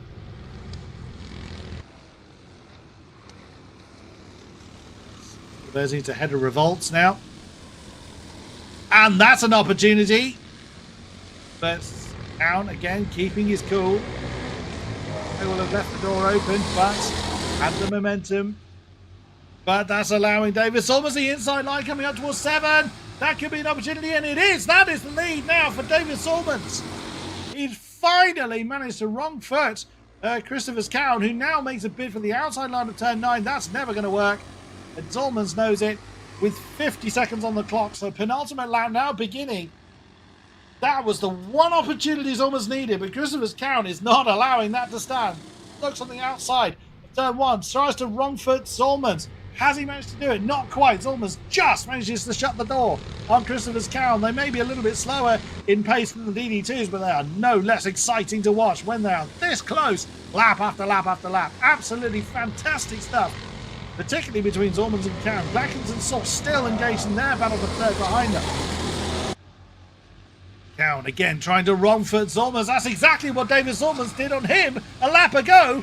But Zulmans manages to outbrake Count down into turn 8. Fantastic stuff, maintains the lead. Because they're fighting so hard, the next two are catching up with them quite quickly. But no, goodness me, Count is trying everything to get Zulmans out of step, which is exactly what Zulmans has been doing on Christoph's Count all this time. Final lap of the race. Outside line for Count. Zulmans defends the inside. Doesn't run too wide. Just manages to shut the door. Glackens and Salts is gaining on them. My goodness. Again, side by side as they leave turn 3. But Zulmans remains ahead of Count. Heavily defensive posture there from David Zulmans. They came out at 4. And towards 6. Again, Kalman trying to get the inside opportunities. Has he got the momentum? No, that's a little bit squiggly there for Count, but he stays in second. Here comes the next two. Side by side coming up into 9. Count had to try it. He had to try it. He had no other opportunity, but the top 4 all very close again. The side by sides to come over the line. Oh, that was so close. Zulmans by 200ths of a second from Count takes the win. The top 4 less than a second apart. Wow, what a finish to the pre-finals. That was fantastic. Oh, my word, that was incredible stuff. The David Zulmans in the 949 car by not even a bumper's width takes the win. Hangs on to the win from Christopher's Count. Fabulous. Right, so your pre-steward's intervention results. Zulmans from Count, 1 and 2. Third is Gladkias, 4 is Zults. Fifth was Daniels Berzins. I thought it was Rudolf Berzins, I beg your pardon, that was climbing. It was Daniels Berzins recovering. Then it is Revolves from Grossberger and Rudolf Berzins at the back of the field. Wow, that was something else. That was absolutely fantastic. Well, again, we'll have a lot to unpack from the replays. There were so many chances and opportunities, but the pressure application and positioning from our drivers was something else. Absolutely amazing stuff. Battles for lead, there was battles for third, battles all the way through. That was a big moment there for Daniels Berzins. That's where it goes wrong. Just slides a little bit too far. Oh, that must have hurt. Just lost traction at such a crucial moment going through turn 4. And he just did not have enough space to recover it. Side by side between Cowles and Zulmans, which eventually went the way of Cowles. But look how close I was. Not even the width of the bumpers. And look at that respect between Zulmans and Cowan at the end. Right, no rest for the wicked. It is straight into our finals then. Now, all drivers participating will take part in their finals race as well. So it is straight over to our Micro Max, youngest of the youngsters, to see out their finals, or to kick off the finals races. 11 minutes plus 1 lap for them. So we are now into the longest races of each category. See is number 17 on that front row, Emilius Yauzaitis has been taking the top honours all day. Alongside him, the 69 car, Martins Lappins. 30-second board already been presented. So they will be released from their holding area pretty soon, once all the tidy up work is done from the track. Even though there may not necessarily be anybody stranded out there, of course, we have had barrier impacts. So the barriers do have to be examined. They have to be of a safety, they have to be up to safety standard before anybody is released from the holding areas, which does make it somewhat uncomfortable for those sat in their overalls in the carts. 30-second board held aloft. That's the cue to the drivers to get their engines running. So is Yositis from Lappins. Benson's in third. And then Krasionis in fourth in the 99.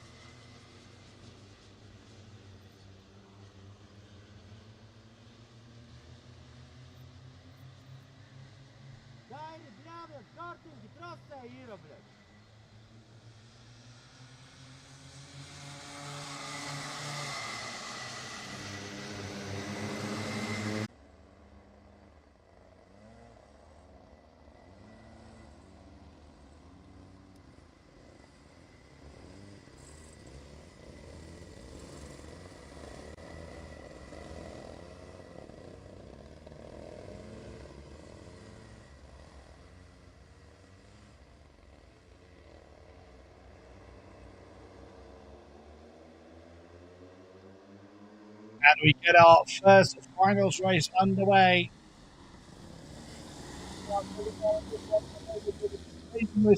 All day. And our Micromax contingent will definitely be doing what they can to put on a great show. 11 minutes plus 1 lap for our junior contingent. Look at the lead already. That is really quite something that has already been developed by the number 17 car. That's Emilicio Yosaitis. Quite an incredible talent there. Just nail absolutely every single apex in that opening lap. Pressure from Carlos Bernsons, from Martins Lapins behind. Second, third, and fourth, very, very close together indeed. That's Krasionis on the back of that particular pack, side by side, coming down into turn one. No dice on this occasion. Are they starting to reel the leader in? Or are they concentrating on their own battle? Well, they have got to pace themselves, because this being the final race of the day is the longest one, and it is the hottest one for them. Got to pace themselves, make sure they don't overcook the tyres, which will be very, very easy to do. Look like that Bernsons is beginning to close in on Yosaitis up top. And Lapins and Krasionis having a look. The 99 on the inside line, coming down into turn 9. Lost a lot of 9s in that sentence, but he's managed to get the inside run on Lapins to take that third place spot, and then immediately defend on the way down towards turn 1. They realise it's a longer race, or they thinking it's the heats again. They are having a great old scrap for third place. No argument here whatsoever. They're putting on a great old show as, again, the 69 tries to get underneath the 99. No dice there. Krasionis defending from Martins Lapins brilliantly well. Won't be able to fight that hard for that many laps, but they are giving it everything they've got at the moment. Through 7, up to 8 once more. So Krasionis now in position to keep, well, trying to keep the 69 at bay. Ooh, to get that tiny tap.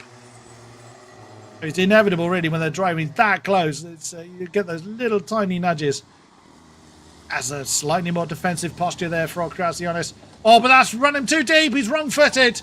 Well driven there from both of them to avoid impact. But Martins Lapins gets back up into third place, managing to wrong-foot Krasionis into turn 1. Austin Tarrants are arguing for 5th position. Down of the field, so it's 2 by 2 by 2 at the moment. Benson's trying to close in on Yosaitis, who's just doing what he's done all weekend long, just running his own race and not making any mistakes. So Krasionis and Lapins continuing their duel. Martins Lapins not letting Lithuanian counterpart get away from him. Lead has come down a little bit. Bernsen's closing in slightly on Yaziotis. Yaziotis, can he have a look? Wow, that door very firmly slammed in his face from Martin's lap hands. No change of position there. Again, immediately the 69 car goes low defensive line, but when it returns to the racing line, there's a 99 in the way. As Krasionis tries to get the inside line, coming through turn 6, runs too deep. Martin's Lapins gets back up into third. They don't care, it's their long race. They are giving it everything they've got, and quite glad of that. No complaints here at all. All of our contingent have put on an absolutely brilliant day's racing. We are enjoying the closing stages of that this weekend now. All the teams, all the drivers have done a superb job. As Tarrant has gotten ahead of Evoos. Staying with company this time.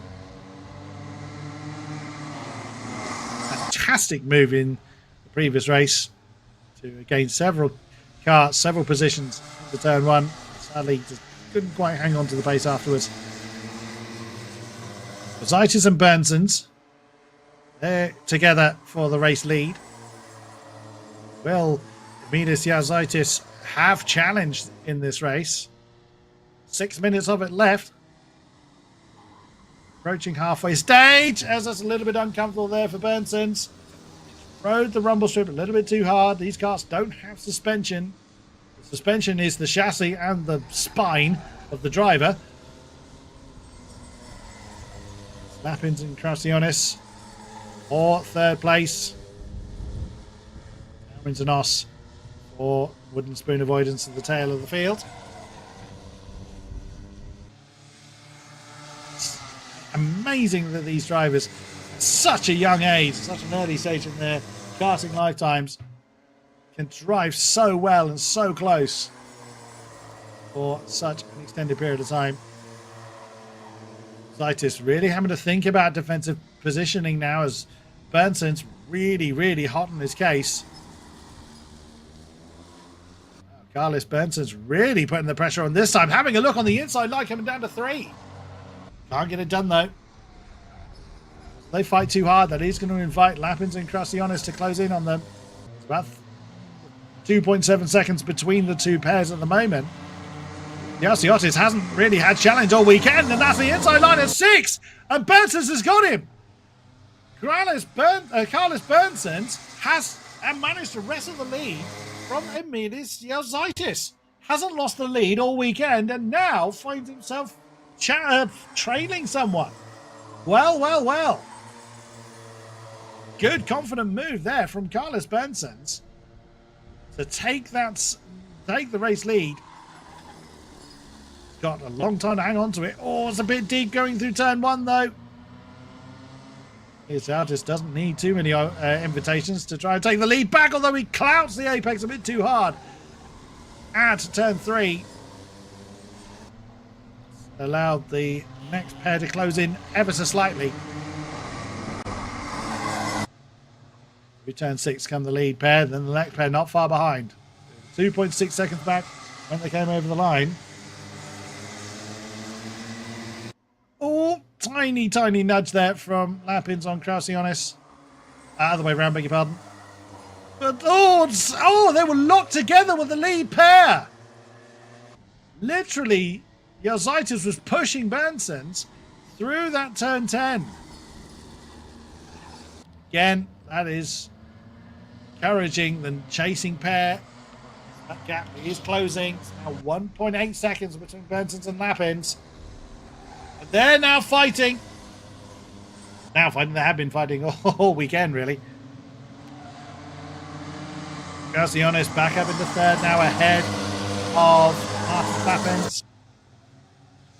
So close once again. Comes through turn 6. Oops, slightly uncomfortable there for Garciones. May well have been just helped to get a little unstable there from Martin's Lapins. Back up into third now from the 69 cart. Difficult to tell whether there was impact between the two coming up into turn 8. Martin Lapins keeping that defensive posture going down into turn 1. Well, Yozaitis may well be back in the lead, but Bensons isn't giving him any leeway at all. Emilis Yozaitis has not broken away into the distance. He has got Carlos Bensons all over his tail. Can Bensons redo what he did a few laps ago? He's only got 2 minutes plus 1 lap to do it. 2.5 seconds between the two pairs now.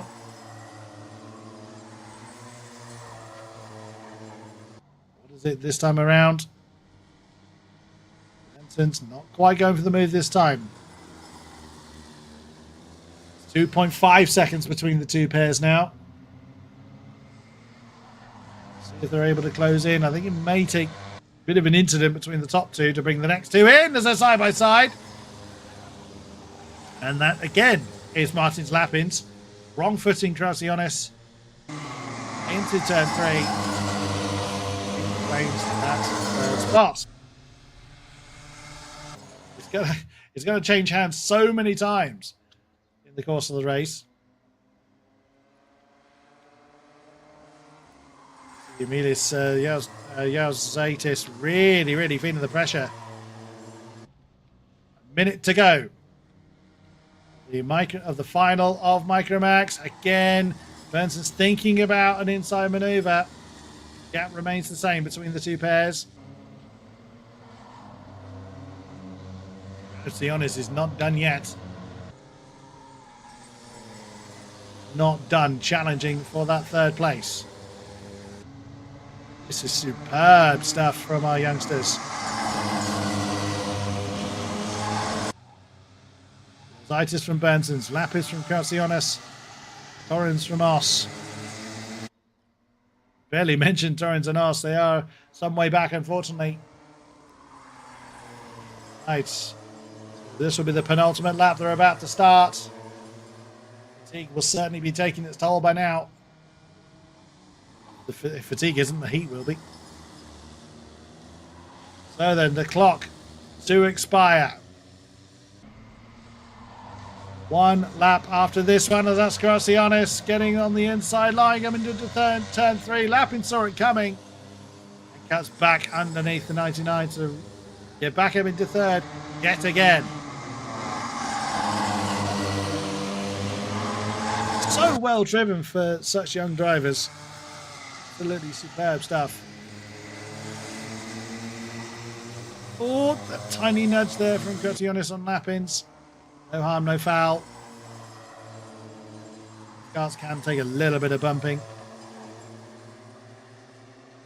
With that final turn towards the white flag, the final lap board being shown to them.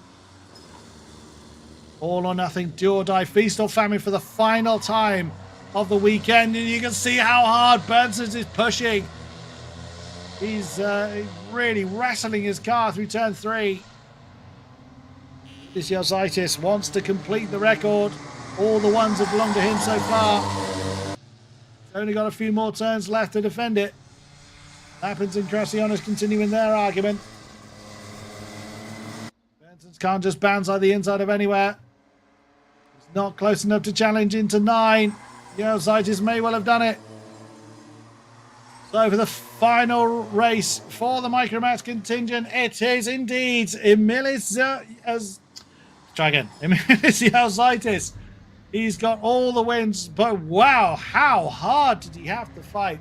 All credit to Carlos Bensons.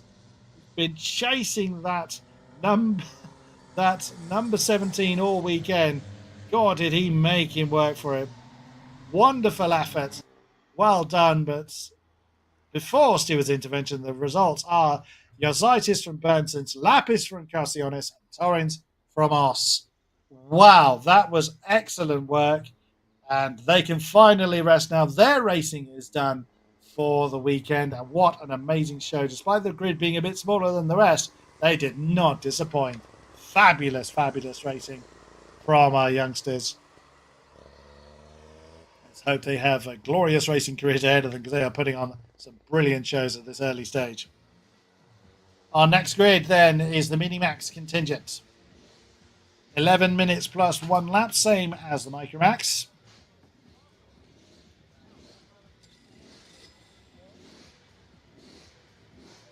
Showing the board very shortly to get their engines running.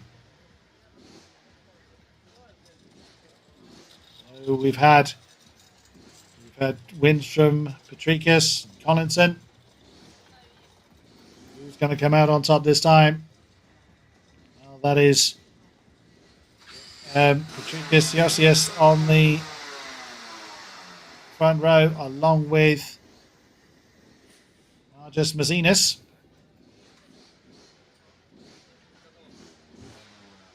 And behind them, Rodrigo Kakis alongside Grantins. There's alongside him. Board being shown to get the engines running. Green flag doth wave. Away they go.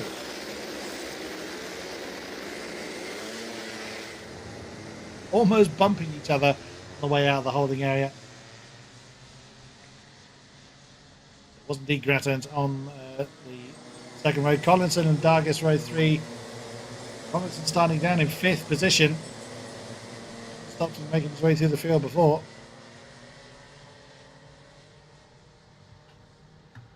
Onwards they go on their out lap. One full warm-up lap before they start their 11-minute race. The Micro-Max has anything to go by. This should be absolutely incredible.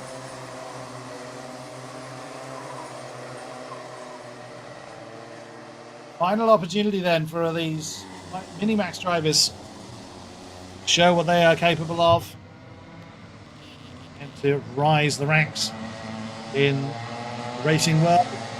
The top 3 running off again. It's not really going to do you any good to run off ahead of the rest, because you'll have to form up and make the grid anyway.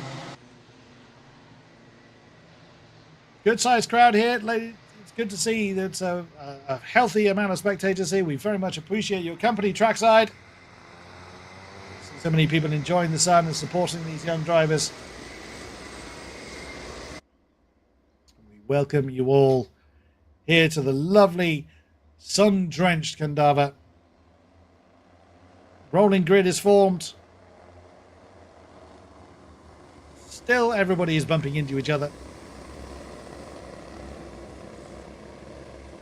To the columns now. Will we see any race restarts this time? Green flag is held. And we're racing! Oh, a big impact! Huge impact down into turn 1! Oh my goodness, that was Rodrigo Kakis that was backwards along the grass and over turn 1. Goodness me. That must have been quite a moment for the youngster. Got going again. The car's still running. Hopefully he's okay and the car isn't too damaged. But not an ideal start for Rodrigo Kakis. Into turn 8 come the lead contingent then. Big group of 7 cars have got a bit of a jump on the rest of the pack then. But good avoiding action from everybody else not to turn that into a much, much bigger incident. It is Martins Drieber that is leading the way as we're down towards turn 1. Lots of side-by-sides going on. The Kakis down into 11th position now. Oh, that's a move there. That was Marco Plinter getting the inside of turn 3, and that's another car off onto the dust. I think that is Plinter that went off onto the dust a little bit. No, bigger part than that was Nico Grantins that explored the outside line coming through turn 4. Wow, it's getting very feisty out there now. You haven't got time to sort out your pecking order here, youngsters. Don't necessarily need to fight that hard, but then racing instinct will always take over, let's be honest. But it is Martins Drieber in the family energy chassis that is leading the way, or was, as the 151 of Marcus Mazinis gets that inside line down into turn 1. Lots of side-by-sides right behind him, though. That's impact again. That's one. I think that was Grattan's. Oh no, there's another card off backwards at turn 4. That's the 169 card. That's Klaus Hans that has had a huge moment. My goodness me. 7 then becomes 6. Too many carts trying to squeeze into the same space, and it's Klavs that's come off worse on that occasion. 125 car having a look on the inside line, coming down towards turn 9. Gets it done though, so that's Patrikas Josias, our pole starter. Back up into second place. It's now Mazinas that leads the way. Josias second, Drieber down to third now. Flinter fourth, Grattan 5, and Menezes. Oh, into sixth. There's that side by sides again. That's Drieber under challenge for what fourth position. I think he's lost down there. That's an opportunity down into turn 6. All kinds of side by sides. Does not quite come off. That was Grantins trying to make the challenge. Oh, that's not an ideal exit from turn 8 for Drieber.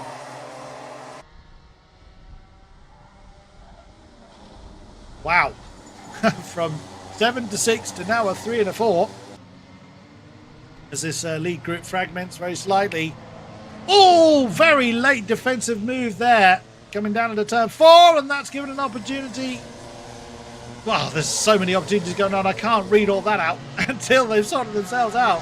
I tell you what, is who's done well there. That's the 153 of Kakas from being backwards.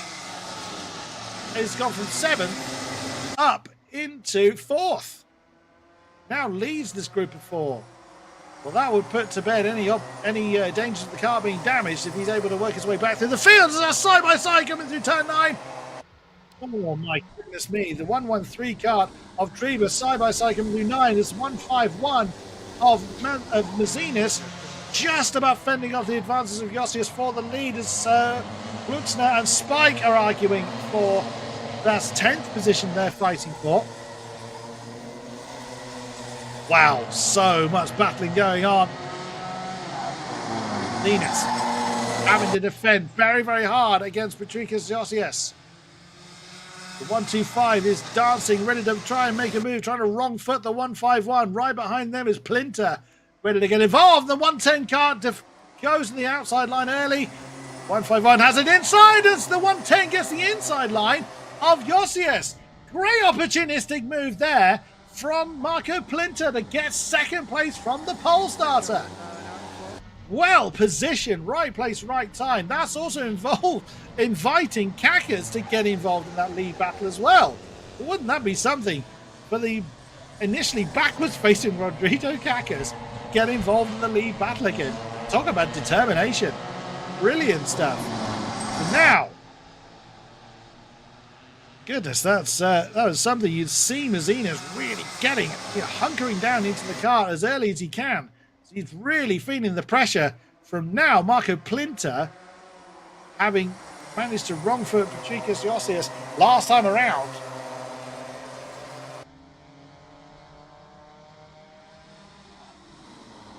Still have 5.5 minutes to go.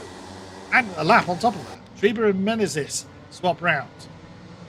Drieber from what was initially the race lead, now back into 6th place. Group of 6 aren't that far apart. 2.6 seconds separates the top 7. Dargis not far behind that either. This leads Plinter, leads Josias. Kakas trying his best to close in. He was 1.2 seconds behind the leader last time around. Where the timings fall. There's Plinter. Still being hustled hard from Josias. 4.5 minutes plus 1 lap remains. Kakas is really pushing hard. He's now a second behind the leader. Really looking to get involved in this battle as Hans gets ahead of Spike. We've lost 2 from this race already. Collinson, Jack Collinson, the front runner in this field, no longer racing in this field. Viveris also out. Early victims of this race. Great shame there.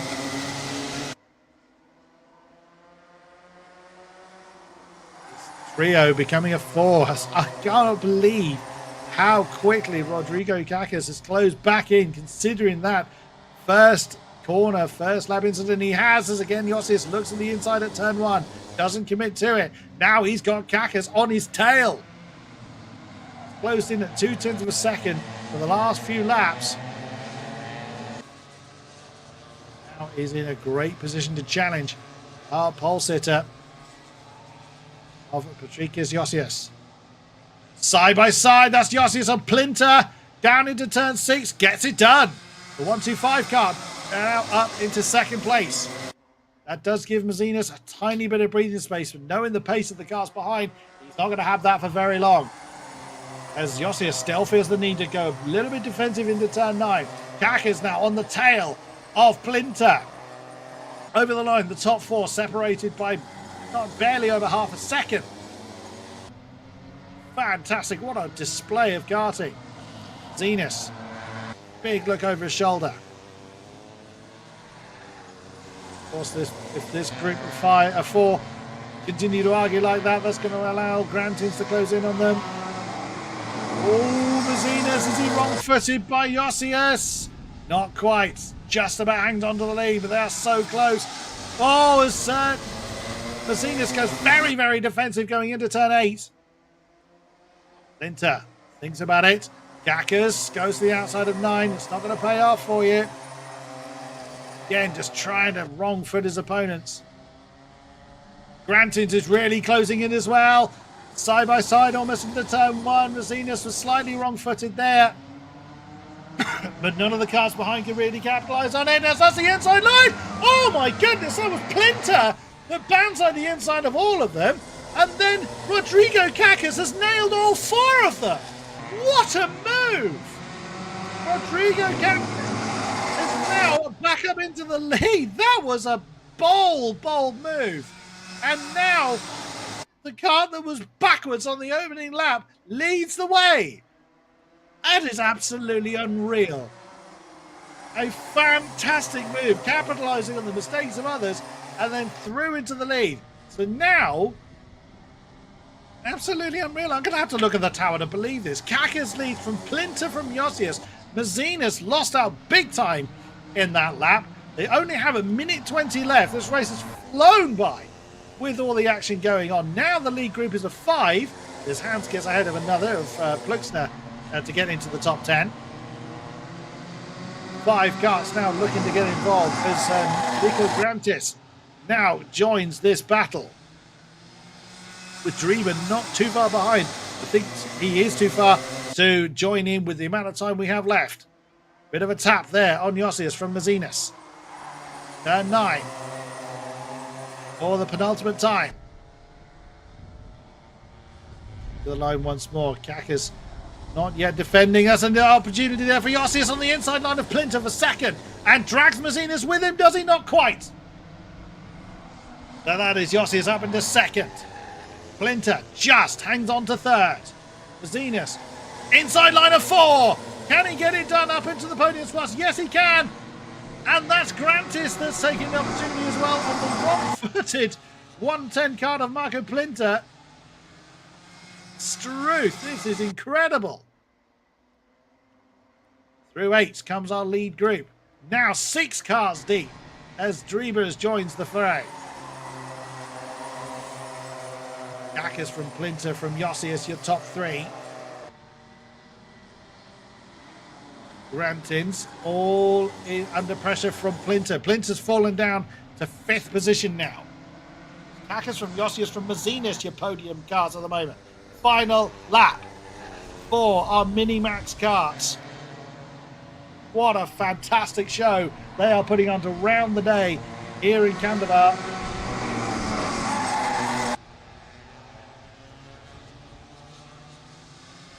Kakas now with all the pressure of the world on his shoulders. What a fantastic recovery drive this would be if he can hold on. Holds that inside line down into turn 9. Doesn't want to give any opportunity. Oh, that was so close for Josias. Exited turn 10, the checker flag is ready. Oh, did Kaka celebrate too early? Oh, half a tenth. Half a tenth. I mean, he had every reason to be happy, but he almost celebrated too early. And Yossi almost got him. Yeah, you celebrate, young man. You absolutely deserve it. That was a superb recovery drive from Rodrigo Kakas, the 1-3. Yeah, you have every right to be happy about that, and I don't blame you at all.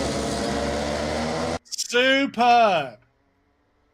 Before Stuart's intervention, however, bearing in mind these are provisional, so it is Kakas from Yossias, Mazinas from Grantis, Plinter from Dreber, Gargis from Kononovs, Hans from Pluska, Spike from Mendesis. We lost Collinson and Viveris in the early part of the race. I'm going to have a lie down after that. That was fantastic racing. Wow, everyone seems to be leaving their best till last. Oh, there's a lot to be unpacking in that. That was fantastic. Just the one single start, no restarts needed. Almost went wrong. And that, it did go horribly wrong there for Kakas. Backwards across the grass at turn 1. Thankfully, everybody had the wherewithal to realise things were going wrong. All parts in the end were disadvantaged as a result of that. And then we had more grass floating going on in the course of the early laps. And that's where, fortunate punch in the face there for, I think it was Klaus Hans, yes, that was the second car to be backwards into the grass. And then just every lap you just saw. Goodness me. I'm just catching my breath because that was something absolutely incredible.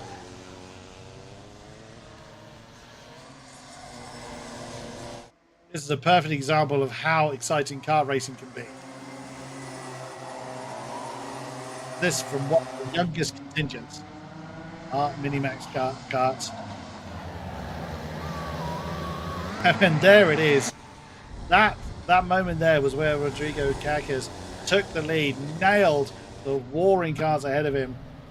The lead he was not to relinquish. Just. It would have been the worst story if he'd celebrated that a little bit too early and lost the lead.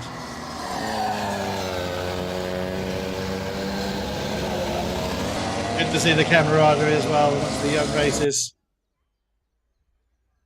Wow, that was really quite something.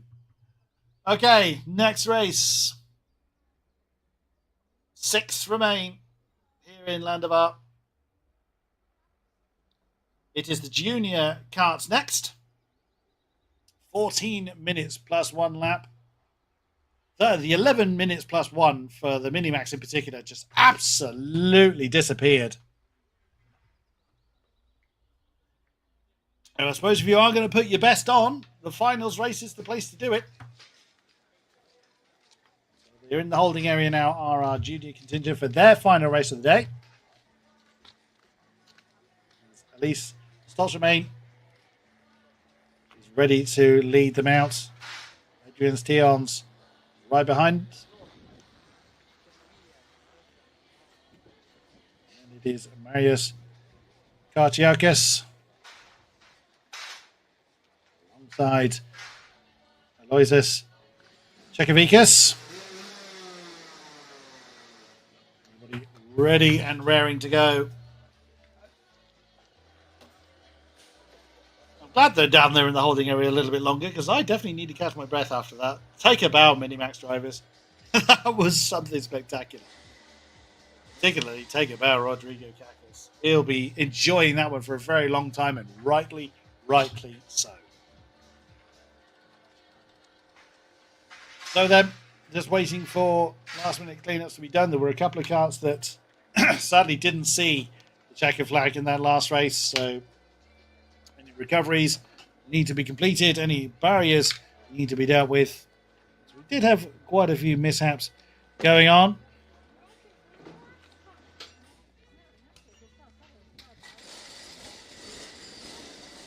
Go. 30-second board being held aloft. Drivers know to have the engines running and to be prepared to leave the holding area for their final warm-up session of the day. There they go, green flag doth wave.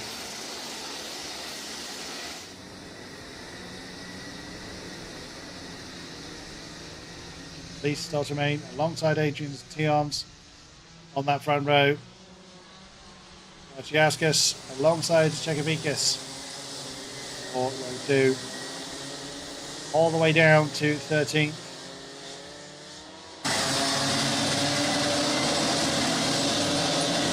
.14 minutes, last one lap. Longest distance race. The next 4 races will have 14 minutes. The last 2 will have 12. Day out. Mind, this is not the green flag lap. It is one full lap under yellow flags to warm up everything they need to.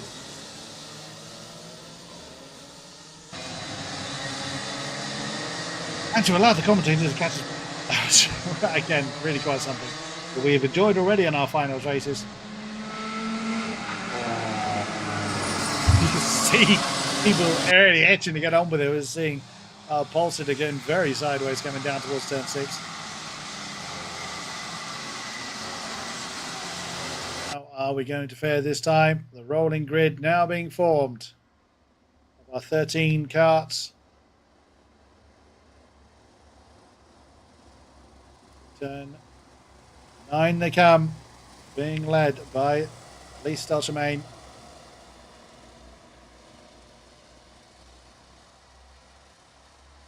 Into the columns they'll go. The starters' orders. And he's happy. Away we go. The final time for the junior class. More of a steady run through turn 1 this time. These cars obviously a bit bigger than the Mini Max and the Micro Max cars we've seen. Being a little bit more cautious coming through turn 1. They know they've got some distance to cover. Very, very hot as well for them in the races. Bit of gesticulation going on there between the 3rd and 4th place karts. Not happy about something. That's the 271 kart. That is Adrian's Tions to stand into 3rd now. Potentially not happy about something. Oh, that's a bit of a wide moment there for Ricard's Reichsteins. Has managed to get the car turned in, but it did look like it was really understeering coming through turn 9. Woods they go then. That is Marciaskas up into 2nd place. Head of Adrian's Tions.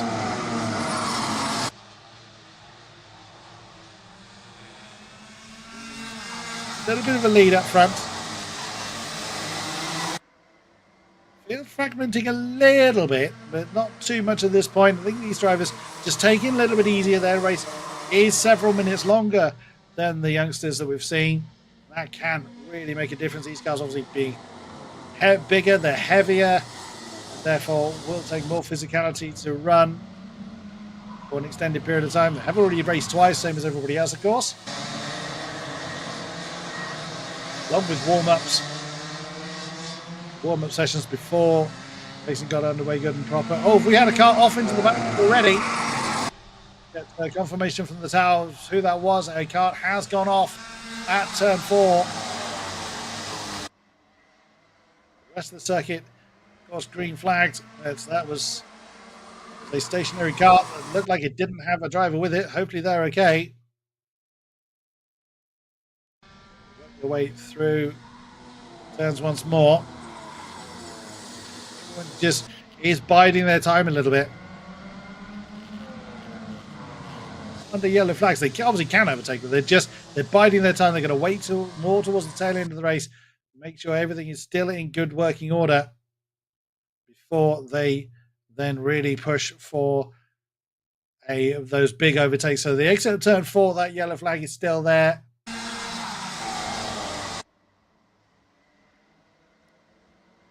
Oh, big hit to the barrier, a big hit to the curb for Marciaskas. 7-3 kart.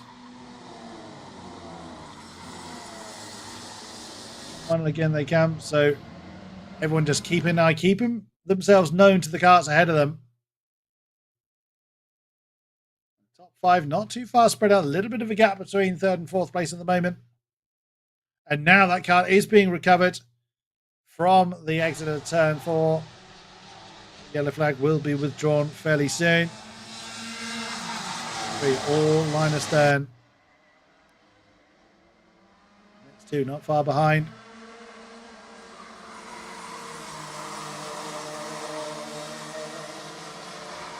As they come then, so just making sure that they're not making a mistake. Of course, they don't have another opportunity to recover from their mistakes, as in other races later in the day. The junior category, just sure they're keeping it on the straight and narrow. The amount of times we've already seen just how difficult a mistake is to recover from. Now we have the towels. Stolchemain leads the way.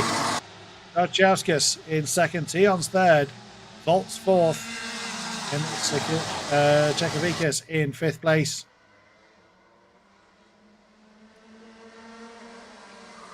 Lazarus Verifius that was off into the dust at turn 4. The number 223 X-Breed kart. Sadly, no longer a participant in the race. Top 3 still very, very close to go. Stolzemain, Karchauskas, and Tions less than half a second apart as they came over the line. Volts and Chekovikas, again, just 2/10 apart for them. Rusk a little bit on his own. Very close between the top 2, in particular Stolzemain, with a lot of pressure to deal with now. Karchauskas getting a little bit impatient, trying to hustle for the lead a little bit more now. Let the early part of the race play out as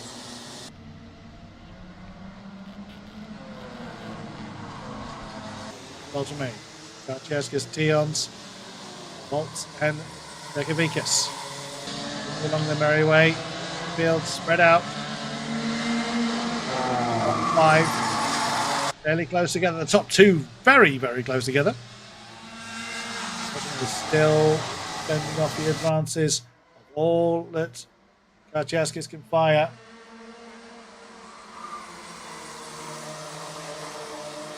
Tions is not far away.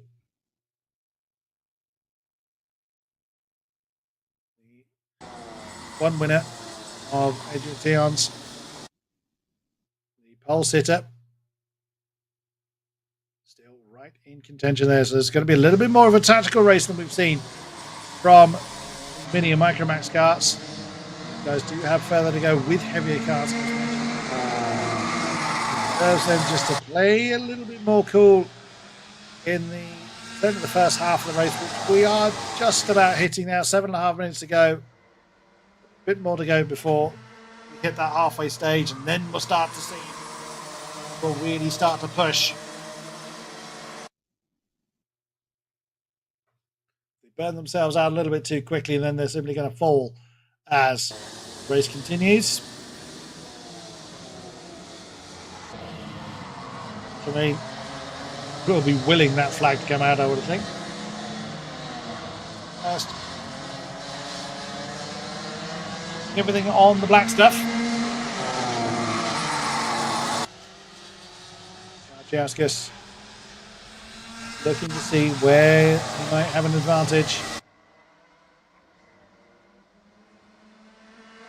Attempting any moves just yet. Like I say, they're just keeping themselves to themselves for the time being. But if they make any mistake whatsoever, the driver behind them will most certainly not forgive them for it. Adrian's Tion still keeping Karchauskas very, very honest.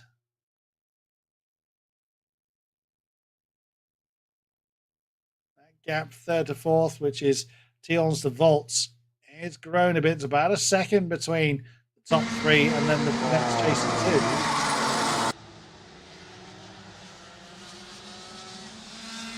Still they turn with just over 6 minutes remaining.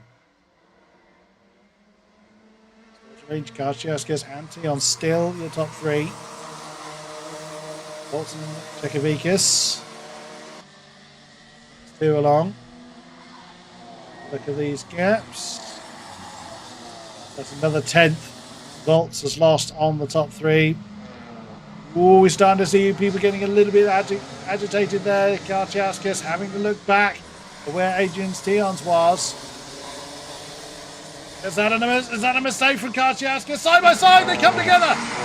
But they did just to tell the tale.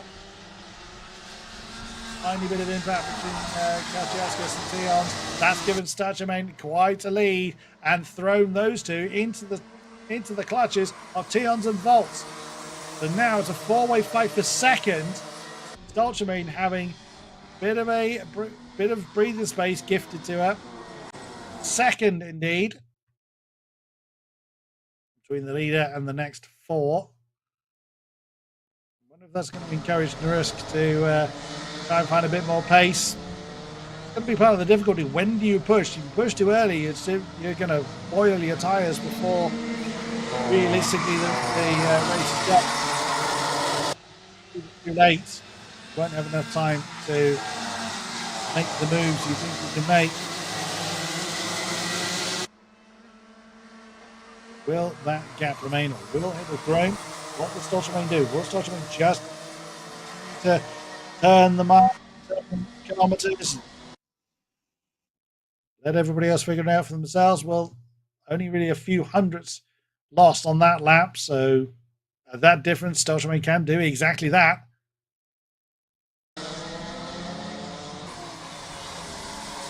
Group of four still very close together. Make no mistake, they're not driving slowly. They may not be challenging repetitively for positions as we've thoroughly enjoyed with our mini. They are still pushing very hard. Are bearing in mind, guys have got to get them to the end. They themselves have got to have enough strength to push on, make the challenges.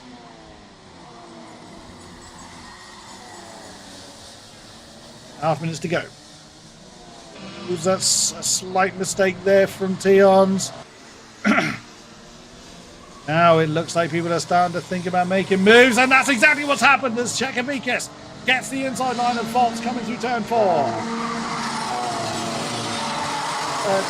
Volts didn't really do anything wrong there. Čekovikas saw an opportunity and went for it. 3 minutes left. If people are thinking about making moves, they're going to start to try and deploy them. We all know how this process works. They've raced together numerous times. Now we might see more punch and counter punch going on. Oh, move there from Tions on Kuruskus, but that didn't pay off well for Karchiaskis at all. Several positions lost. That's going to give Stachemain an even bigger lead. Again, in the blink of an eye, it wasn't even Karchiaskis' move that caused him to go down a couple of positions. A couple of minutes on the clock, that's going to be difficult to make back.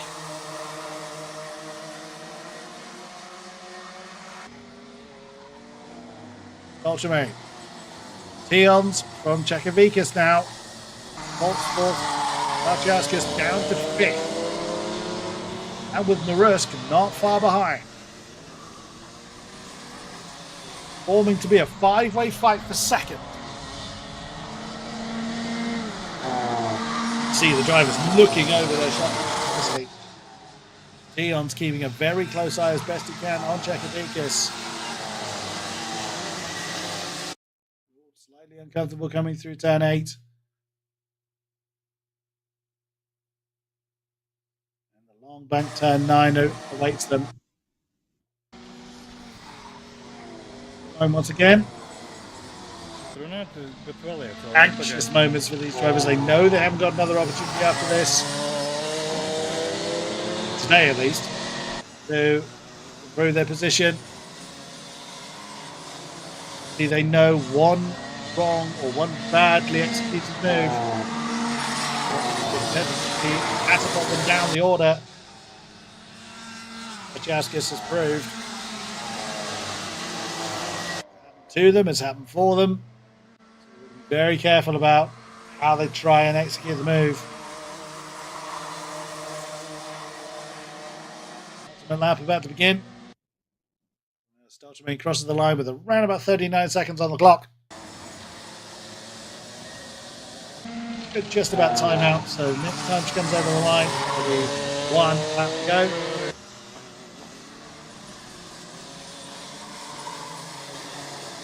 Group of 5 fragmenting a little bit as Tions and Čekavikas are breaking away from the top. Lead to Stelterman remaining 1.5 seconds now.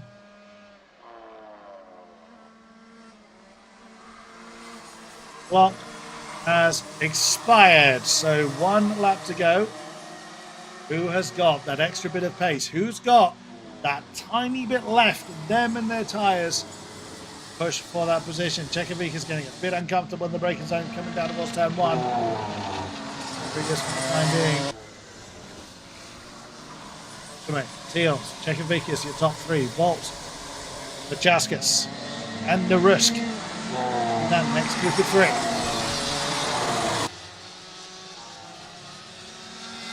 Nothing immediately to worry about other than driving themselves off the road.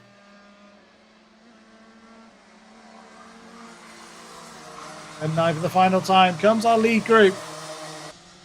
But it's going to be Elise Stelterman that takes the top spot. A huge celebration. Very happy with that.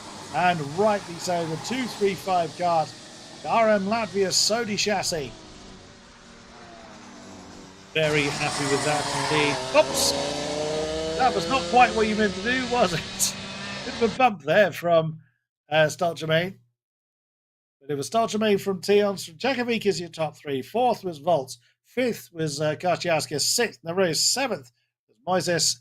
8th was Bersacia. 9th, Sprood. And 10th, Grandberger. 11th was Rikstins. And Kadashik was 12th.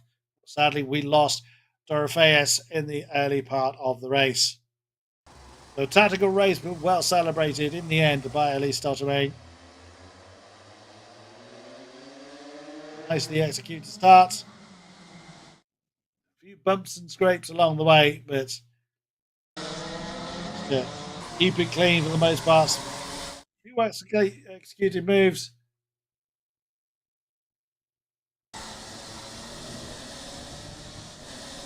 The end of racing for the day for the junior contingent. We'll move on to our senior contingent, the biggest grid of the weekend. Again, 14 minutes plus 1 lap for our 4th grid of the weekend. Or 4th category, I should say, of the weekend. Out of the 8, only 5 races left here in Kandavas. It's been a fantastic weekend's racing from all of our competitors. Nearly 100 karts took to this event. Varying age groups, sizes, shapes and designs.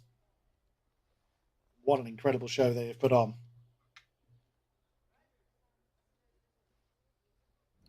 So as we wait then for our seniors to make themselves ready, because any cleanup operation has to be conducted with the kart that was off at turn 4. Wind speed still around a brisk 9.4 kilometers. Isn't necessarily heavy, but it is certainly noticeable in certain spots. You can see how the flags are demonstrating what 9.4 kilometers looks like.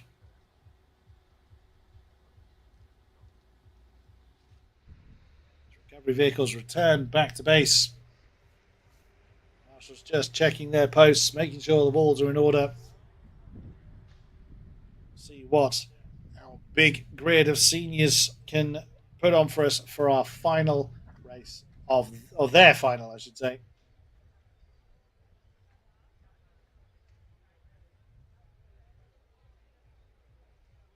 So once they're released, we'll go through the running order for them. category being somewhat led from by Artems Sestikovs.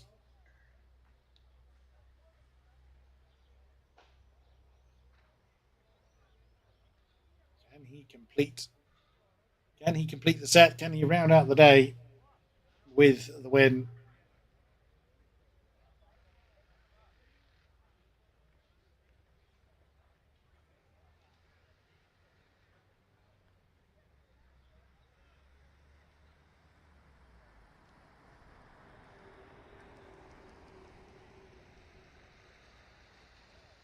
A little bit further time for the marshals to complete the necessary safety checks and what have you. And also for the recovery cars to get out of the way and return back to their positions. Of course, for cars that cannot return under their motive power, they're not as light as they are, they can't be carried back to the pits. They will need to be recovered. Now that the recovery vehicles have gone back to their posts, that can be reported back to race control. And the cars will be released for the senior final. Artems Sestikovs make it another win for MRG Racing. Will it be Oliver Kerg that may usurp him in the Racing Academy Tony chassis? Will Bruno Perla have a bit more of a comfortable race this time, or will Dominguez have a better run? Says Sestikovs from Jörg, Dominguez from Kirikovs, your front two rows.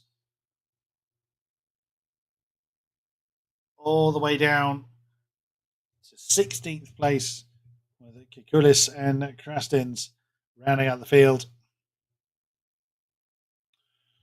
What can we expect this time? Well, we are ramping up the speed towards the big guns again. Drivers be older than our youngsters.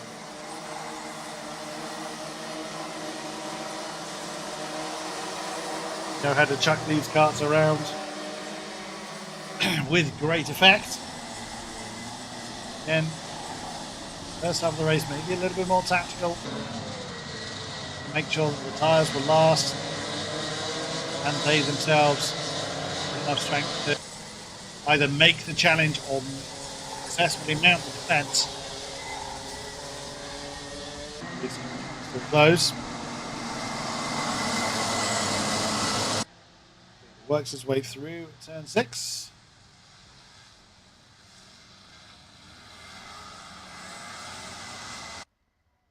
Now started to form the grid on the way down towards turn 9. There it is, the rolling 2x2 now being formed.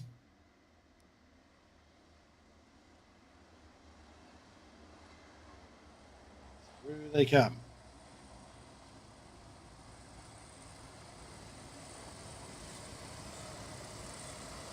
Who is going to come out on top? Sestikovs leading the way. Mr. Columns. In the process, we're getting fidgety, and the starting flag has dropped. We are racing once more.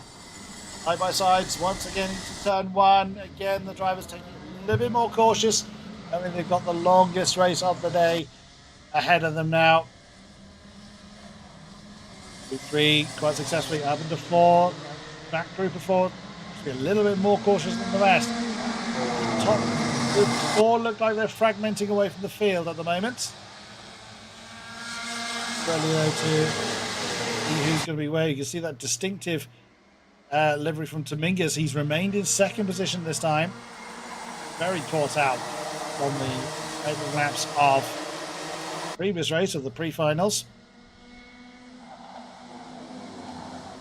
Then it's Sestikovs from Dominguez, from Kerg, from Japere. Your top 4. That's the group that's broken away. The rest of the pack still fairly condensed. The Krastins in trouble. They will have lost one already.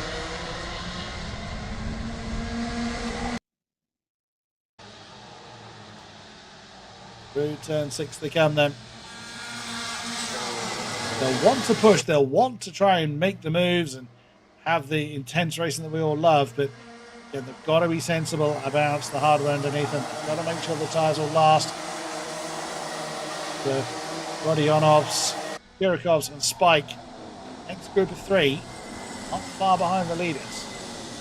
Up to 7, just over 2 seconds. That's a side-by-side there going on. Oh, very, very close. Somebody's needing to recover yet. Preston has not been raced.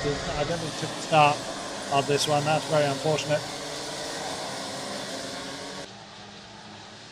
Top 4, less than a second apart as they came over the line.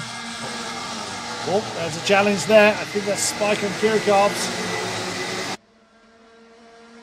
Still going on side by side, going through turn 8. 309 kart, that's Kirikovs. Was indeed Kirikovs on Spike, having an argument for 6th position. Bruno Perla down into 12th position. Huge incident for pre-qualifying. Pre-qualifying, pre-final, I beg your pardon.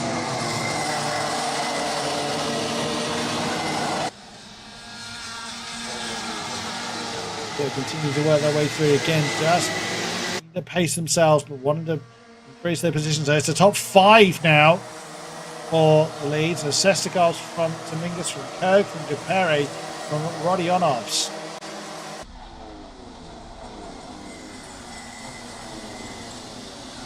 Kirikovs, Spike and Savicki are the next group. Kandavas just ahead of Adari, Kurielitis, and Perla. So that's that group of 4. The British parameter at least not see that the remainder of the field. Group of 4. So taking it easy at this stage to make sure everything is in good working order. It is very, very warm. Just make sure that they aren't overexerting themselves and not putting too much stress on the machinery. That's the Cobbs. 11.5 tenths of a second coming over the line is the lead. Just can't pay too much attention to Sestigals as Oliver Keg is right there.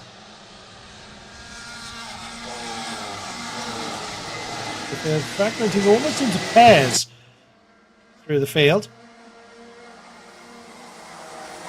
That's the way it goes. Sestikovs at the moment doesn't have a dance partner, but that doesn't mean it'll stay that way for the remainder of the race. 9 tenths the lead now.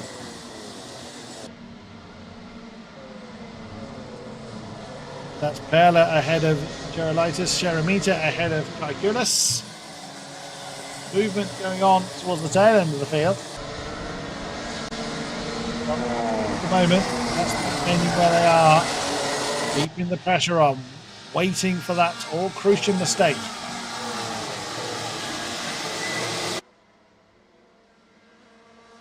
Far easier said than done. Very easy just to push that a little bit too hard, too early. The line once again. 9 tenths of a second last time around. It's now a second. Sestikovs. This cannot shake the attentions of Oliver Kerg. It's 2 by 2 by 2 by 2. All the way down to 9th place.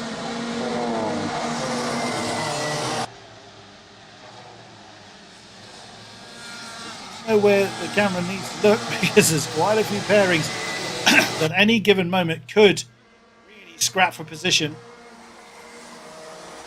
But they are just biding their time. Each other company until the second half of the race where things are more likely start to heat up.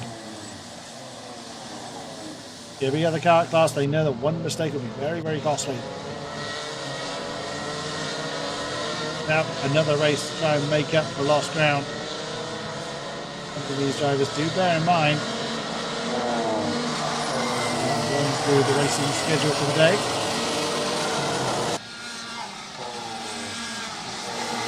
on the order.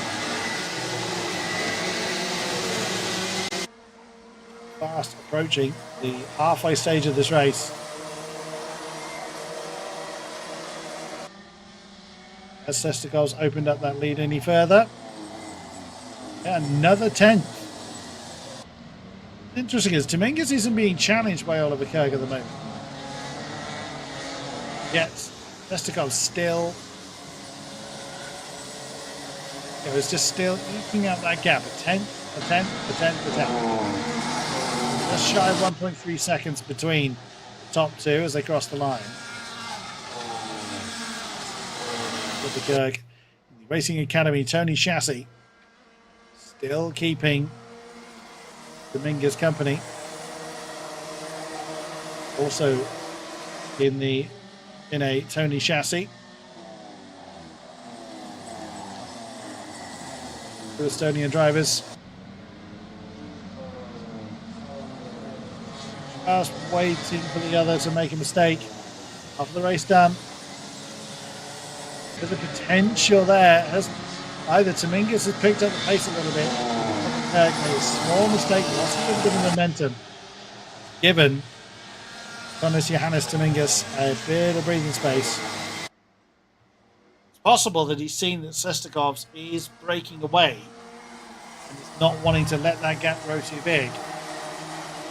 Equally, whilst it looks like they're just kind of waiting for things to happen, they are still pushing very, very hard. They are still giving these cars a damn good workout. Being the pace is very, very similar. Trying to gain that advantage is that much more difficult.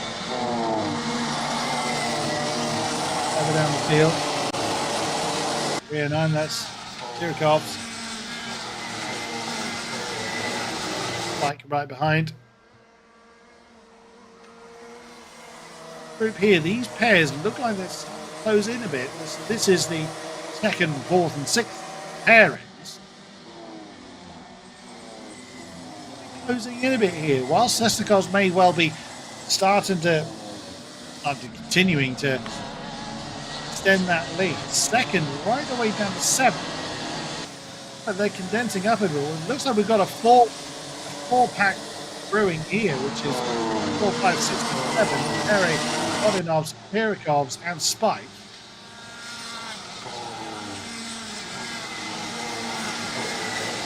Hard to see some scrapping soon, or just outside the podium spots, but then they aren't that far off the back of Oliver Kerg either.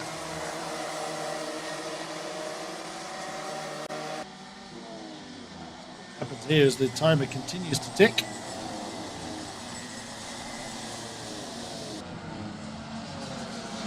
Turns once more they come. Actually, Dominguez isn't that far. He's only 6/10 ahead of Oliver Kerg. Could actually be caught by this pack that's brewing behind. Definite three-way fight here then. That is Vodinovs, Kirikov, and Spike. Are very close together now. Kirikov's really starting to put some pressure on here.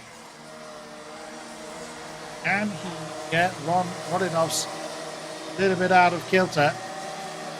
Steal away that 5th place. Almost just maintaining position. Just over 1.5 seconds. Mingus. Jeremeter and Gerolitis are flopping around again for 12th.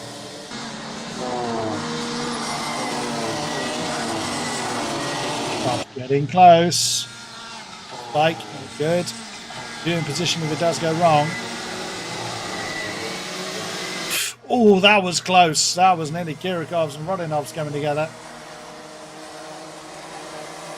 Now they come. Marta Spike. Watch is on. Does all come bad. Well, it'll go towards her wave. It does all go a little bit wrong, and like so. Just like so, before it even finished the words, Kirikov's too deep into turn 1. Marta Spike says, thank you, I will have that. Position game then for Marta Spike. Kirikov's will be kicking himself for that.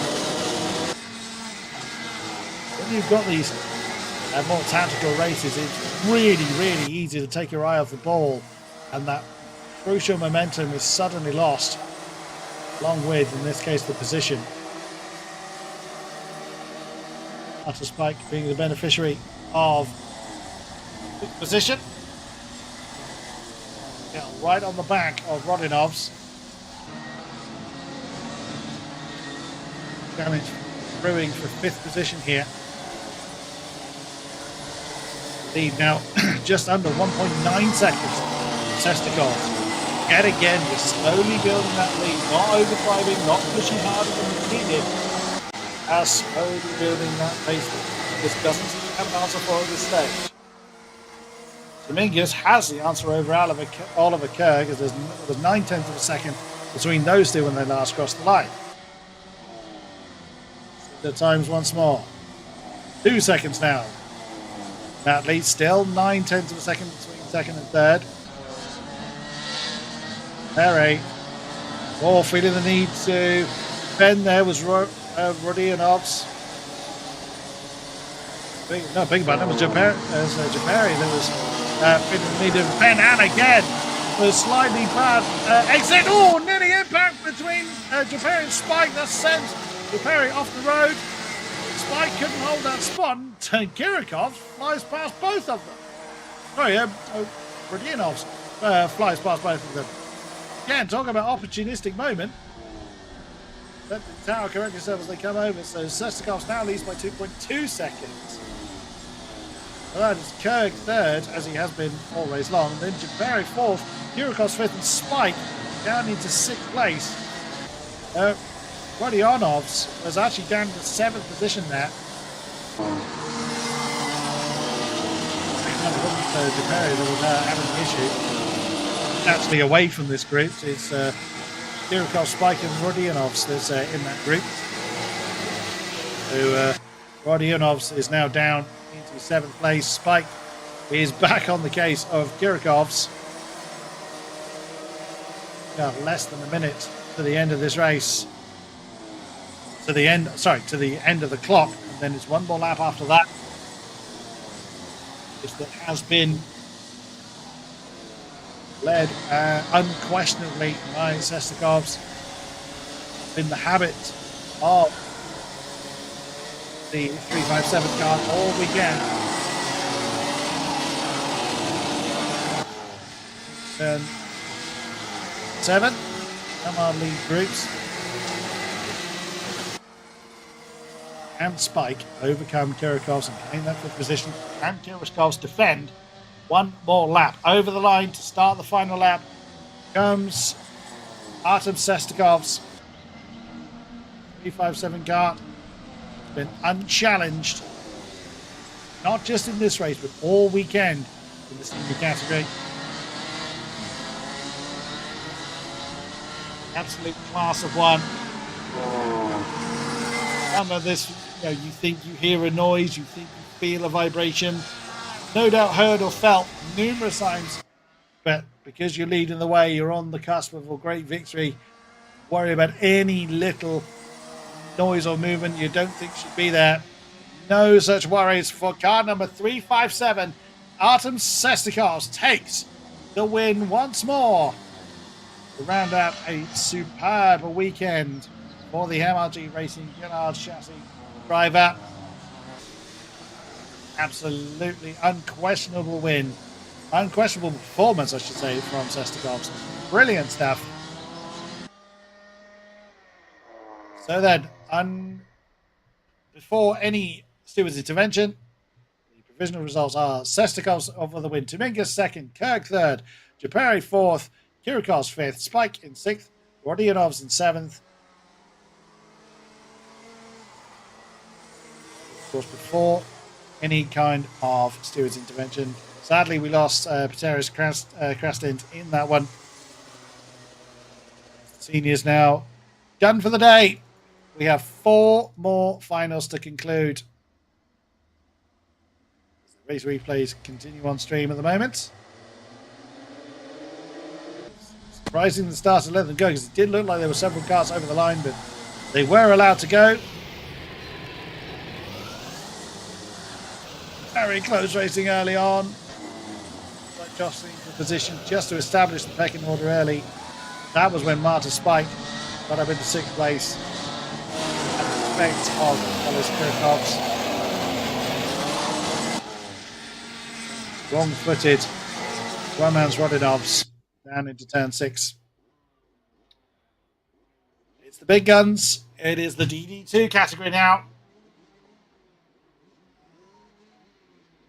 14 minutes plus 1 lap for some of the fastest karts out there.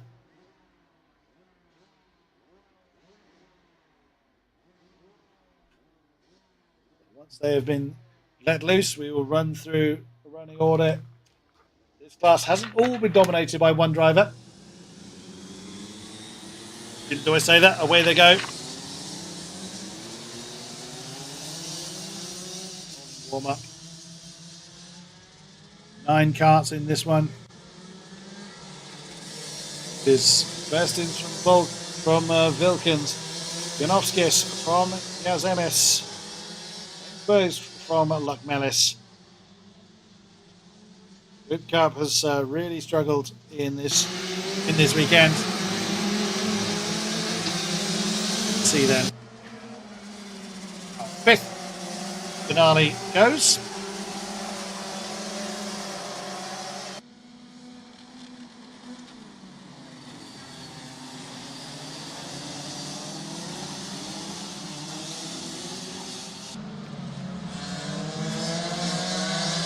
Then final time for our DD2 class.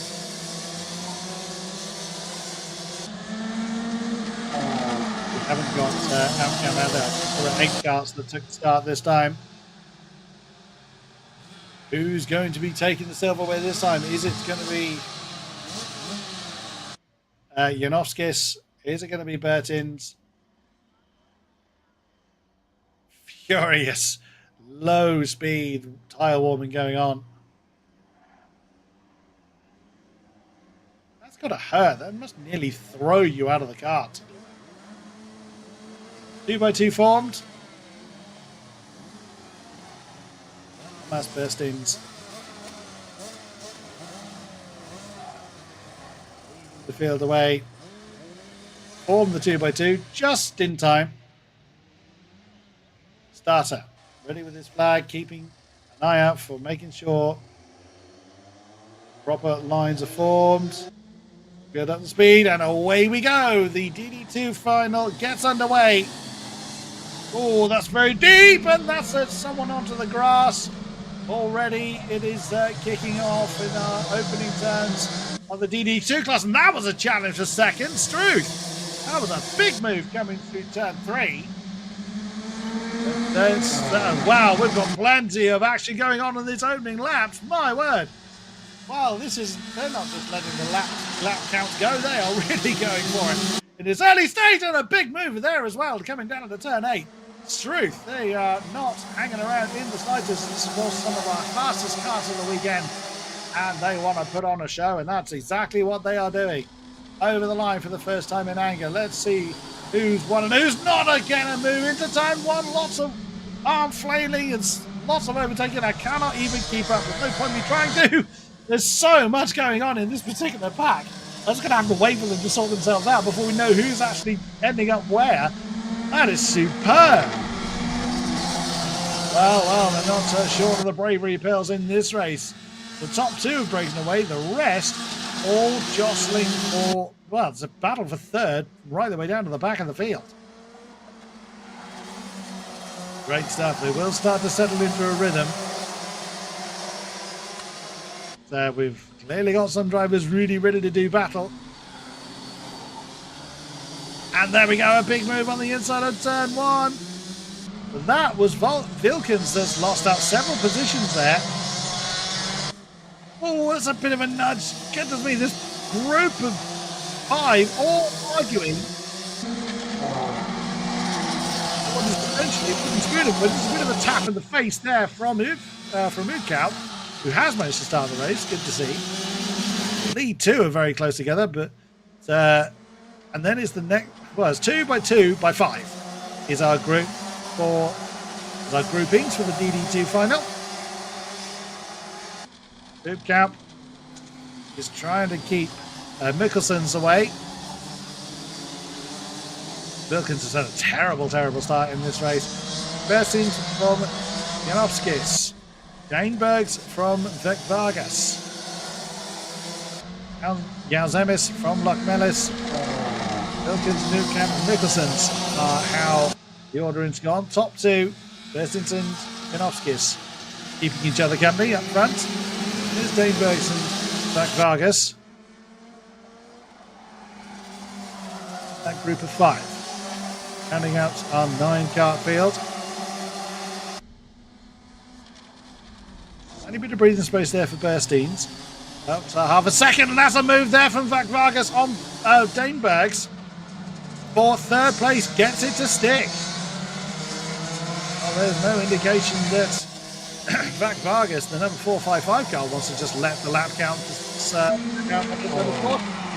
push it.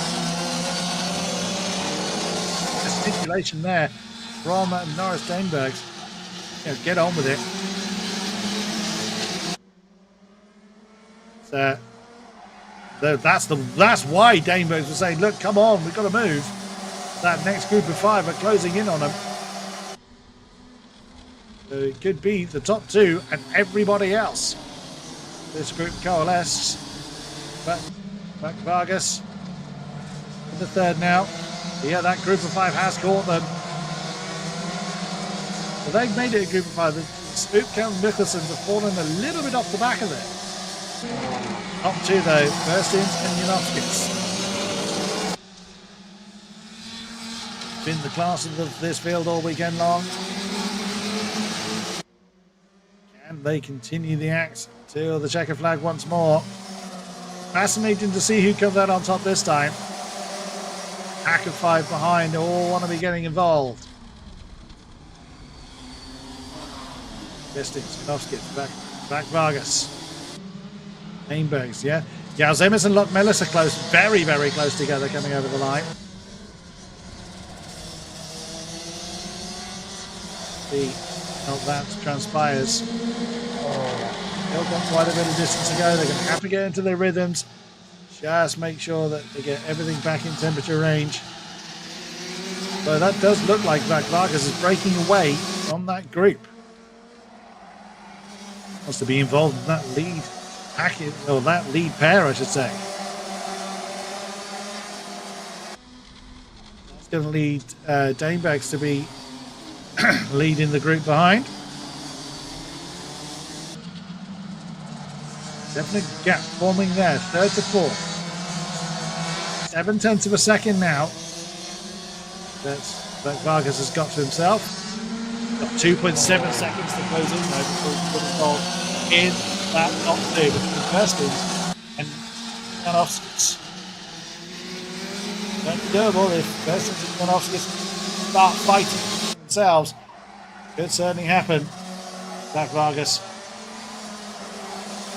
Ball just a bit deep there for Danebergs. Does just manage to close the door on Jauzemis behind. Danger though, side-by-side coming through turn 9. Didn't quite happen on this occasion. Oh, didn't need to wait for it though. Down to the inside of the fourth district was Jauzemis. Danebergs left the door slightly too far open. Pounced did the number 405 car.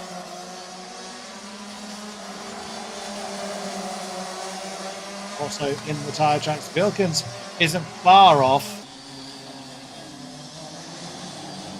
Further back, sorry, a few tenths further back.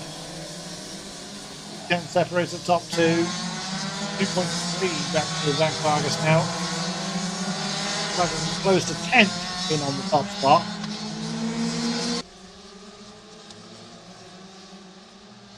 What can Jauzemis do? Can he break away from the pack that he currently leads? End up dragging the pack with him. Far more common to not let fellow competitors get away. You end up dragging your competitors with you. Still feeling the need to back into the bodywork of the car to make sure the airflow is working correctly. Knows Janovskis is there.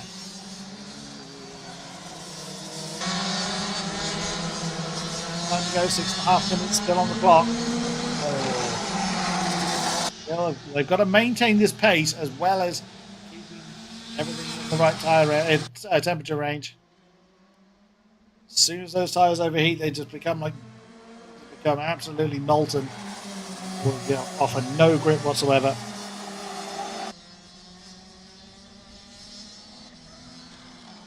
See, both of our lead drivers, actually quite a few of the field, will certainly be tucking themselves into the bodywork of the go-karts, not hiding behind the steering wheel as such. Use aerodynamic drag that their bodies will offer. I wondered if Janovskis was having a look on the inside of turn 6 there. What happened? Luck Mellis is in trouble. Down to the back of the field as Luck Mellis made a mistake.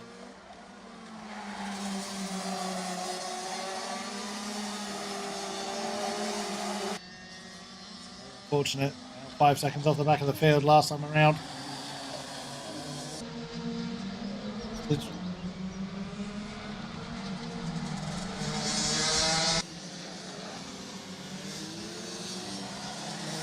Them still under pressure from Danebo. Bilkins not far off either. Most definitely fragmented as Luck Mellis was definitely in there. Sadly, fallen by the wayside, completely out. 5 minutes to go. 5 minutes till the clock expires.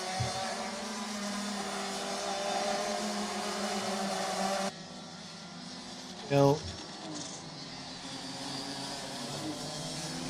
4.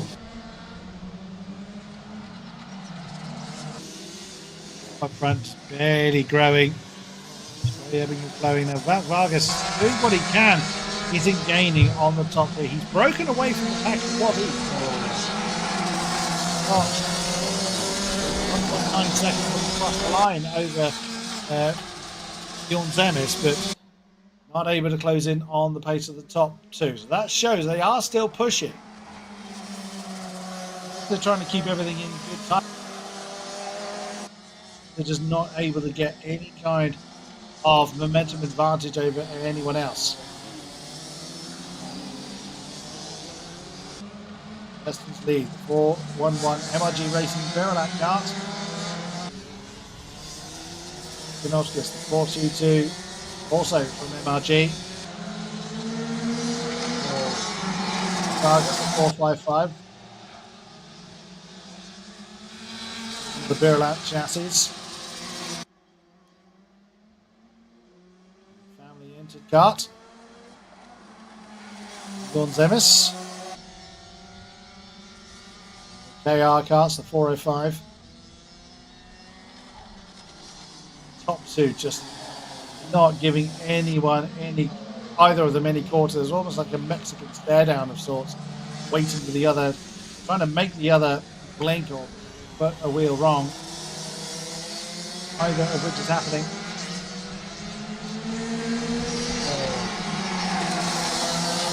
Goes to 498, the RM Latvia OG chassis.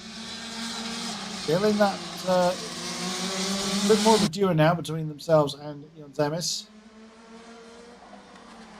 The Bilkins early on started towards the front, but sadly early trouble. The 477, another one of the RM Latvia Sodi chassis.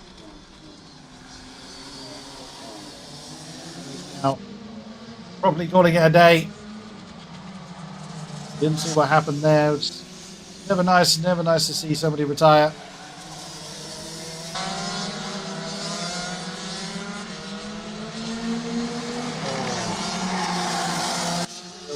Turn 6. Thurston's leading the way. Mike Vargas has closed in a little bit. Down to 2.1 behind Janovskis, 2.4 behind Thurston's. Only 2 minutes left on the clock, plus 1 lap. Rate of progression is not going to be enough to close in to challenge. Janowskis have anything in reserve? At the moment, any answer, any challenge that Janowskis is able to provide has been answered. Burstins before has really been offered.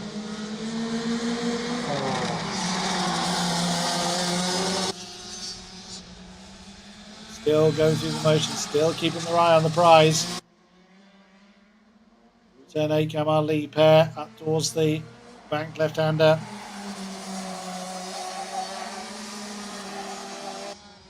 Through the turn. A couple more laps to go.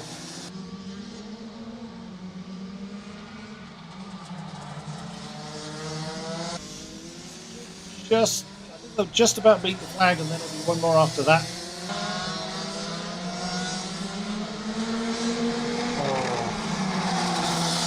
And I'll leave there once more.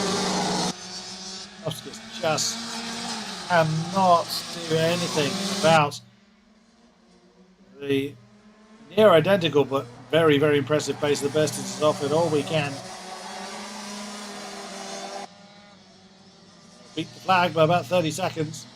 So 2 laps to go for our DD2 class. This will be the time to dig deep to find that last bit of strength, or try and somehow coax the car into flipping up a little bit more. That's looking over his shoulder. Janowskis is still there. Vargas closed in a little bit, but he isn't going to challenge the top 2. Turn 9. Our lead pair. So final lap of the DD2 final. Final lap board is shown to them. Of course, anytime you dig deep, so does your opponents.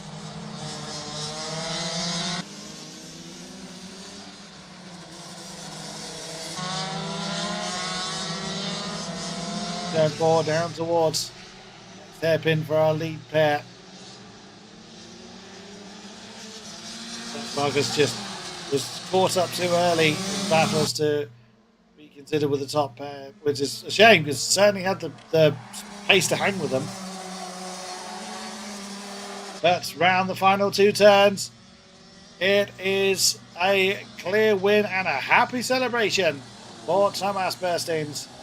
411 car taking that top spot. Respect between himself and his pursuer. Again, it's always good to see. Highly encouraged.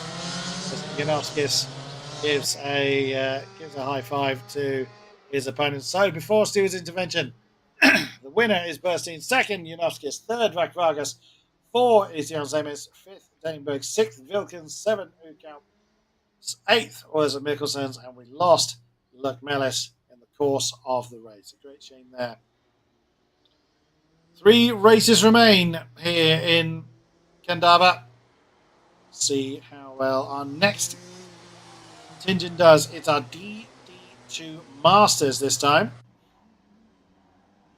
So we have a look on stream at the replay of the start. Absolutely perfect start from DD2 contingent. There was a few jostling for positions early on. Once the pecking order was established, move into turn 8. It was a case of applying the pressure. Don't be underestimated. You definitely getting into the heads of your opponents, trying to force that error.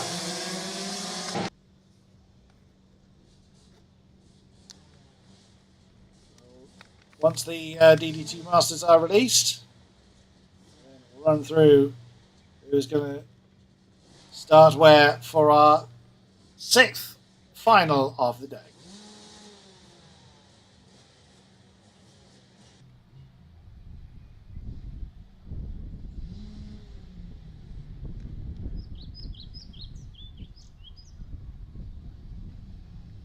Okay.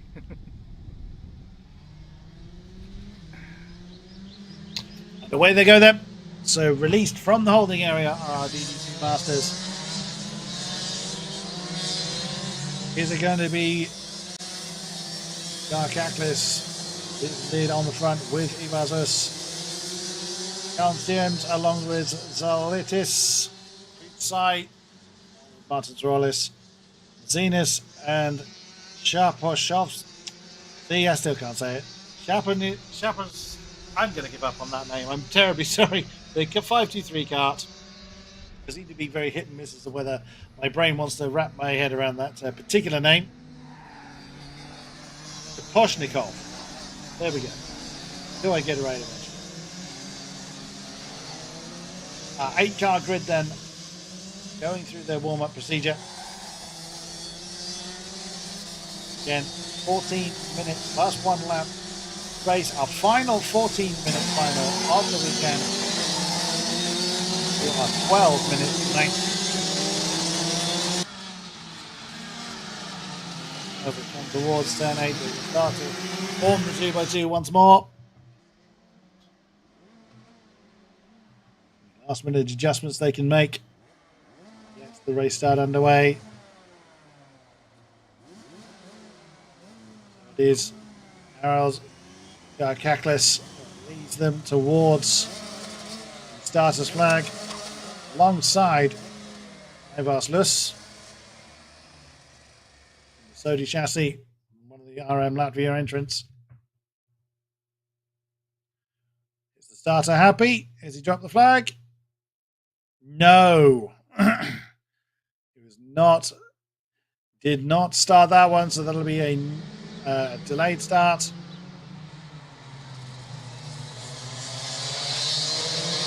Columns not quite to the starter's liking.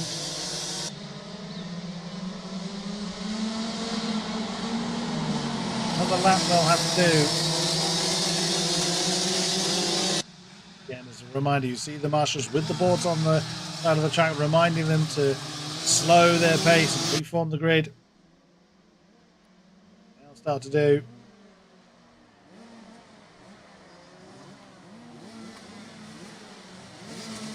And you see them communicating to one another. Starter flag aloft and ready to roll. Only when he's happy to release them. The field come across the line once again. Do we get this race underway this time? Oh, well, that was very close. As the starter flag was indeed dropped. We are racing here for our DD2 Masters. Oh, and that's someone off. That's one of our cars that's gone for a bit of a spin. Once the tower gives us our name, we'll know who it is that's had a bit of a moment. The first few turns gone well for most cars, with one of them facing the wrong way coming through the first turn. Wow, that's Garkaklis. That is really got the hammer down. A bit of a one car slightly out of sequence. Over the lorry for the first time in anger come our DD2 Masters. And that's a challenge down into turn 1. That was Preet Sai. Distinctive purple livery kart. Starting down in 5th in this race. And that's a move there. Oh, Struth, that was Mazinas. Nicholas Mazinas having a go and being counter-attacked by Yuris Zalitis. Oh, a bit of a gesticulation between the pair of them. They continue their fight. What is 5th position overall? Garkaklis is continuing to lead the way, and the pair behind, very, very close together. And so we've got 2x2s going on again.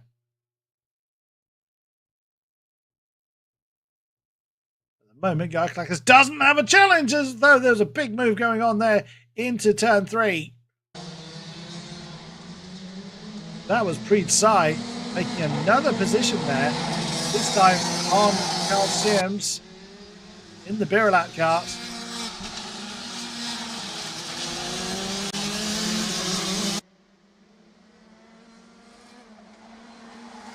Wow. It's been a day of mixed fortunes for Preet Sai. Qualified well. Last race didn't quite go his way. worked his way from 5th in this field up into 2nd. Now chasing off after Harold Darkaklis. He do though. Got time on his side, having made some great moves early on. It's 25 indeed. To do what he can against our race leader. It was Ivarzus that was off into the dust early on.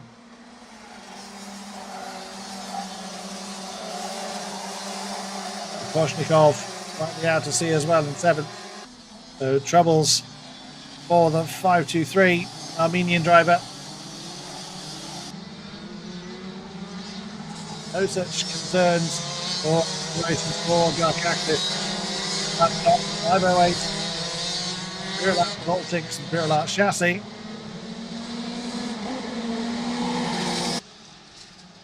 Fair drive there from Preet Sai, the Estonian. The AGS Racing Cosmic Kart.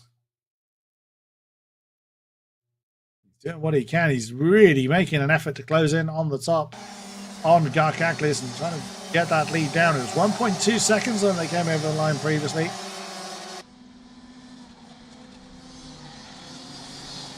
It was 1.4 as they crossed the line this time. So Garkaklis answering in kind to Preet Sai. Again, might be an indication that Preet Sai's pushed a little bit too hard too early. Tyres not liking that. All 8 carts still going. Bazus still going through the laps, even though he's some distance back. So fair play to him. Field now settling into their rhythm. Most the flies ahead of them.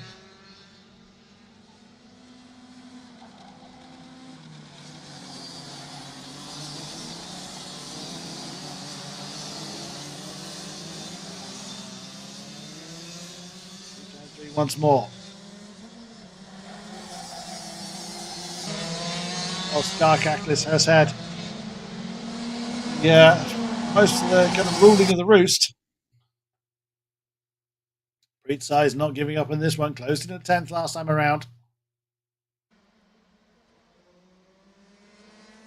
CM's 3rd.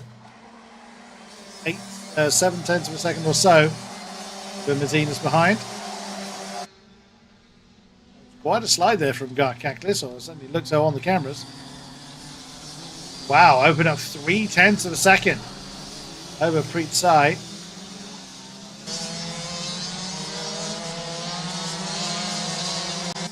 Quite some distance there. He's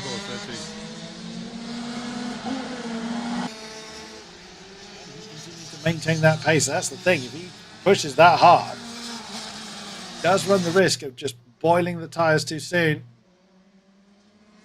It's all part of the strategy, though, of these final races. Of course, the longest of the day for all of the drivers of all categories. Do they push hard, either build a gap or close a gap early? They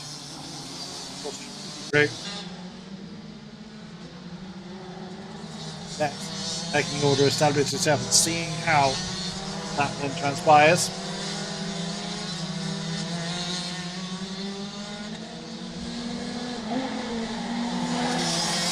Behind side, can't relax too much as Mazina's not far behind them. Tenths between those two. Last over the line. 9/10 back to Zoltis as well in 5th. Not too far apart, so they could form a trio and argue for positions later on.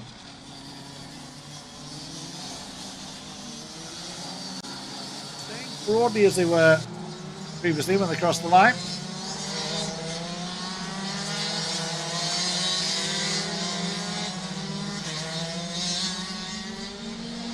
To go this and still quite some distance to cover.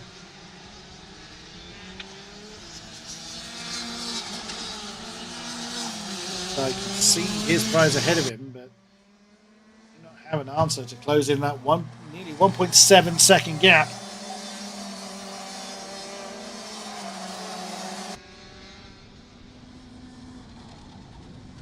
See what he's he's able to do that. Because Calciums, Latvian, another one of the Birlat chassis. Seconds off of lead, 8/10 ahead of Nicholas Mazinas, the Lithuanian. ROTAX Racing Praga chassis. 1.7 seconds between Harold Garkakis and Preet Sai. The AGS Racing Cosmic chassis of Preet Sai trying really everything he can. He pushed very hard very early. Get through the field to get that clean air. The end aim of trying to chase after Garkakis. That was a bit deep there from our race leader. Got enough gap in hand that get away with a little mistake. They wouldn't have cost him too much, if anything at all. Quick look over the shoulder for Garkakis. No immediate challenge. Yeah, he can't rest on his laurels. Not that he's going to. His right foot isn't exactly going to get any lighter. So, as hard as he can, or as hard as he dare. It would be very easy for him to overdrive the car, send it off into the dust.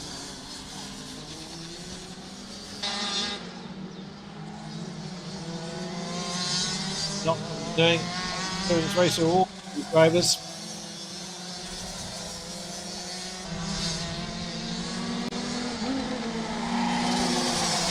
Soltis losing touch a little bit with Mazinas.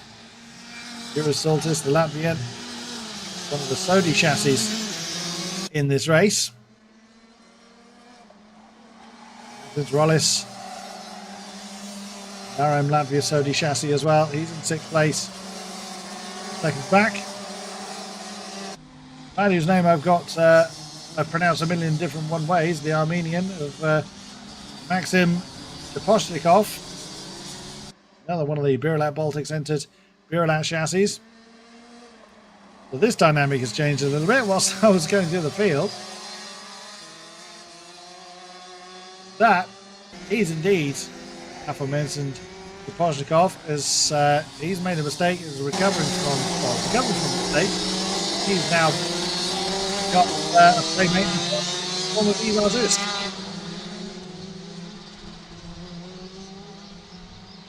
This is for wooden spoon avoidance more than anything else. Ivar Zusk placing the rock beginning of the race.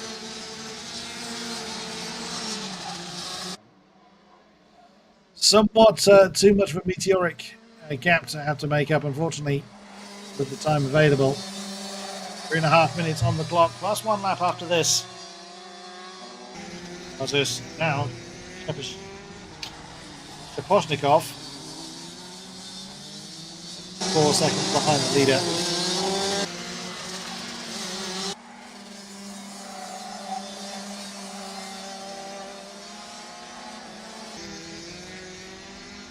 Around about 5-6 laps or so left of this race for the Master category. 2 more races after that to round out the fascinating weekend of racing, bathed in sunshine. Kandavas.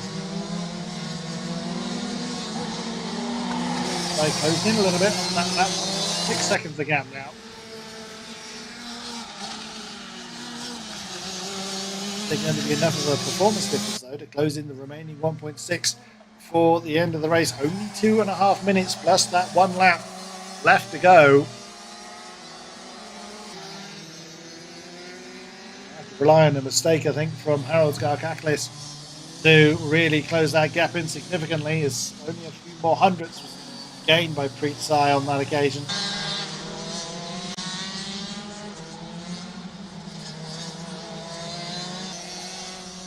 Go nonetheless, still hanging on in there. They know full well they kind of respect. As I said before, it is so difficult. It's not impossible to make up that gap. There's not a huge performance difference, as Shaposhnikov is now back up to 7th. There's a problem with Ivar Zusk. Retired somewhere, either out on circuit or back in the pit lane. a retirement then in the closing stages of the weekend for Ivazus.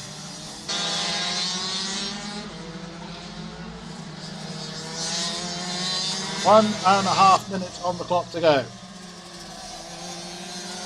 The lead gap between Harold's Garcaklis has opened up the door.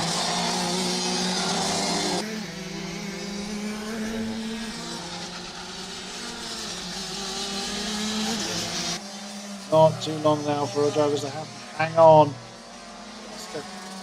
This will be where the fatigue is really kicking in. The heat will certainly be very, very noticeable this late stage of the day.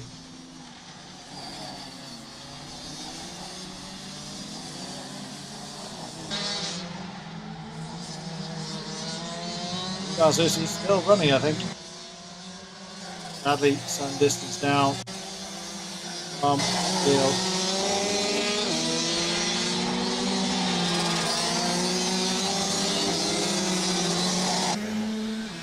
Is there any change in the lead gap? Certainly not significantly. Garcaklis now answering the challenge from Pritsai.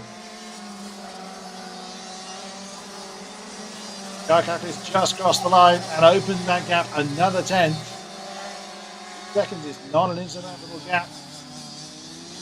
Harold makes a single mistake, then that could well be overturned. We've seen drivers just take their eye off the ball for that one moment, send themselves off into the dust. Clock has now expired.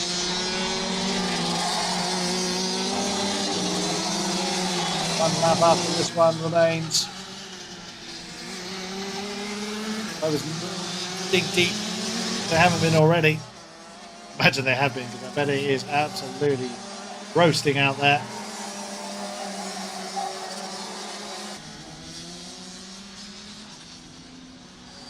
.1 now the gap between Harold Garcaklis and side.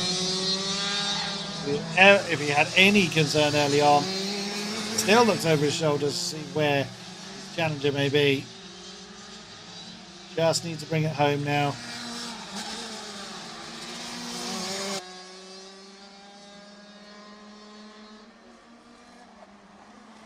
Through turn 9 for the final time.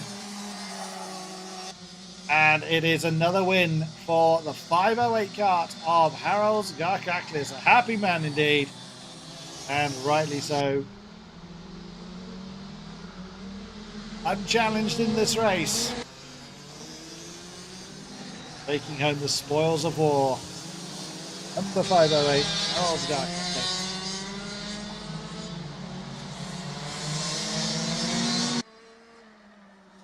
So then, provisional results for the DD2 final. Harold Garcaklis wins with Pritsai in second. Ricard's account teams in third with Zanis fourth, Zalitis fifth, Rollis sixth, Shapanovsky in seventh, and Ivazo sadly having a lot of difficulty in that race. Just 2 to go. Just 2 races remain. Next up will be our amateur DD2 and DD2 heavy category. They have gathered. Go through the running order for our penultimate race of the day.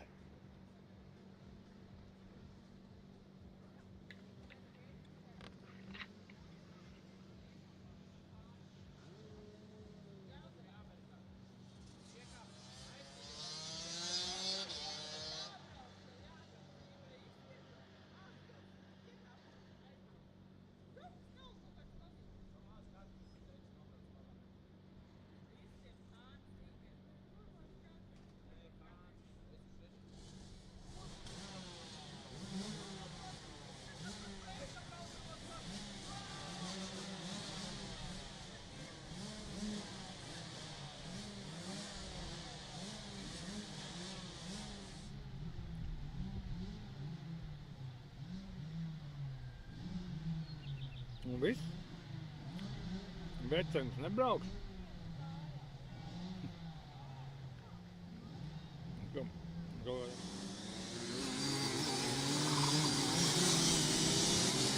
Away we go then for our penultimate final race of the weekend. It is Ram versus Grenade once again. Alexans and Zefix in the second row, along with the rest of the field. Now, Frams and the Padans really did put on a show for us leading up to this point. See if they got enough left in them to do this. Now, this is a 12-minute, not a 14-minute final race, plus one lap. The same goes for our T4 contingent to round out the day's racing. Kandavas just starting to roll in a little bit. Well, certainly in certain areas. Beautiful forest that Kandavas is surrounded by. Sun starts to set a little bit. 12 minutes plus one lap then for our amateur DD2 and DD2 heavy contingent. Again, furious tyre weaving going on. Why just... Oh, you're not racing yet. Careful. It was quite a start from Roman's Padans last time around. Rodrigo Frams was there all the way. See what happens this time. And they just absolutely disappeared from the rest of the field. 2x2 formed. Run down towards turn 9. Who has got that little bit left in them? Let us see for the final time this weekend, the amateur DD2s and DD2 heavies. Round turn 9. Form the columns and wait for the starter to let them loose. They build up speed towards the starting flag. And the starter is happy. Away we go to get the penultimate race on the day. And away, there's impact. They have managed to survive, but there was definitely impact there. There's one that's stranded. There's someone also going onto the grass. Goodness me, it is Chaos and Pandemonium. That's the 505. That's Antonevics. Dimitri Antonevics that is out. Following a touch on the way down towards turn 1. But that car should be recoverable. And it's happened again. Frams has gone ahead. Padans ahead of Frams. He's managed to do it again on that opening lap, exactly the same as he did in the pre-final. So they're looking to set their duel up they had before. Sun is starting to give, they're starting to get some shade from the sun now. Hopefully we'll make the drivers a little bit more comfortable, because I imagine they have been rather well cooked throughout the course of the day. There's been that light breeze, which will have little consolation to the drivers whilst they're out there, as there's almost a bump and a bang towards the tail end of the field in this race coming to turn 3. Still, these cars, some of these cars at least, get very, very squiggly under the brakes. Last thing these guys need when you're getting towards the end of the day, you're tired, you're still running on pure adrenaline. Oh, that's an opportunity there for the 551. That's Lucevics. Get it done now, down to turn 9. Try, but to no avail. Just saw Antonevics there, Dimitri Antonevics walking away. Padans from Fram, Galaxins from Lochmelis, Lucevics from Spikis, Gallis from the other Spikis, and Edios at the back of the field. So then, whoa, that's very wide there for Lochmelis. That was quite an exploration of the outside line of turn 8. Sorry, Marius Lochmelis was the one behind. That was, let's see if I can. Oh, and that's a move. That was Spikis on the inside line of Lochmelis. Bold move on the inside of turn 1. Claim that 5th place. Hold on to it though. That was Marcus Spikis that made the move on Marius Lochmelis. The last time that these two end up swapping position. They are glued to each other at the moment. already. Oh, that was an opportunity, and there almost a punch in the face between Lochmelis and Speckis again.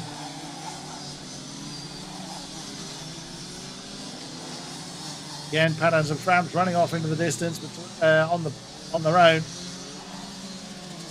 leaving Calixon a little bit in no man's land.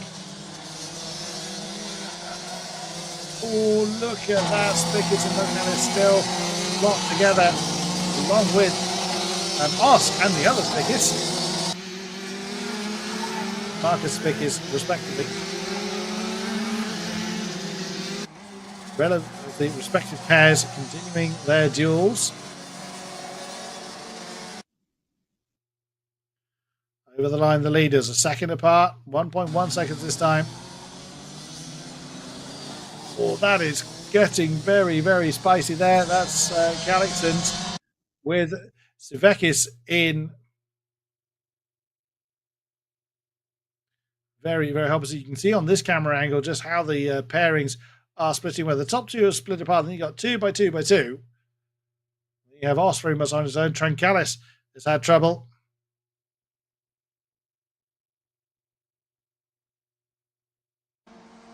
Heading down towards the tail end of the track. There is Calixon's Stepix.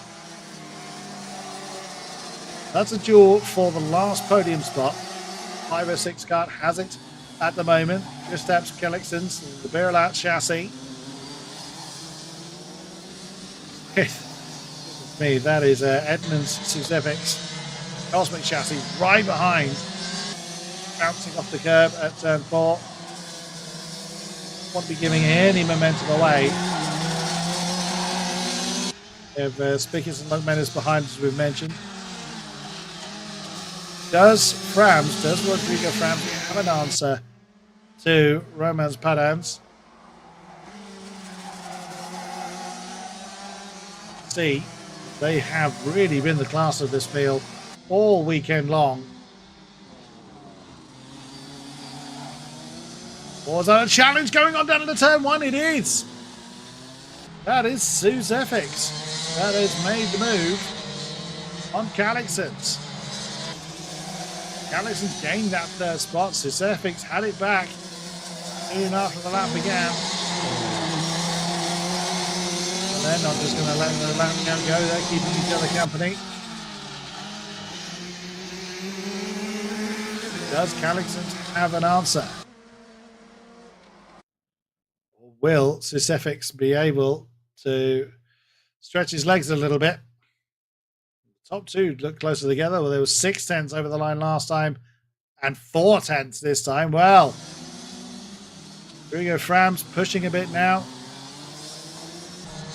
Yeah, was over a second, a couple of laps to go, but definitely not now.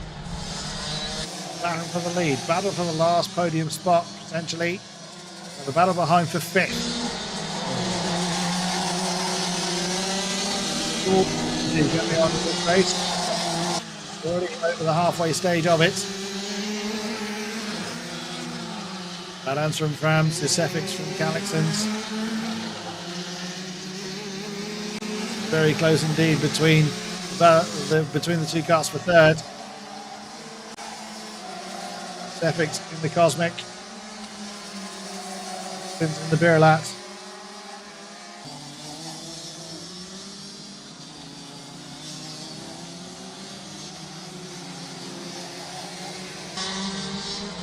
As Martin Spickis and Lochmelis locked in battle for 5th place.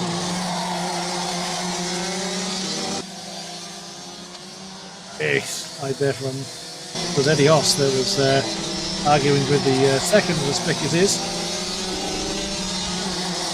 Well, 588 Eddie Oss.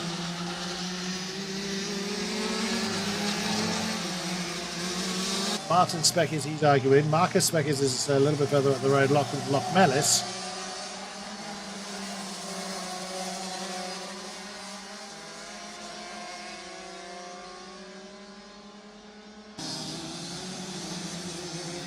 Definite duels going on, definite potential for battles and the closing stages of the weekend. They're slightly shorter than the other finals we've enjoyed today.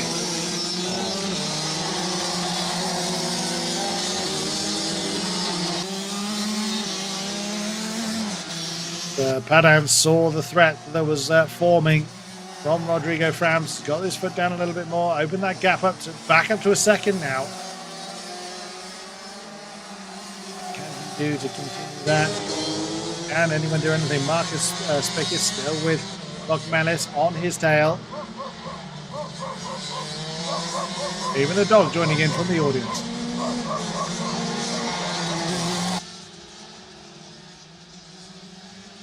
.593 Cup. Romans Padans, another one of the Barrel Arch chassis.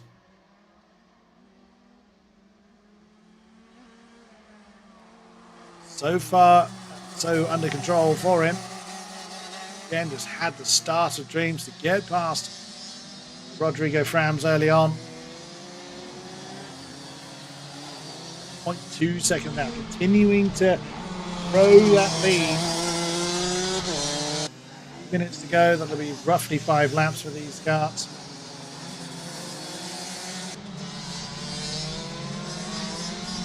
Continuing to grow through the field now.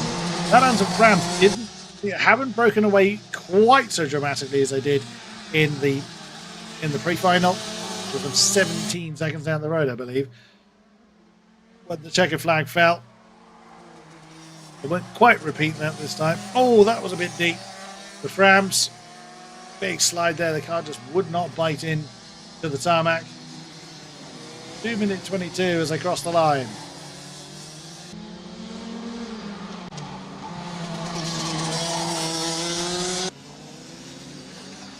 Now 1.4, that gap between Padans and Frams. Sisefix and Callington, that battle is pretty much dissolved now, as that's now 2.1 seconds between those two.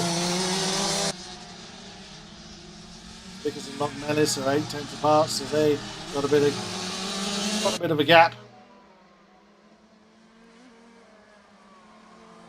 Unfortunately, our pairings have kind of dissipated a little bit. The line comes our race leader. 36 still to go before the +1 kicks in. About 3 laps to go for the MDV2 and DV2 heavy class. It certainly has been in the domain of Rodrigo Frams. Been one of our pure Latvian driver lineups. Every other grid has had a sprinkling of Lithuanian and Estonian representatives. Grid being the one solely represented by Latvian nationality. Looked a little bit too deep coming through. Penultimate turn for Rodrigo Frams. Yes, for Rodrigo Frams, I beg your pardon. John Padans has had roll of the race for most of the weekend. Rodrigo Frams won the opening heat. Today, certainly, with Thomas Padans.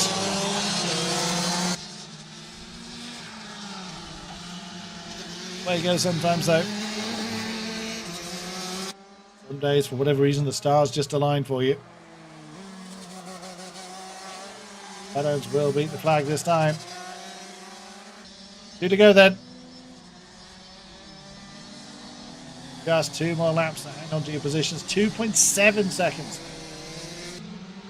Not that he really needs to, but Rodrigo Padans is really pushing hard. Determined to build that gap up as much as he can. But Rodrigo Frams has no answer to it. Clock has now expired. Turn 7 comes our race leader.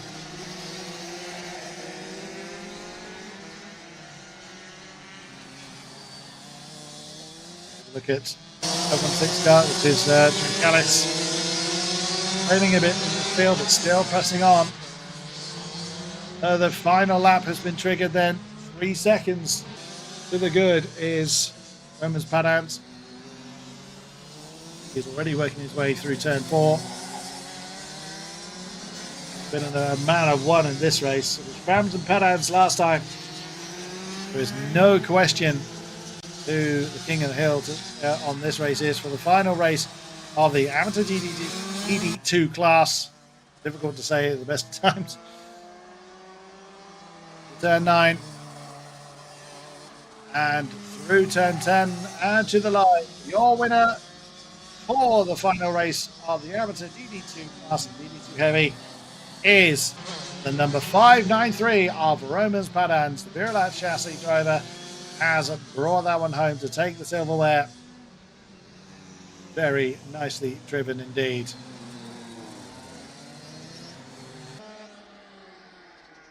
So the provisional result then, before Stewart's intervention, looks like this. Taking the top spot, Romans Padans. Then it is Rodrigo Frams in second, then Zivekis third, Collections fourth, Marcus Spickets in fifth, Bogmelis sixth, Martin Spickets seventh, Edios in eighth, and Trancalis taking rounding out the finishing positions with Antonevics sadly retiring on that opening lap following that first corner incident. It is just one more race to go. The Tillotson T4 class will be closing out festivities here at Kandava. What a amazing weekend it has been. The weather has been absolutely glorious. The wind has picked up a bit. You can see the flags are a little bit more horizontal than they were at the beginning of the day.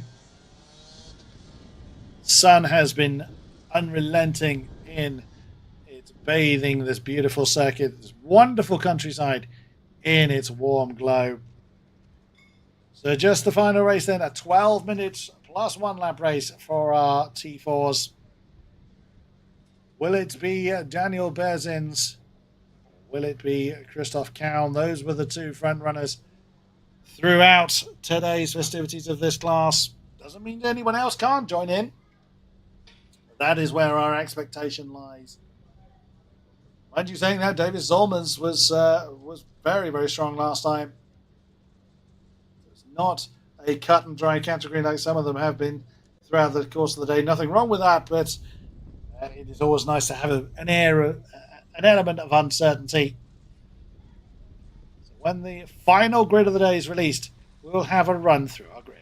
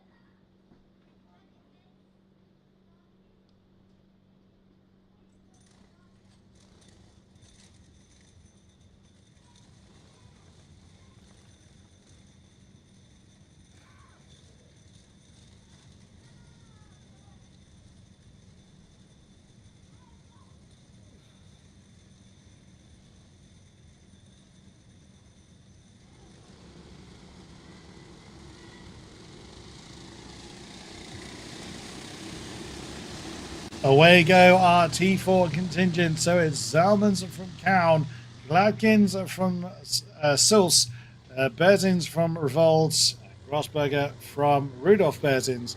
Your grid for this final race of the weekend. David Zalmans really nailed it properly and just managed to wrestle that victory from Christopher's Cown last time over. Will it be so straightforward this time around? We'll see. We will know in 12 minutes plus 1 lap time. Rolling warming lap just beginning. The final of the weekend. Now ready to get underway. Dead end of the field, Rudolf Berzins.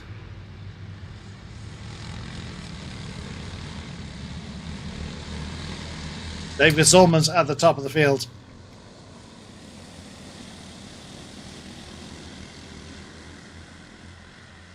So then, who has got that last bit of strength in them? Lots of weaving going on. Careful, don't weave into each other.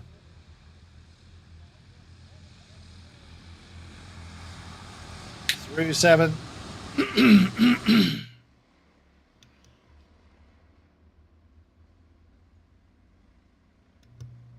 Now the grid forms. David Zalmans. Right hand of the picture, left hand side of the circuit. Lead the field to the line.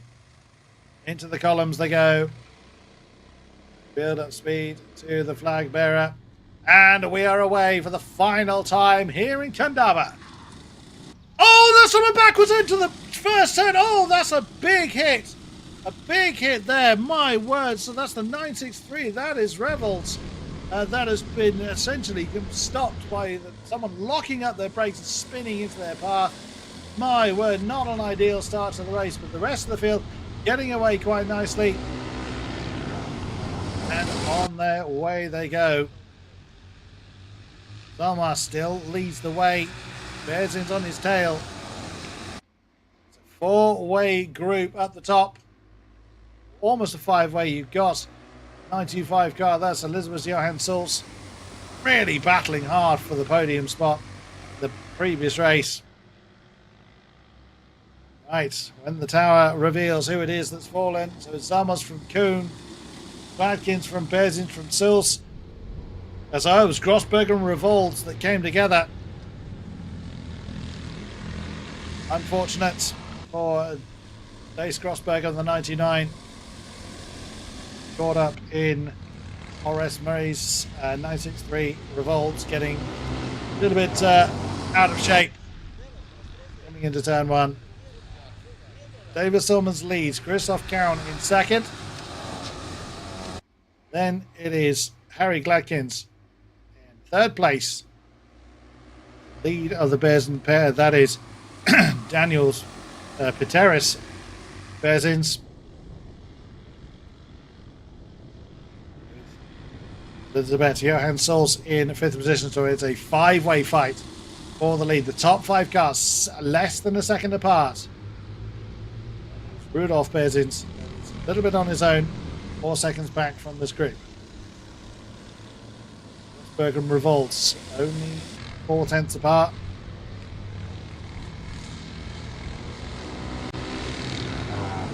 Drivers gesticulating to each other. Well, they can't really hear each other over the roar of the engines.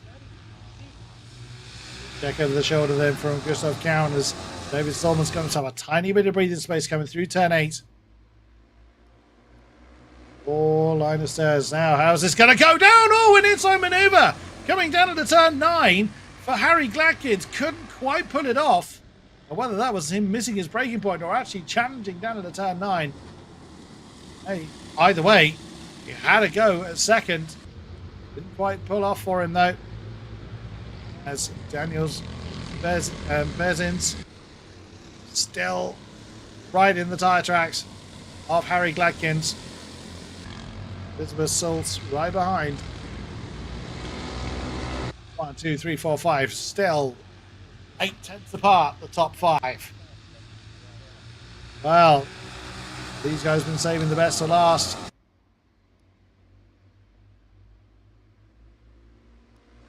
We've seen challenges down into that final turn, and that's another move. That is Daniel's Berzins going for that inside line.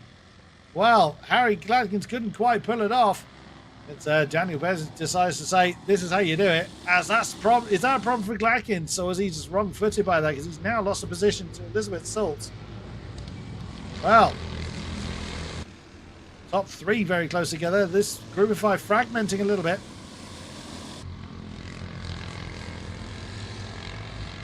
Lawmans from Cow from Berzins now. Now they're starting to get on with it. Very much determined to really push for these positions. Return out they come. To Gladkins and Saltz, not far behind. David Zormans leads the way over the line once again. Gives a big look over his right shoulder. Gladkins did stay ahead of Elizabeth Saltz in the end. Turn 3 they come. Again, all down to application of pressure. Who's going to make that mistake? All 8 carts still running. Down into turn 6. Oh my goodness, it looks like Christopher Cowan almost gave a bit of a nudge to David Zormans there. Wasn't quite there. Is Berzins going to go for the inside line? No, they thought about it, but the defensive posture that Zormans put in meant that no one could go for that inside line. Lots of fidgeting going on there. And again, a big look over the shoulder, and that's a potential. Is it for Cowan around the outside of turn 1? Onto the grass. Gets on track, and it goes Berzins. Oh, Berzins had nowhere to use that momentum he had. Tucks into the slipstream, into the tyre tracks of Cowan, as that's Zormans has gone too deep. And now it is Cowan from Berzins from Zormans. In the blink of an eye, the top 3 have changed. And here comes Gladkins. Not quite. Couldn't quite get the momentum when he needed it. Now, Christopher Cowan back in the lead.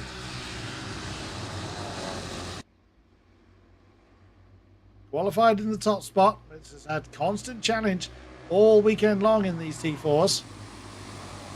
This time, it is the 919 of Daniels Piteris Berzins that is in his tyre tracks.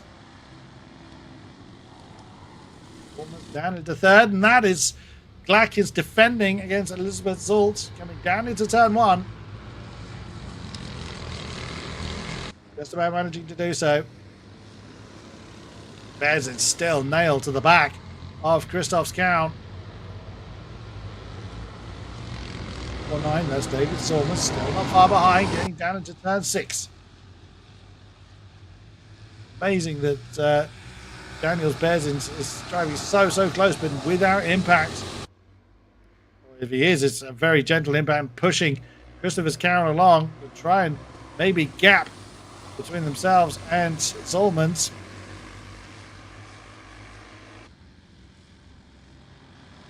Line once again. Oh, that's a bit deep. Oh, that was deep for Berzins there. Almost caught Zormans by surprise, as it's now reuniting this group of 5, slightly more spread out than they were before. But oh, that would have definitely woken up David Zormans there. Won't take long for this group to recondense again. There's less than 5 minutes to go already. Cowan, Berzins, Zormans, Gladkins, Saltz, the top 5 reunited again. Berzins getting very close once more to Christopher's Cowan. Didn't think it would take long.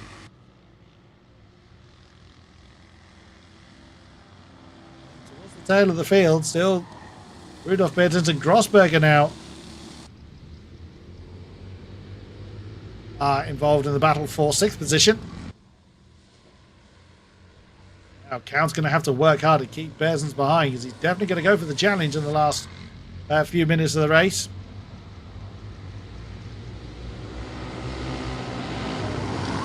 looking very fidgety behind Christopher's Cowan is Daniels Berzins. Yet to get that overspeed, yet to find where he's going to make the move. Turn 9 again, there's an opportunity, but no. Elizabeth Salt's going for every line she could possibly find to get past Harry Gladkins.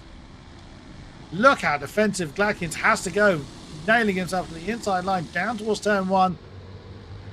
Salt's just cannot find a way through. Brilliant defensive driving. Great pressure application from Salt's.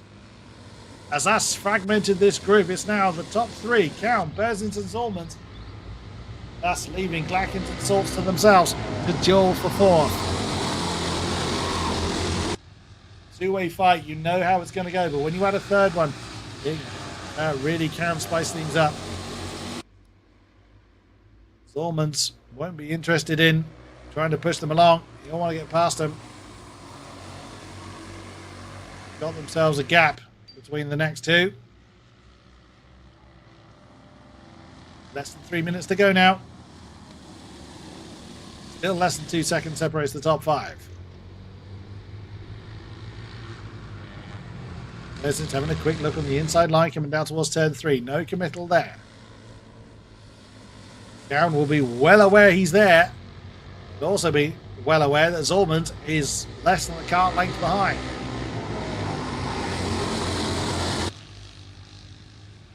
Turn 6 they come now.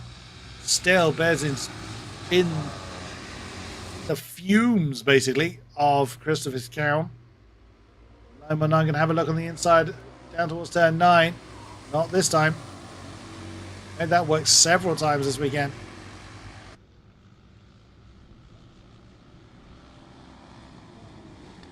Many laps remain of this racing weekend. The T4 is putting on a great show to finish the weekend off. Was that a mistake there from Christopher's Cowan? And that's going to be an opportunistic move for Berzins. He's got the inside line of turn 3. He's got the lead and he's held it. Berzins saw the mistake and capitalised on it immediately, but that's brought David Zollmans right into the tyre tracks of Christopher's Cowan. It was far away from Berzins' tyre tracks, in fairness. They've really built up the gap between themselves and the Gladkins-Salt's duel for 4th position.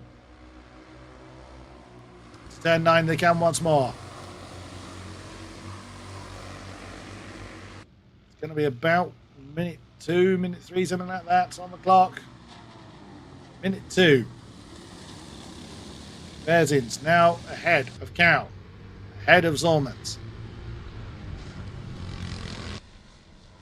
Pressure application paying off for Daniels Piteris Berzins. Now Gladkins has got himself a little bit of breathing space from the incessant pressure of Elizabeth Salt's. Actually a 3-way fight for the wooden spoon avoidance between Rudolf Berzins, Grossberg and Rolls. Look at Christoph's Cowan looking over his shoulder constantly to try and see where Zollmans is. They'll just beat the timer this time, so 2 laps remain for the T4 category and for racing today at Kandavas. Been some absolutely amazing racing from all of our categories. T4's not disappointing to see the weekend out. Was 6.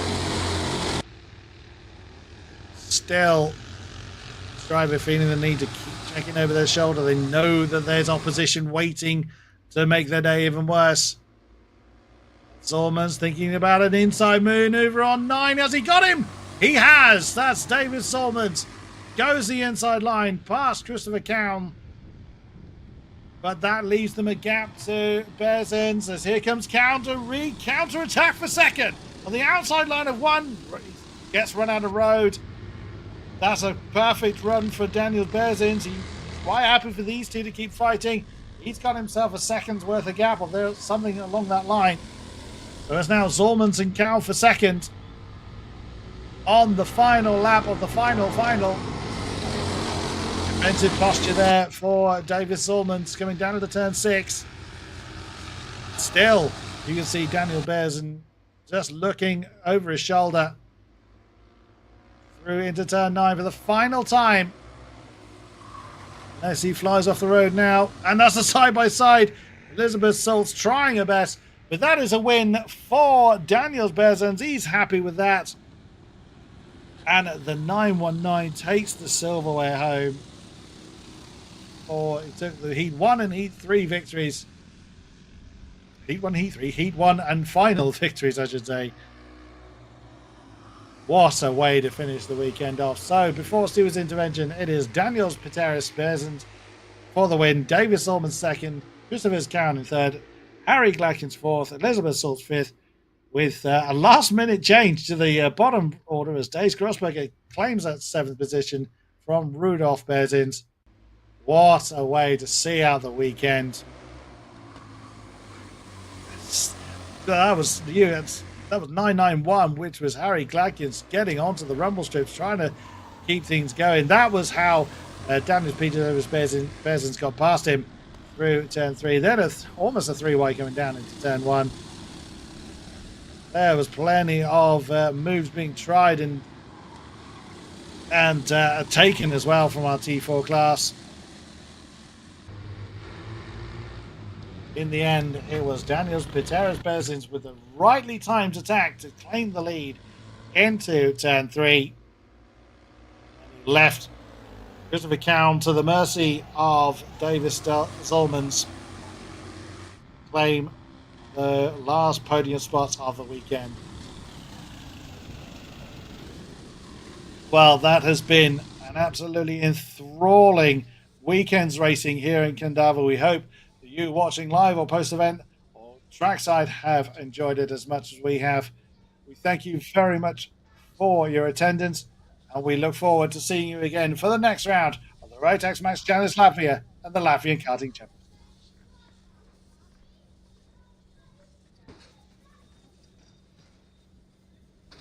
So let's head over to some highlights before we head to the awards ceremony to round out this weekend.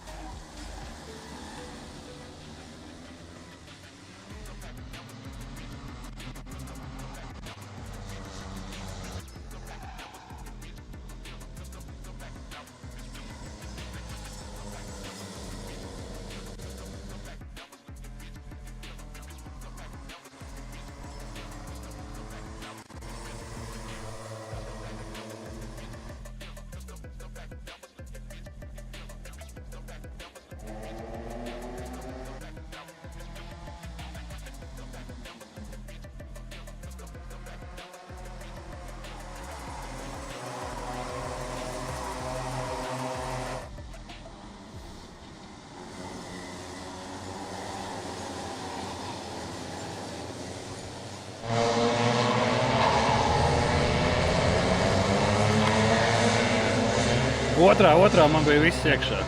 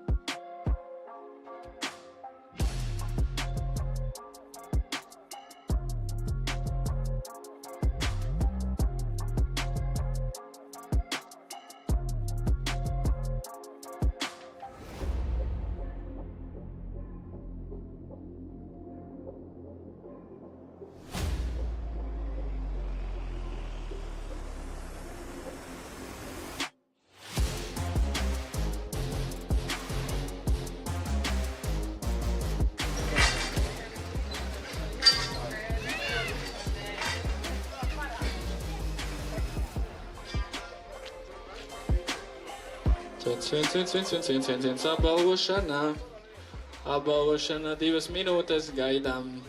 2 minutes and we will start the award ceremony. Please, everybody are welcome.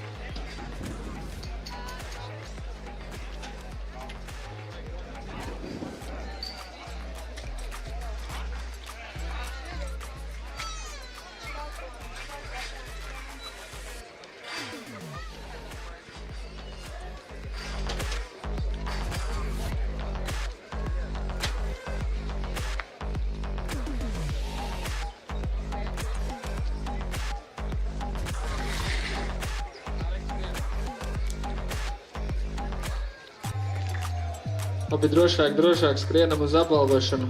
Karsta diena, visi grib atdzesēties, atpūsties.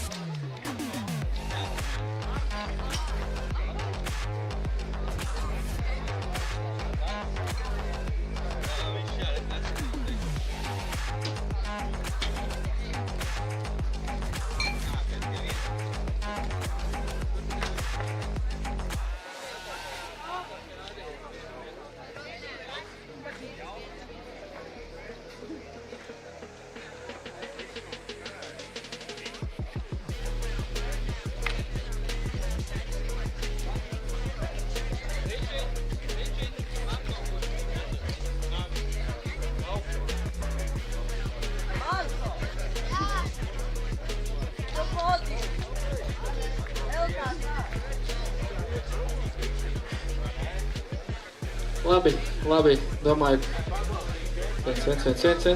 domāju, ka varam sākt. Sākšu vairāk runāt, gan jau arī vairāk cilvēki sāks nākt. Tātad sāksim mēs ar Latvijas kartinga kausa vienīgo mini max dalībnieku, kas šodien ieguva 1. vietu. Marko Vēveris. Atbalstam, jaunieši cenšas, cīnās.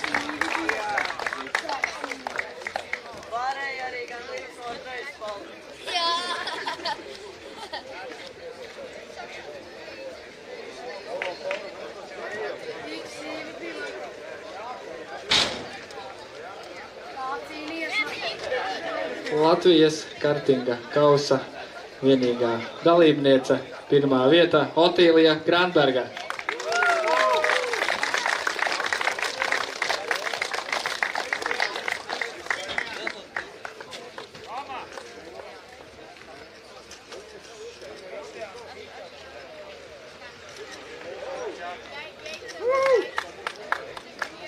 Aplausi.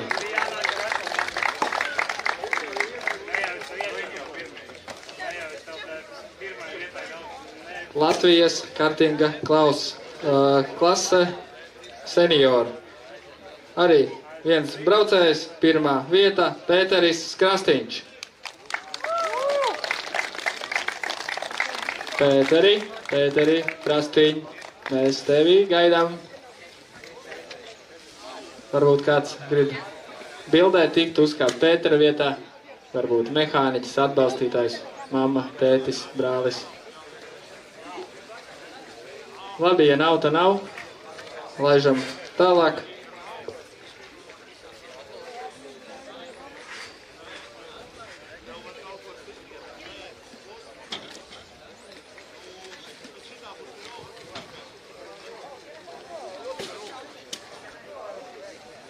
Tālāk, Tilitson T4 ieskaite brauc kopā, bet dalās divās grupās. Sāksim ar Tilitson senioru ieskaiti. 3. vieta Kristofers Caune.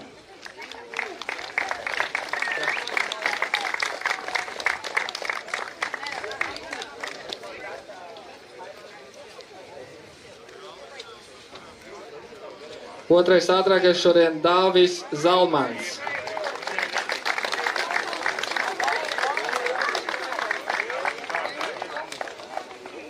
Un ātrākais šodien Tilitson T4 senioru ieskaitē Daniels Pēteris Berziņš.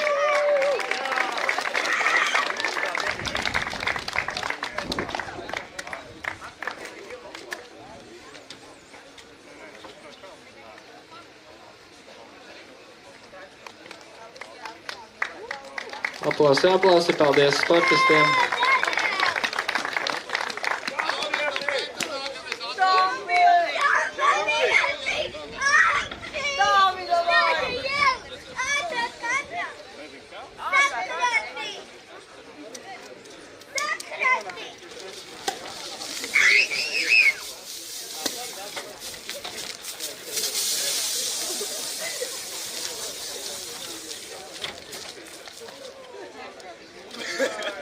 Super, izcili!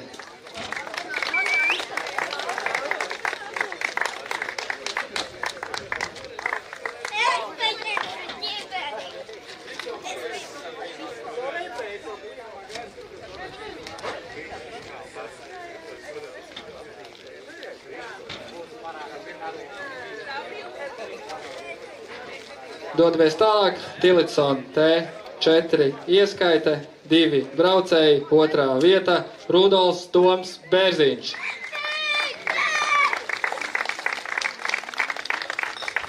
Un ātrākais šodien no heavy klases braucējiem Tilitson T4 Harijs Glatkins.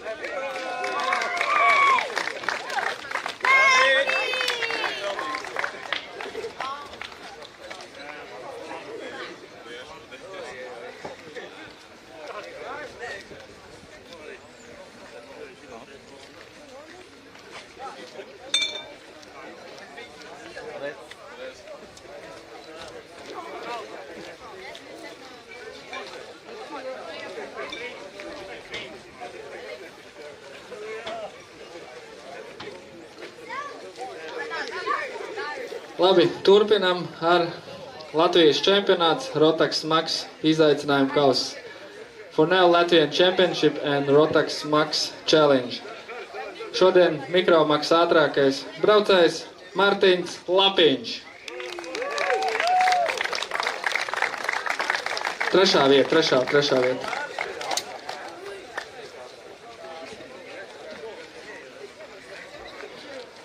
Latvijas čempionāts ROTAX MAX izaicinājumu kausa, 2. vieta Kārlis Bernsons.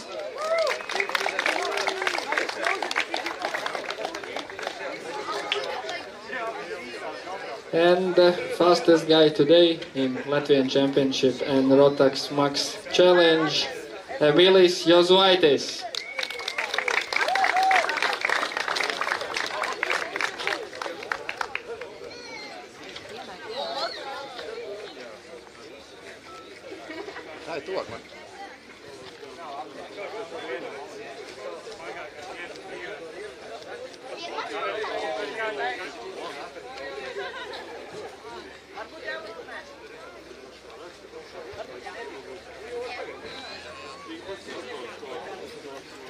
Labi, paldies, Džeki.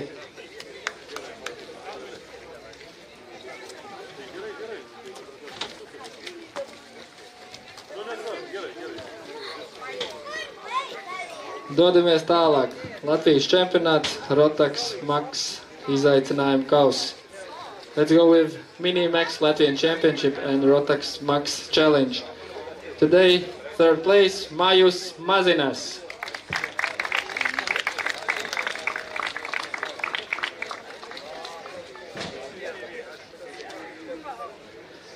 Second fastest in Mini Max class, Patrikas Jocius.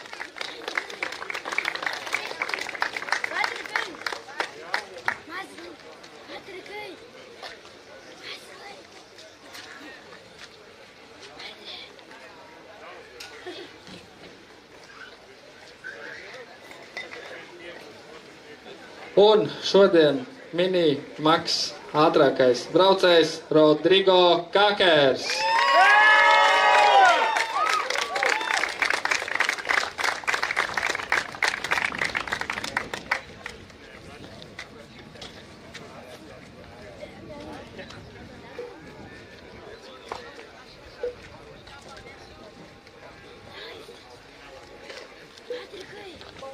Un aiziet!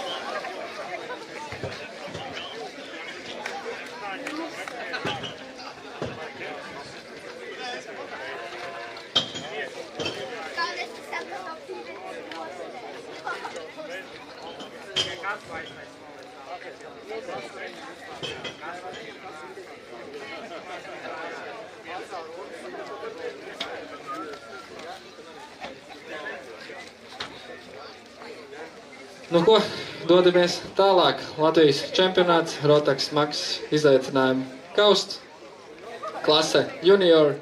Let's go with Latvian Championship and ROTAX MAX Challenge. Third place, Aložas Čekavičus.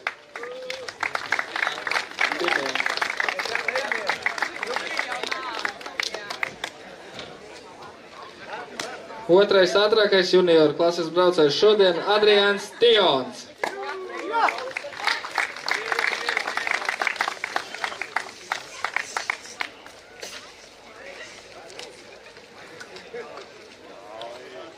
Un uzvarētāja šodien junior klases ieskaitē Alise Štolcermane.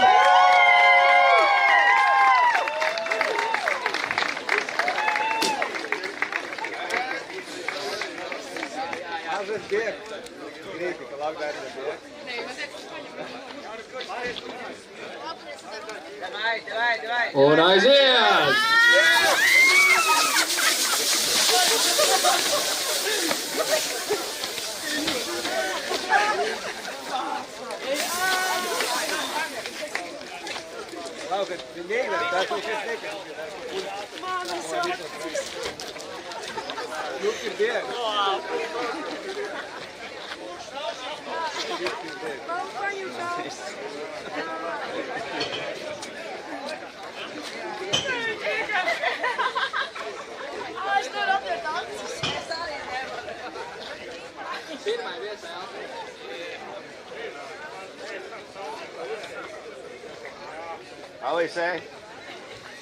Okay, let's go next Latvian Championship and ROTAX MAX Challenge class senior. Third place today, Oliver Kurg.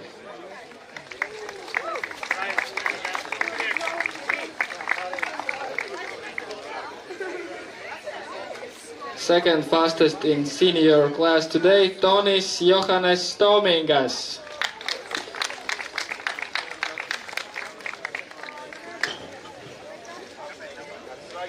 Un ātrākais senior klases braucējs šodien Artjoms Seštakovs.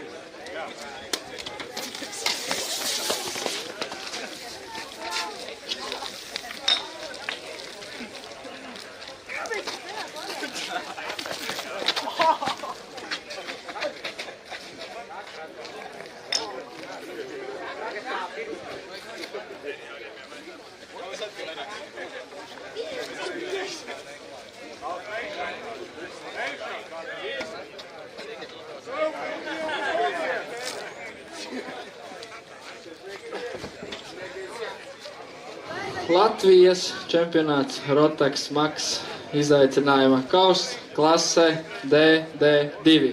Trešais ātrākais šodien Krišs Jaunzemis.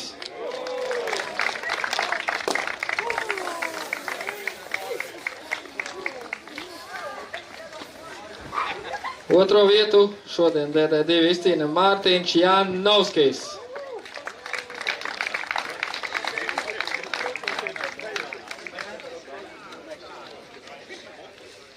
Un šodien nepārspēts pirmā vieta Tomas Birstiņš.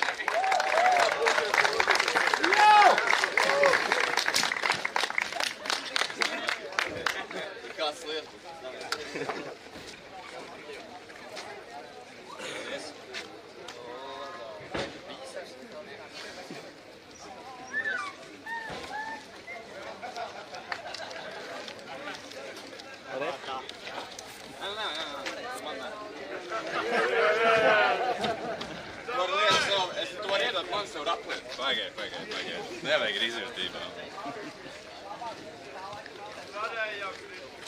Labi. Ja nav, tad nav. Klase DD2 Master Latvijas čempionāta ieskaita ROTAX MAX Latvija izaicinājuma kauss. Trešā vieta Ričards Kalntiems.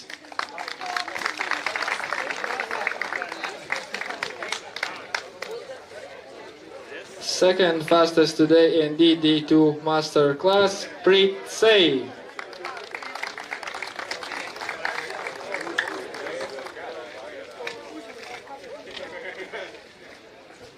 Un ātrākais DD2 Master braucējs Haralds Garkaklis.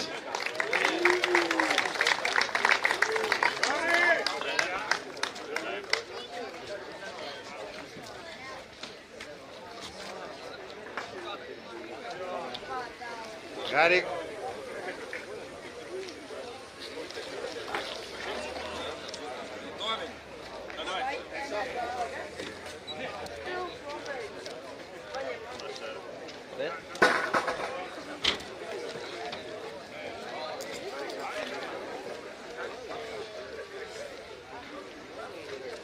Mums šodien tādas aizrautīgas cīņas ar dažādām avārijām, gan vakar, gan šodien, kas citus priecē, citus nē, bet Latvijas kartinga kausa ieskaita DD2 amatieri, trešā vieta Edmunds Zuševits.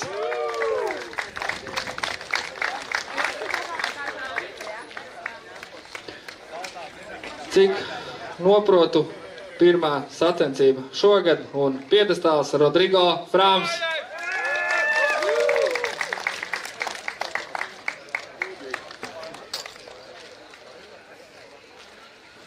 Un ātrākais šodien Latvijas kartinga kausā DD2 ieskaitē Romāns Padāns.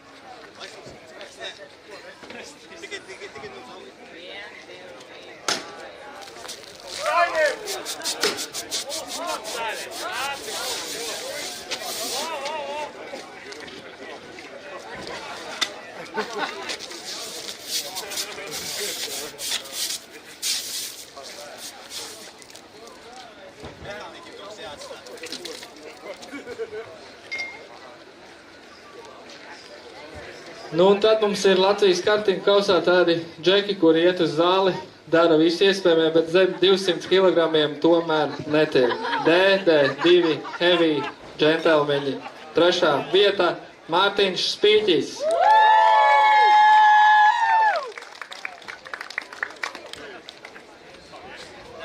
Otrais ātrākais šodien heavy ieskaitē Māris Ločmelis.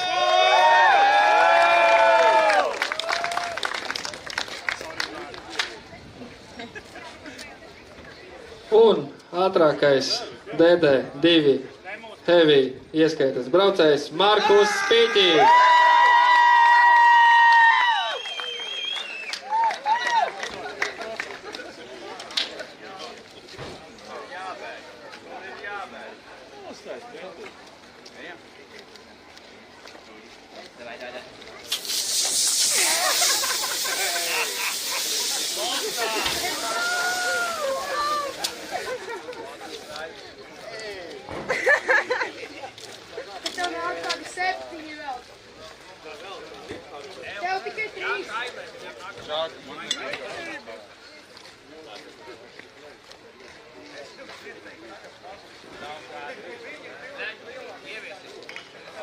Un šodienu noslēdzam ar Latvijas čempionāta komandu ieskaiti, kurā dalību piedalījās 6 komandas.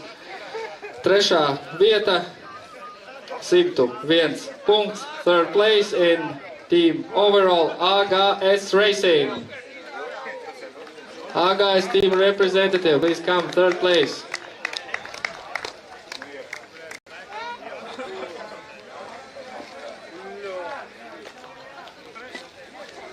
Trešā ātrākā komanda šodien ar 118 punktiem RM Latvijā.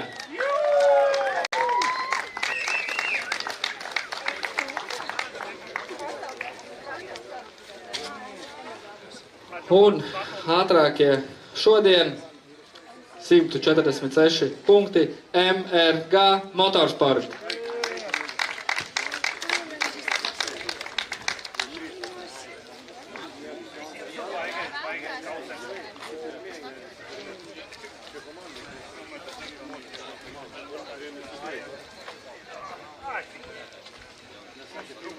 Aplausi komandām. Esam izturējuši karstu, interesantu, azartisku dienu. Paldies visiem par dalību un tiekamies jau 2. posmā Smiltenē tieši pirms jāņem. Lai veiksmīgs māju ceļš. Paldies!